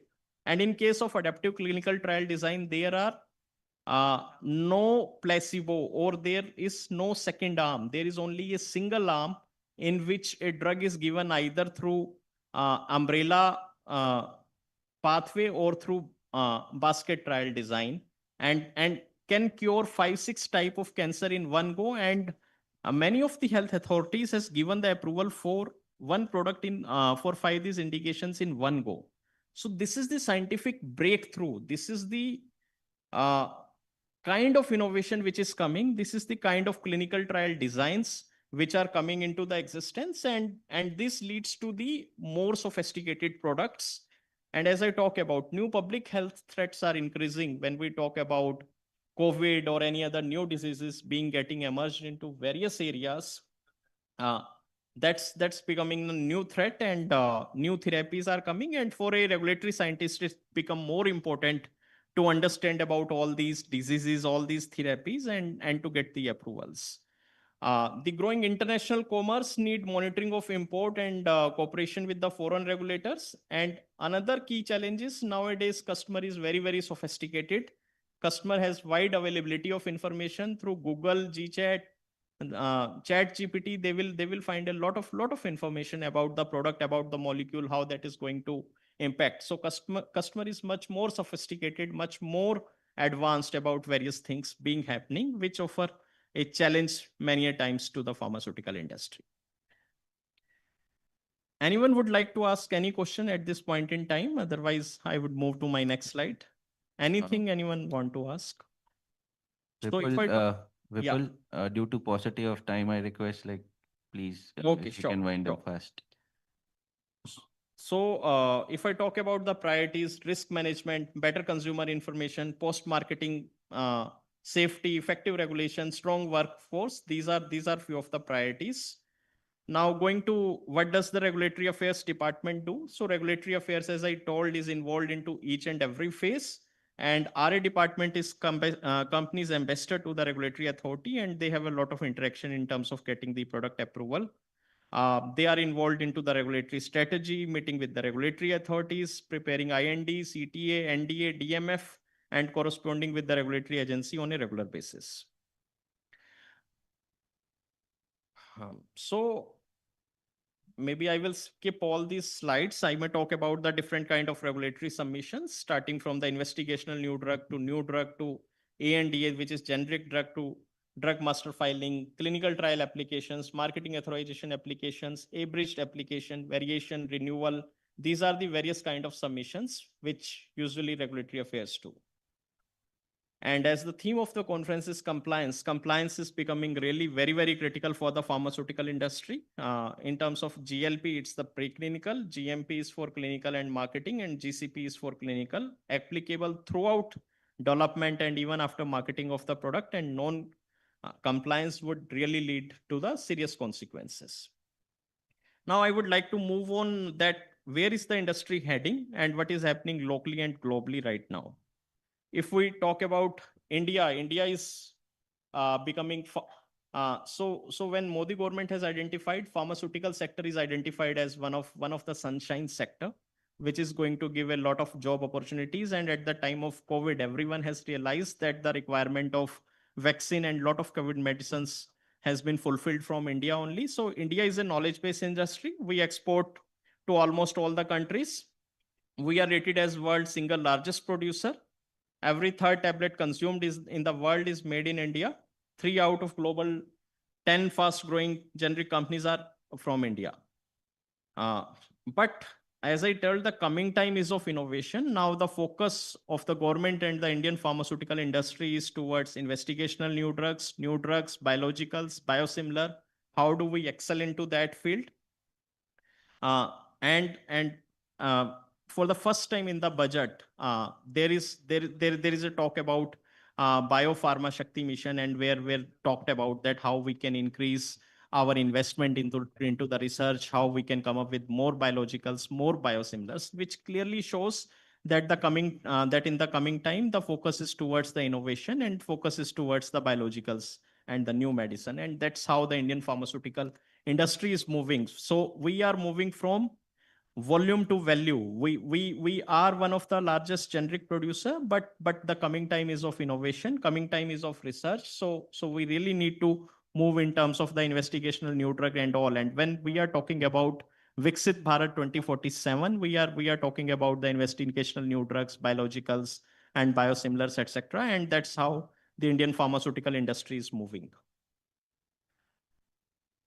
And next slide is on the challenges in the global scenario. What are the challenges? So regulatory compliance, as I said, is one of the key challenge.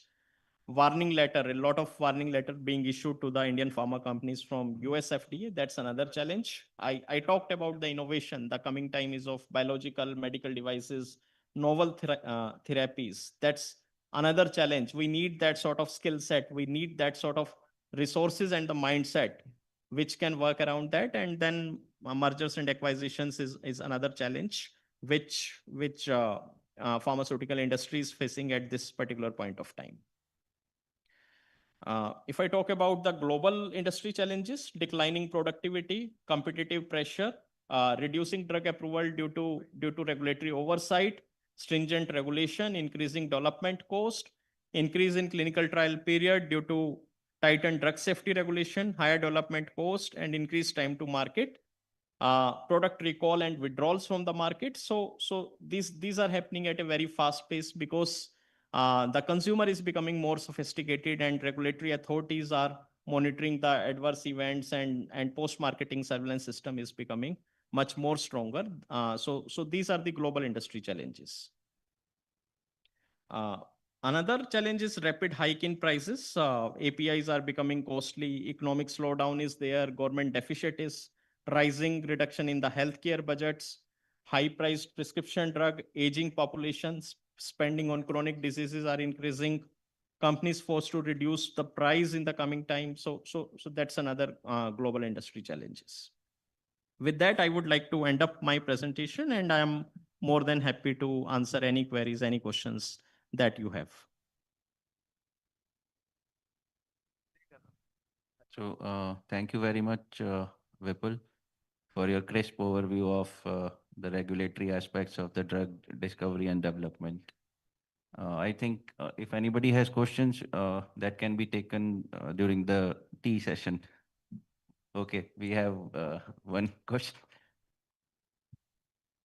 Vipulji, very good. Thank you very much. Very nice presentation, and I could attend your presentation because it is very much needed. Correct.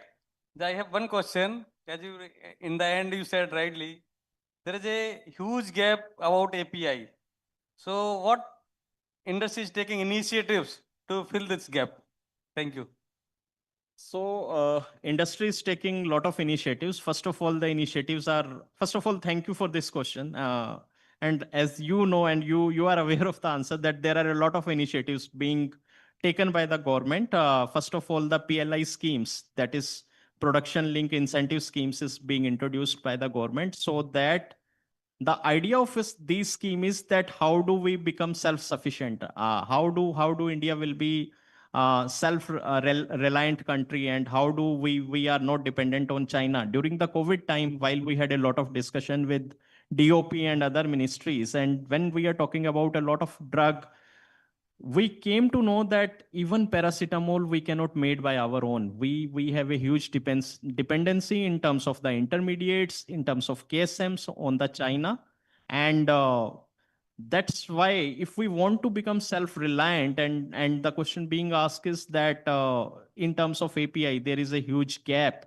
That's why government has introduced the PLI schemes, where they talk about that company can pick up few products and they start manufacturing it, at least few product end to end, starting from the raw material to KSM to intermediates to reagents to everything, whether that end to end entire supply chain can be maintained in India. Then we talk about, if we look into AMR, which is becoming a very hot topic nowadays, we are talking a lot about antimicrobial resistance. And even if we talk about Europe and US, even today, the first antibiotic they start prescribing is penicillin. And in India, the penicillin is phased out. No one want to produce the penicillin because the prices is really something which is very, very competitive. And companies feel that they do not meet that particular price on which they are producing. So that's why the fermentation based product, the PLI scheme has played critical role, and companies has picked few of the molecule that we will work on this, we will work on that, and which will really, really help. Then another step is MIP, which is minimum import permit, which is being imposed by the government on supply of, say, amoxicillin, clavulanic acid, paracetamol, and few other molecules. So all these steps are making India to move towards the self-reliant. So hopefully I address your query. So thank you, Vipul. Thank you once again for sparing your time and coming to Amity for delivering the wonderful talk. Thank you. Thank you. Thank you, everyone. Thank you.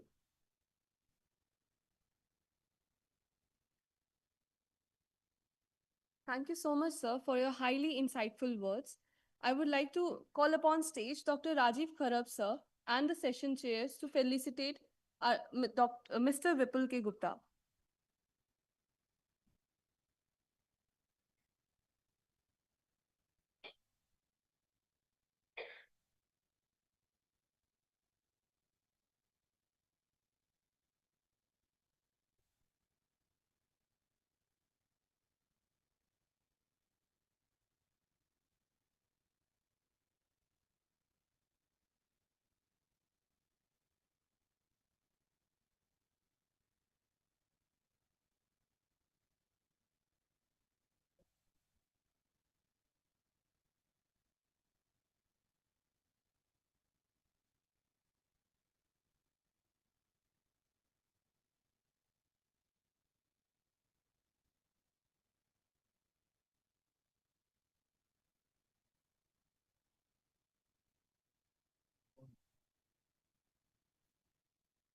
So we move on to the next talk by Mr. Manish Gaur. It is my honor to introduce him. He is the country sales lead at Medtronics India. He is a highly experienced leader in cardiovascular medical technologies with over 16 years of experience in specialized medical devices. He has played a key role in expanding advanced healthcare technologies across global markets. I invite Mr. Manish Kumar to deliver his talk, please.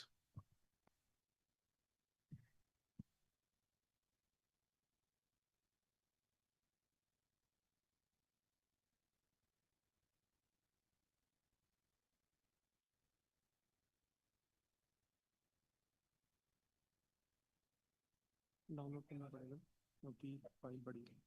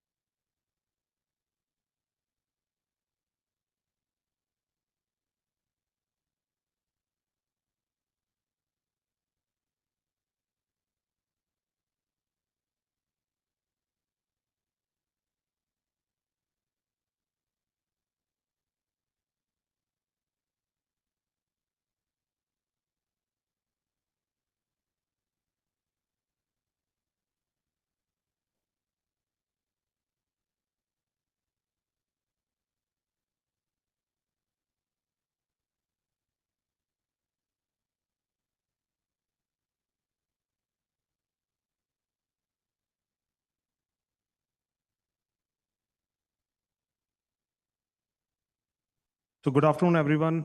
First of all, thank you, MIT University and Rajiv sir and all the facilitators. Navneet, especially for coordinating all the logistics and everything. But I can tell you I'm an outlier. I am not going to talk about pharma. I'm not going to talk about drug discovery. I'm neither going to talk about anything you might be taught in pharma schools. So, by the way, I'm a pharmacy graduate, and so I understand your problems really well. But the topic which I'm talking about is one of the thing which is the hot topic. I don't know whether you know about this and whether you fear about this or not, which is AI, artificial intelligence. And artificial intelligence, whether who feels that who's going to take the job, this AI is going to take our jobs. Anyone, this is a question, okay, only one people raising hand. In pharma, how does it going to impact? Is it going to revolutionize how we are thinking, especially in terms of the healthcare? What is your view? Anyone wants to say anything on AI? I wanted to make this session little interactive, and I think it's a question to sir also. So, what do you think about AI? How does it really matter in healthcare? Anyone?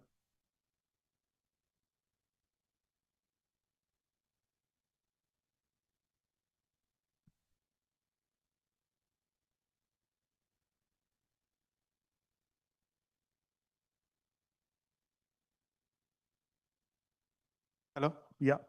So first of all, the AI is very essential for drug discovery. It can speed up the process of finding the optimal target.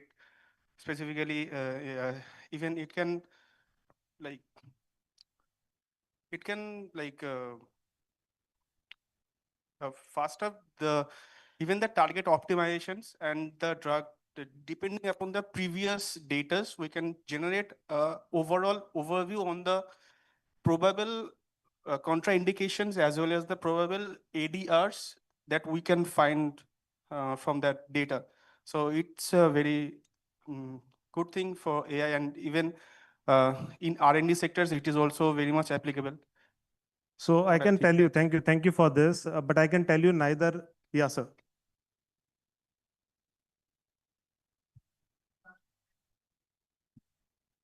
Yeah.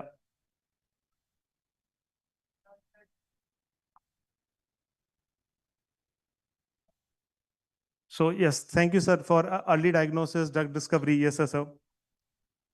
Study of patterns, yeah. Any aspects. Yeah. Copy their mind. And once you are there, they're going to apply intelligence and they are going to replicate the same work again and again as per given instructions. This is AI. Thank you, sir, for giving this lot of information on AI. But I can tell you, neither me or anyone in this room can predict what AI is going to deliver in next 5 years. And I'm not talking about 50 years. I'm talking about 5 years. So I think let's talk about this in detail, what we are going to see in MedTech. Because if you listen to, Jeff Bezos, you listen to Elon Musk, you listen to Son Altman, you listen to any leader in AI, they are talking that they don't know what AI is going to do. So guys, what is most important is the wave. So we have to ride that wave, and I'm going to talk more on this in terms of whether in healthcare ecosystem, is it a hype, hope, or a revolution? But I can tell you, while we are discussing in this room, there are a lot of AI tools which are getting used in hospitals. The time we are talking about this AI, the AI is reading the diagnostic reports, giving predictive analysis. The time we are talking about this presentation, there will be a lot of radiology imaging, which has been already being read by the AI and giving inputs to the doctors. So there is a lot which is happening. So before we get into the AI and medtech, I thought because we talk about a lot about pharmaceuticals, and I think one of the early subject which I think I have been introduced was medical devices. So I love medical devices. So what I thought that let me give you a glimpse what is medical device and then get into the medtech space. Because we don't talk much about medical device, either we talk about B pharmacy or M pharmacy, we don't talk about much in medical device. So when we classify the medical devices, they are basically classified into class 1, class 1A, 2A, 2B, or class 3 indications. And this is nothing. The more the invasive the medical device is, the higher is the classification. So for example, I know in my company, I lead Medtronic, and in cardiovascular, we have stent, valves, pacemakers. They are highly at a regulated market because they are very invasive. From the perspective to a wheelchair or a BP instrument. So it is very low invasive, which is called low risk, medical devices, what we have. So what we know is that the healthcare in next decade is going to be quite different than what we are seeing today. So it's very important that we see what's next coming up. So in terms of India, when we look at India, why in India we need medical devices? So I'll tell you some data. I'll throw some data. We know that we are the second, now we are the first large, populous country in the world. 70% of our population lives in rural areas, and 27% of our population is below poverty line. We have high MMR, which is maternal mortality ratio. We have high infant mortality ratio, and we have an increasing risk of NCD and communicable diseases also. So we are a very high burden on disease. Lot of population, what we are living, or the education system or the healthcare system, when we talk about 80% of our doctors, 75% of dispensaries, and 60% of the hospital are in urban area, 70% of our population is living in rural area. So to bridge this gap, that the divide which is there between urban and rural, only the medtech can do. Now, in terms of another aspect, which is on the demand side, if you look at it, it's very clear that there is a rising prevalence of, diseases. Specifically, we have an aging population. When we age, we require more medical devices. And also, we need to understand that there is definitely affordability which is getting up. Because of that, we are able to afford those medical devices. And medical devices can be used from screening to diagnosis to the treatment to the restoration and to the monitoring. So every aspect of the healthcare continuum, when we talk about, you can actually see in the healthcare continuum with the medical devices. Now, AI into the medical devices, I think I'll just go quickly. So whatever the slides which I have, fortunately from the four examples which I'm going to show for AI, 4 is from my company. So I think I'm proud of what we are doing in the AI field and the medtech specifically. So when you look at this AI field, so I think this is interesting slide. So go by this slide. Computers came in 1950, right? It take 10 years to understand computer, which is large scale computers.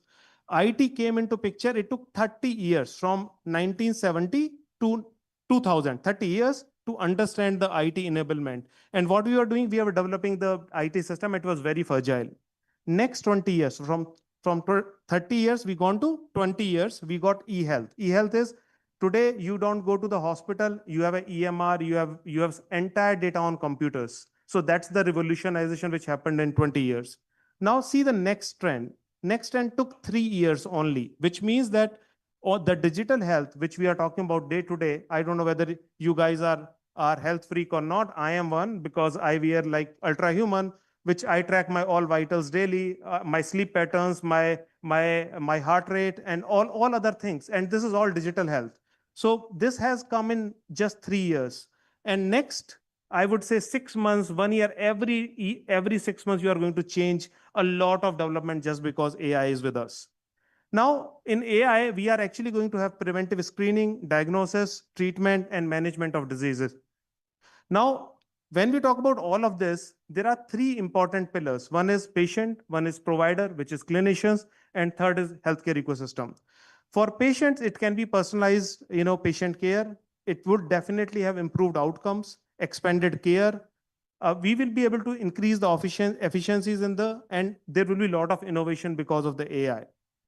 Now, I'm just going to quickly talk about 4 examples. One is in medical imaging. The second is in Internet of Things. The third is management of chronic diseases. And fourth is robotics, so everyone's favorite. So we'll talk the first, which is medical imaging. And this is a tool which we normally use. So I'll show you something which is there. So there is a CT scan which we do. And as soon as we do a CT scan, what we can do is, so this is a 3D reconstruction of that CT scan. So we have done, we have just captured the image like a photograph. And in the body, what's happening around, you can see the cuts, what we are doing. We can clear the rib cage. I am more interested in the heart. So I just wanted to see the heart. And what I'm doing is I'm removing the rib cage so that I can actually see what's happening around with my heart and the structure of the aorta. Now you can clearly see that I have actually removed everything and I'm just able to see the structure of the heart and aorta. Now I can play with the contrast where I can actually move what I'm doing right now in terms of moving it up and down, seeing the entire structure of the heart, knowing what exactly is my problem. And it is actually helping me and my company to tell the physicians and the clinicians that what are the devices they can use. So that's one example of AI, what we are doing. And in terms of the 3D reconstruction of the images, what actually is happening inside the body. You can see now the full body of the patient, and I'm again playing back with the contrast as well as removing the rib cage and other stuff. The second example is the femoral. So we have femoral arteries, which is going from the legs. Another example is the same, which what I'm doing is because I'm interested in the femoral arteries. So I'm actually, you can see the kidneys going up. I can actually see my kidneys. I can see my bladder. I can see my femorals. I can actually 3D rotate my patient and exactly see from where the femorals are coming, where is my access points, what is the anatomy which I'm getting into. Now, this is basically what I'm doing is segmenting the vessel. I just wanted to see the arteries, what is the size, what I need to. So I just segmented the arteries and I can just see my arteries and get into it that what exactly we are treating. And that's all. It is not something new what I'm doing. It is all thing of past. I've been doing this from last 7 to 8 years. Now, next another example, what I'm going to do is a real AI. And what is real AI is, it is called a company called Darcy Simulations. We have partnered with Darcy Simulations in US. So what they do is they do predictive modeling. What is predictive modeling is that, for example, you put a device into the aorta and you know whether your device is going to rupture that anatomy or not, or is it going to be a paravalvular leak or a clinical implication to the patient. And you can see we can play with a 3D tool. It can tell you where the valve is constricted, what is the leaflet is going to open, how the device is going to work, everything in real time. Now, this is all happening before the patient is on the table, which means that you know what you are getting into. And this is all AI. So I can tell you guys, this is just a start. Predictive modeling and all of these examples are real AI, which is going to come. Next is in healthcare, and this is called IoT, which is called Internet of Things. We talk a lot about internet, and Philips is doing a great work in the Internet of Things, and I'm just going to play this video. It's a 2-minute video if you want to see, and let me know once you want to pause it. What patient care challenges do you face today? Are you looking to simplify life for a clinical staff stretched to the limit? Remove complexity as a barrier to faster decision-making. Reduce variability in care delivery. Integrate emerging technologies with your IT systems and EMR. No matter what your challenges, they all revolve around your ability to watch over your patients and provide the best care possible wherever it takes place. Philips Patient Monitoring is more than a network of bedside and mobile devices strung together and connected to a central station. It's an integrated solution that fits securely into your hospital's IT environment to help drive clinical and economic outcomes. It captures a steady stream of patient data from monitors and medical devices, then feeds it automatically to your EMR for virtually gap-free patient records from admission to discharge, even during transport. Philips Patient Monitoring Solution taps the power of advanced clinical decision support tools to help you detect the onset of critical events like sepsis and pneumonia. So what you are seeing is a tool which is actually capturing all the data, and there is a live streaming of that data to the doctor, which means that doctor is able to make the decisions faster. And I will not go into details because the presentation is with you. So you can go and watch the presentations, what it is going to do and what are the capabilities. I'll show you some more examples of this AI tool, which is another example, which is in the patient monitoring side, which is called chronic disease management. And we have a product called Minimed, which is an automated insulin delivery system. And this is only with Medtronic, which is a proprietary product. And this is basically a AI tool, which is helping you guide what you can eat, how much you can eat, and based on your eating patterns, what is your glucose spike is going to be. And based on that, you will have an automated insulin delivery to you so that you are not worried about what you are eating and what your eating patterns are. So another small example, which is there, maybe a quick video of 30 seconds. I have been coming to this restaurant forever. I used to dread joining them. Now with the Sugar IQ diabetes assistant, I don't have to worry about what I'm ordering. Sugar IQ works with my Guardian Connect CGM and makes the world's first smart CGM even smarter. Who knew keeping up with my son was such a workout?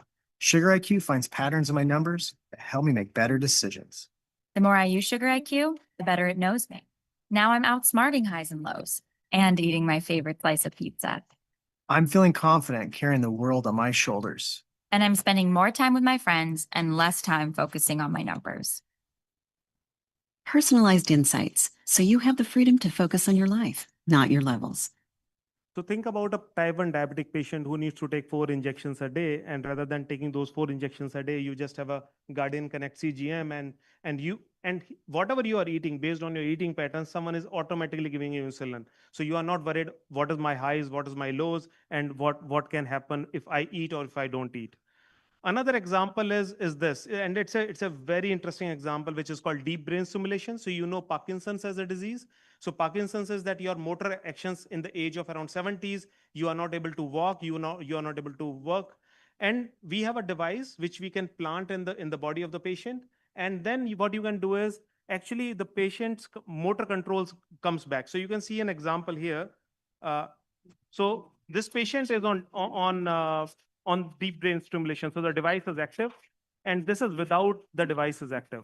So once the device is not active, he's not able to stand. Even 2 people cannot control the person because there are motions which are happening at a very speedy rate. And see the second person which walks slowly without any control, and the motor controls are there. Think about the life-changing event which can happen with the patient. He's not able to eat, he's not able to do anything, and with this device he is able to do everything. So that's all the technology which can actually help you get there. Now another example, which is my last example to be honest, is around the robotics, and it's a very interesting example. We talk all about robotics, and everyone is saying that okay, robots are going to do our surgeries in next 5 years time. I can tell you nothing is going to happen. It is going to just help our doctors to make wiser decisions, better decisions, and faster outcomes. So this is another example how robotics is planning their own surgery, helping surgeons to take wiser decisions. And this is another example from our, say again from Medtronic side, which is on the Mazor-X platform.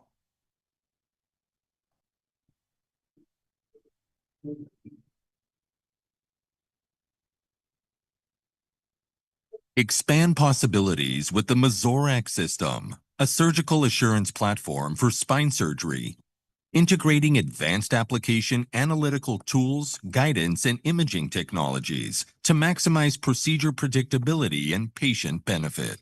Mazor-X consists of sophisticated software and algorithms running on a workstation and a precision guidance system with a surgical arm. The workstation includes a large touchscreen serving as a surgeon control panel, hardware components, and storage for the guidance system.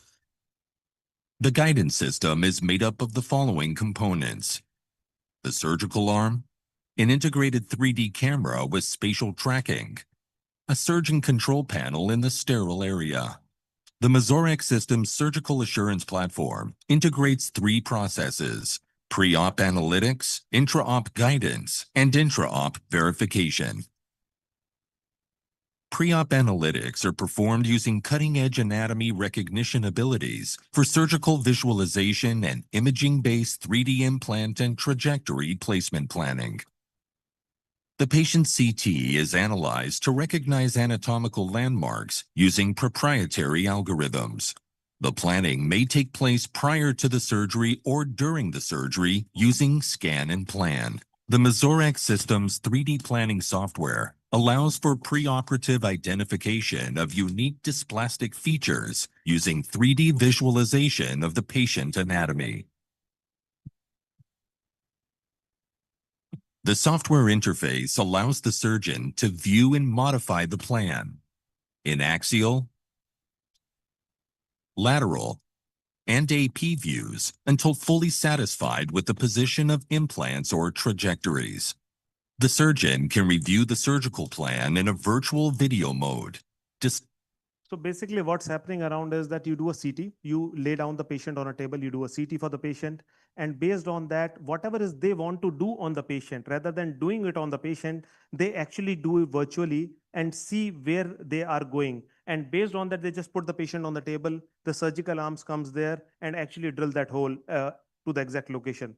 And it is all about precision and control. So for example, if a doctor knows it where they need to do, but when we talk about all the doctors are not same, their hands are not same. But with this device, what is happening is you are making the entire process as a step-by-step process for them, and the results can be comparable from one center to other, removing the bias of a doctor. I think that's the whole idea of this video. So I think I'll just go to my final conclusion slide, which is that AI has a potential to revolutionize and reshape the future of healthcare. But I can just tell you it is not a hype, and it will improve diagnosis, treatment, it will support doctors, and it is coming faster than you think. So when you see your mirrors, it is always written, it is closer than you think. And I can assure you AI is closer than we think. And whatever we have been doing, we have to challenge our thoughts. We have to think that what we are doing, can it be done by AI? And in this room, is there anyone who uses AI? I use AI a lot. I play AI while I go to sleep. I have ChatGPT subscriptions or any subscription you talk about, and I play with that. I just wanted to know what is the capability, because that capability is going to help me take those wiser decisions. And I can tell you, next 6 months or 1 year, this is a tool to play. But after 1 year, it is going to be the future you are creating for yourself. Thank you very much.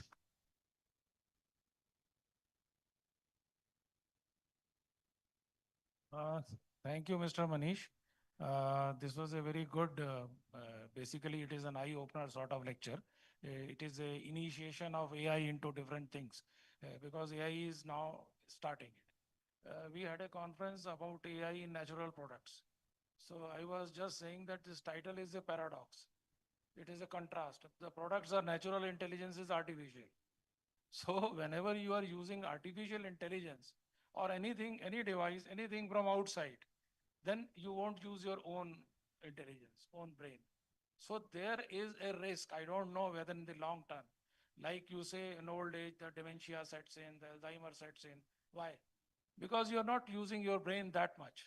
You're not using it.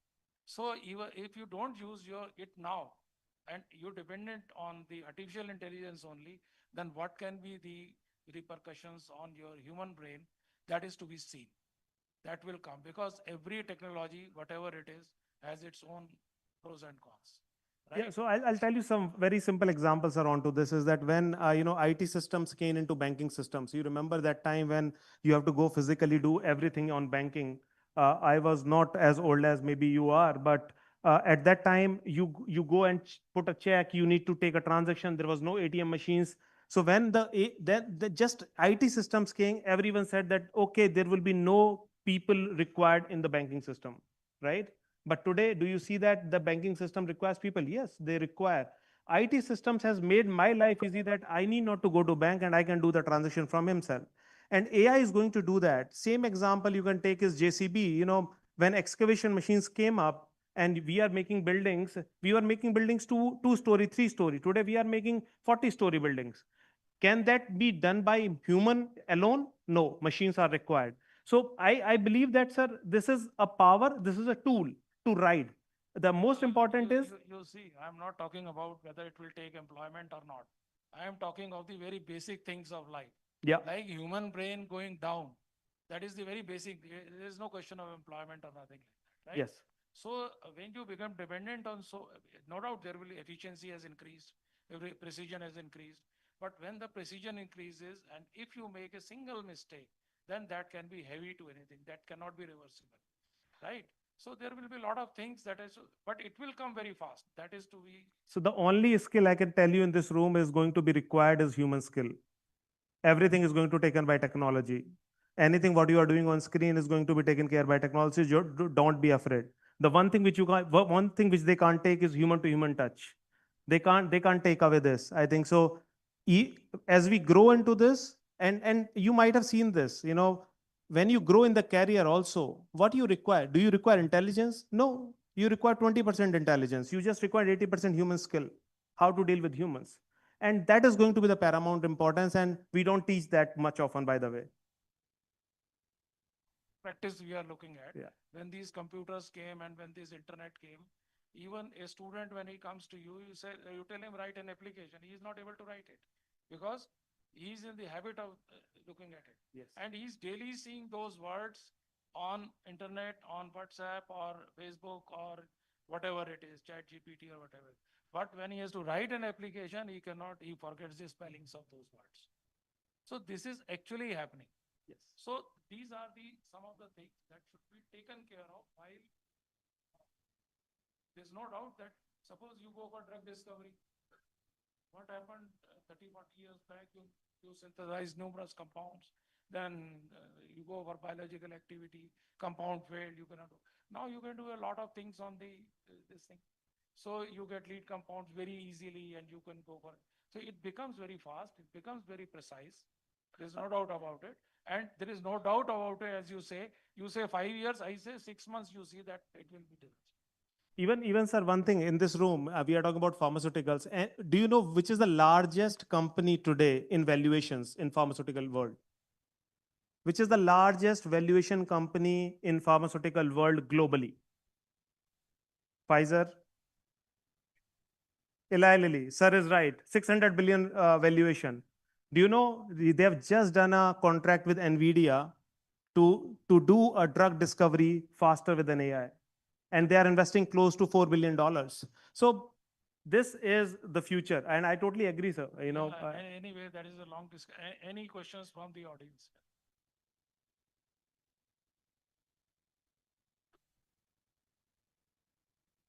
Yes, please.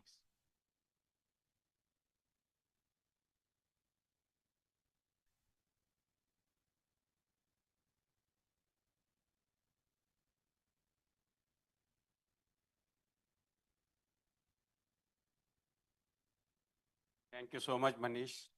I'm a neurologist. I'm professor of neurology and a clinician. But I always say artificial intelligence has been generated by natural intelligence. You are put on different platforms, which is collated fast by the machines. So when I was giving a talk recently on Alzheimer's disease, I said I have taken some help from the artificial intelligence, but natural intelligence was the main. I call artificial intelligence as assisted intelligence. Assisted, which is assisting us. Now, whatever the earlier on platform, Google or others, now it's becoming collated and we are collecting faster. As far as clinical judgment is concerned, patient care is concerned, we first do what we have learned in our life. We may have learned on our own or patient to patient. Patient teaches a lot. So from that clinical experience, we may take the help of artificial intelligence, but no presentation, no discussion, no interaction purely on the basis of artificial intelligence. Thank you. Thanks, sir. Really valid point. Thanks for your opinion, sir. There must be a lot of other opinions, but our time is limited, so we conclude it. Thank you, sir. Thank you, everyone. Thank you once again, Mr. Manish.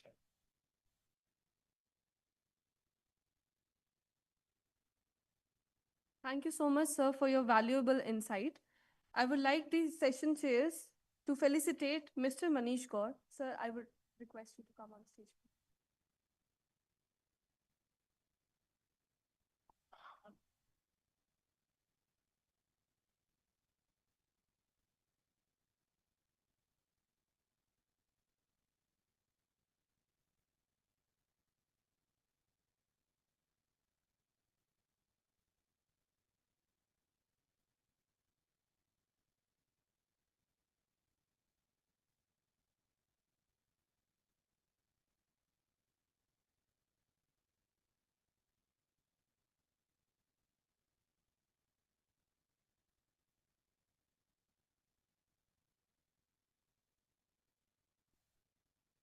I kindly request Dr. Chitme sir to be on stage and felicitate Professor Dr. Satish Sardana sir.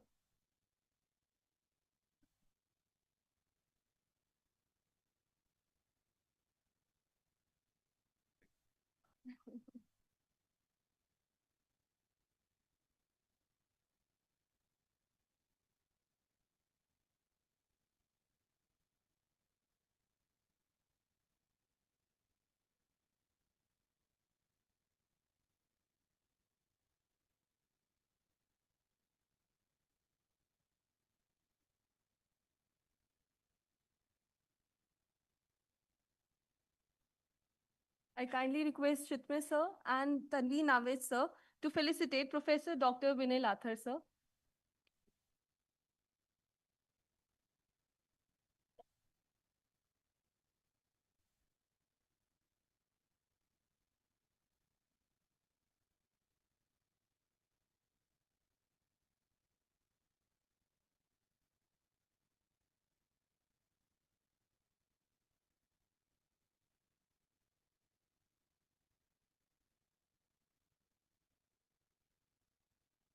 With this, we have completed our scientific session 4 for today and all the sessions.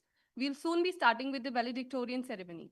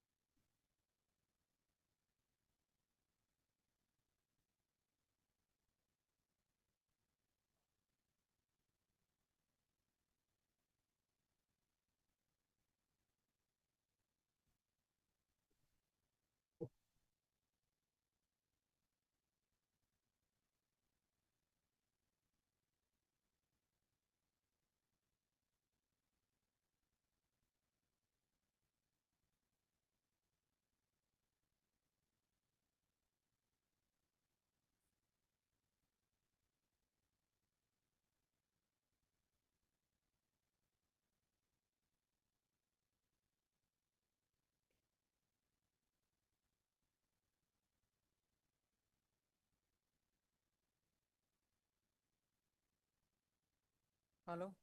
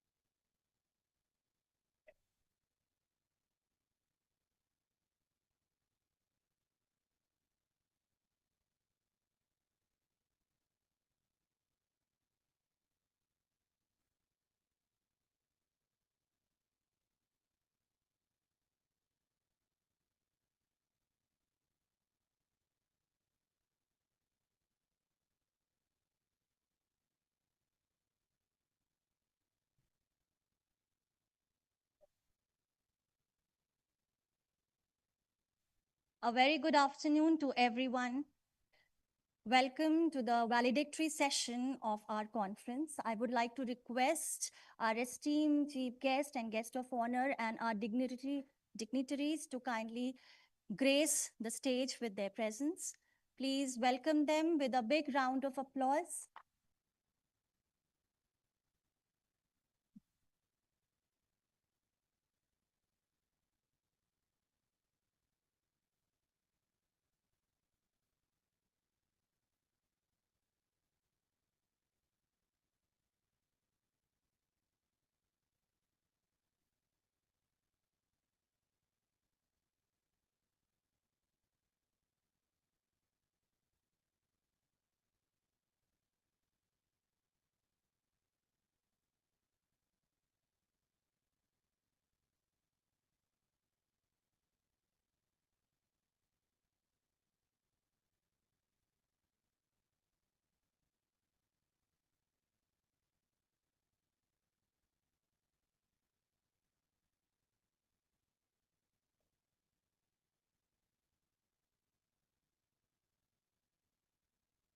With the blessings of our honorable founder, President Sir, Dr. Ashok K. Chauhan, constant motivation of Honorable Chancellor, Dr. Atul K. Chauhan, and visionary guidance of our Honorable Vice Chancellor, Professor Dr. Balvinder Shukla Ma'am, it is my privilege to extend a warm welcome to you all to the valedictory session of the 3rd International Conference on Pharma Technology and Translational Development, integrating chemistry, bioscience, and regulatory for next-gen therapeutics 2026. In these 2 days, this conference has brilliantly reflected the spirit of translational science, where chemistry meets bioscience and innovation meets regulation to shape the therapeutics of tomorrow. Atiti Devo Bhav is the spirit we follow at Amity, and for it, I would like to request Dr. H.R. Chitme sir and Dr. Tanveer Naved sir to kindly welcome our chief guest, Professor Dr. P.L. Sahu, Director and CEO, National Dope Testing Laboratory, Government of India, New Delhi.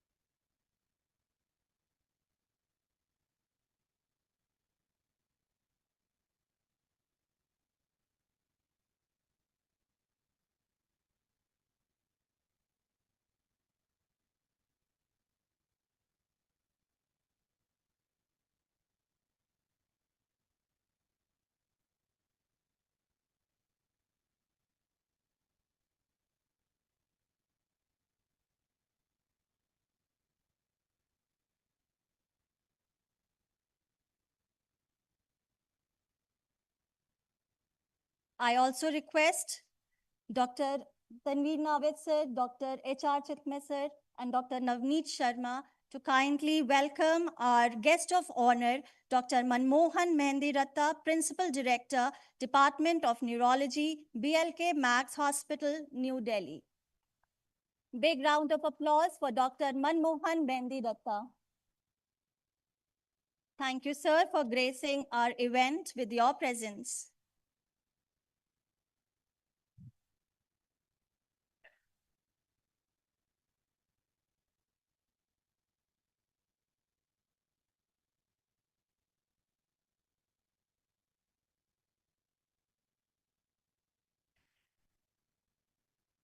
To formally begin today's proceedings, I respectfully invite Dr. H.R. Chitme, HOI, Amity Institute of Pharmacy, Amity University, Noida, to deliver the welcome address. Dr. H.R. Chitme, sir.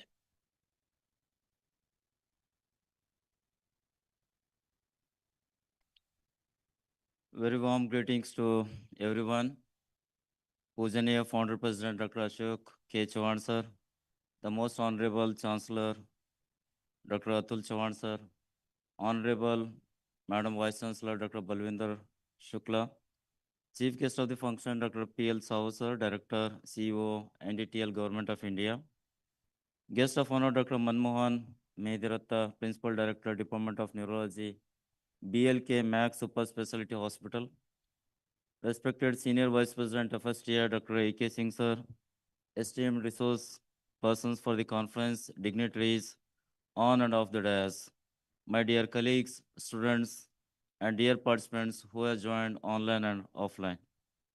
On behalf of the management and administration of AUP and on behalf of MIT Institute of Pharmacy, Noida, and my personal behalf, I cordially extend warm welcome to Chief Guest of the function, Dr. P.L. Sahu sir, the director and as well as CEO of the NDTL Government of India. Guest of honor, Dr. Manmohan Mehdiratha, sir, we appreciate and thank you for sparing your valuable time with us and gracing this occasion. I extend hearty welcome to Honorable Madam Vice Chancellor, Professor Dr. Balwinder Shukla ma'am, for sparing her valuable time and time to grace this valedictory function. So I also welcome Senior Vice President FSTI Dr. A.K. Singh sir for his valuable time to this valedictory function of today's international conference. We extend our gratitude to Honorable Madam Vice Chancellor for her blessings, guidance, and support in conducting this event. Extend my gratitude to Honorable Founder President sir, Honorable Chancellor sir for their blessings, guidance, and support as always. I also extend a warm welcome to all dignitaries, deans, directors, HOIs, my faculty colleagues, research scholars, students to this valedictory function of the conference.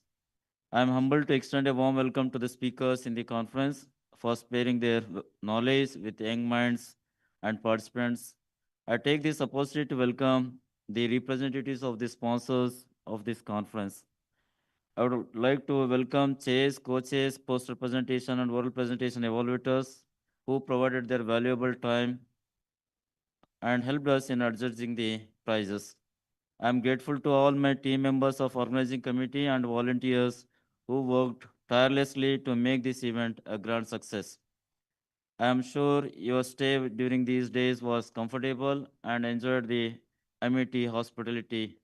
And all credit goes to my AIP Noida team. As a convener of the organizing committee, I take all responsibilities for the lapses, if any, and request you to pardon me for the same. Please provide your feedback before you leave the campus and collect your participating certificate for further improvement. Thank you for overwhelming response and support before and during the conference, and I'm sure you will keep supporting us in future events and activities of the AIP. I, on behalf of AIP, MIT University management, faculty, staff, students, and my personal behalf, I welcome you all once again. Thank you so much. Thank you.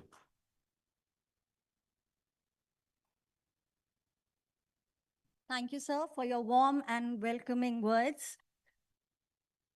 Every scientific conference celebrates a story of research, collaboration, and discovery. I now invite Dr. Navneet Sharma, the pillar of this conference, the man behind this conference, to present the conference report and share the highlights of PTT DI CBR 2026. Dr. Navneet Sharma.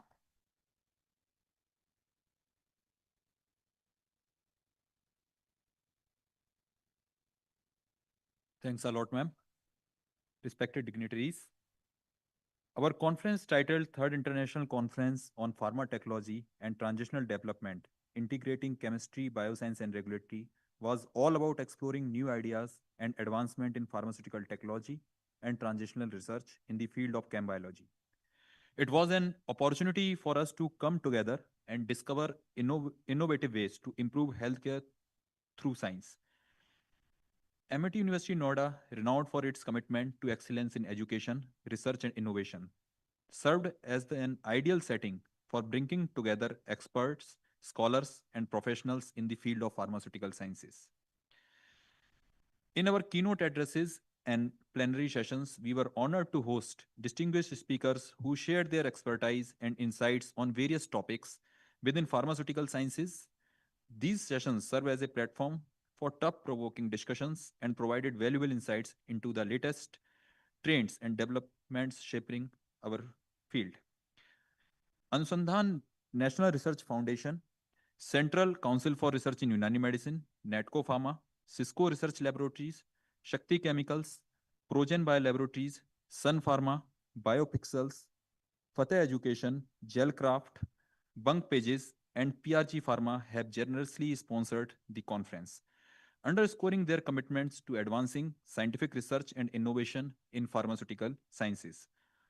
Over 400 participants from diverse backgrounds, including pharmacy, biotechnology, life sciences, and chemistry, including microbiology, representing academia, industries, textile engineering, and research institutions worldwide. Attending the conference, attendees actively participated in both oral and poster presentations, enriching the conference with a variety of perspectives, insights, and research findings. These presentations served as a platform for sharing cutting-edge research, fostering networking opportunities, and sparking further dialogue and collaboration among participants.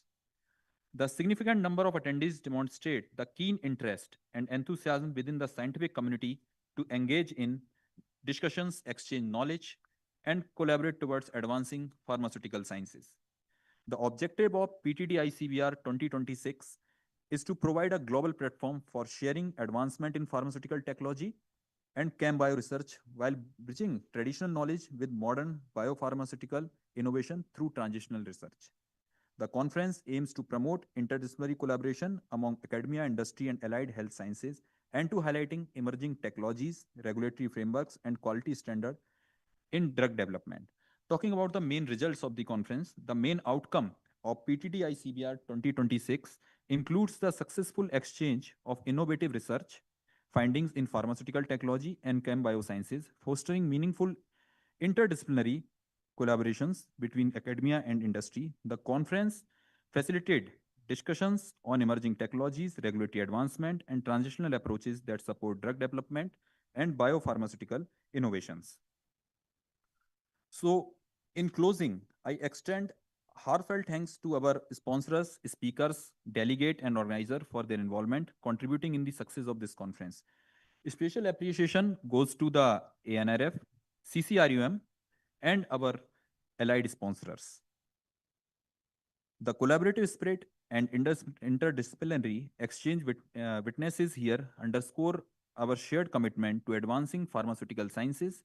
Let us carry forward the inspiration gained and continue our journey towards positive changes and innovation in healthcare. Thank you. Thank you all for your dedication and contribution. Thanks a lot.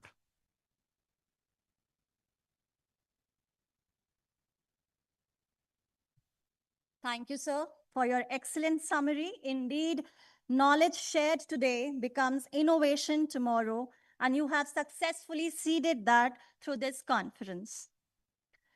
It is our extreme privilege that we have with us Professor Dr. P.L. Sahu, sir, Director and CEO, National Dope Testing Laboratory, Government of India, New Delhi.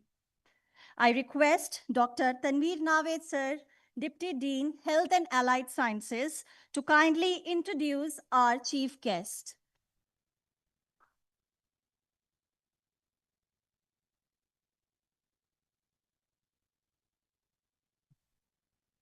A very good afternoon to one and all.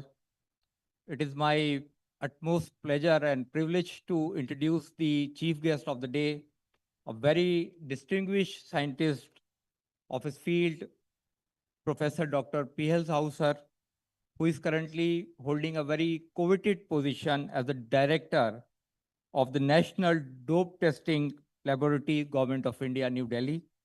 Dr. Sahu has a master degree followed by PhD in chemistry from Central University of Sagar, a very reputed university in the Madhya Pradesh.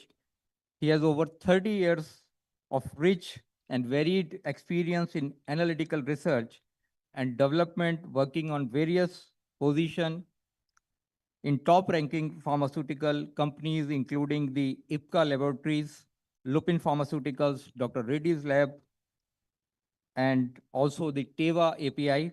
And also he worked in Turkey with the FD Ibrahim Pharmaceutical.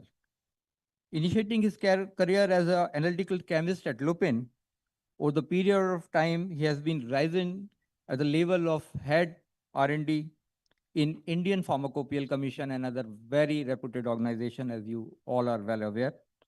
And he is also technical and lead assessor for ISO IEC 17025 and ISO 17034 at National Accreditation Board for Testing and Calibration Laboratories, NABL. Dr. Sahu has been appointed as a professor of practice honorary at National Forensic Science University, NFSU, and adjunct professor at National Institute of Pharmaceutical and Education Research, that is in NIPER, and also at the reputed Jamia Hamda. With this word, I request our very distinguished chief guest to address the gathering. Thank you very much.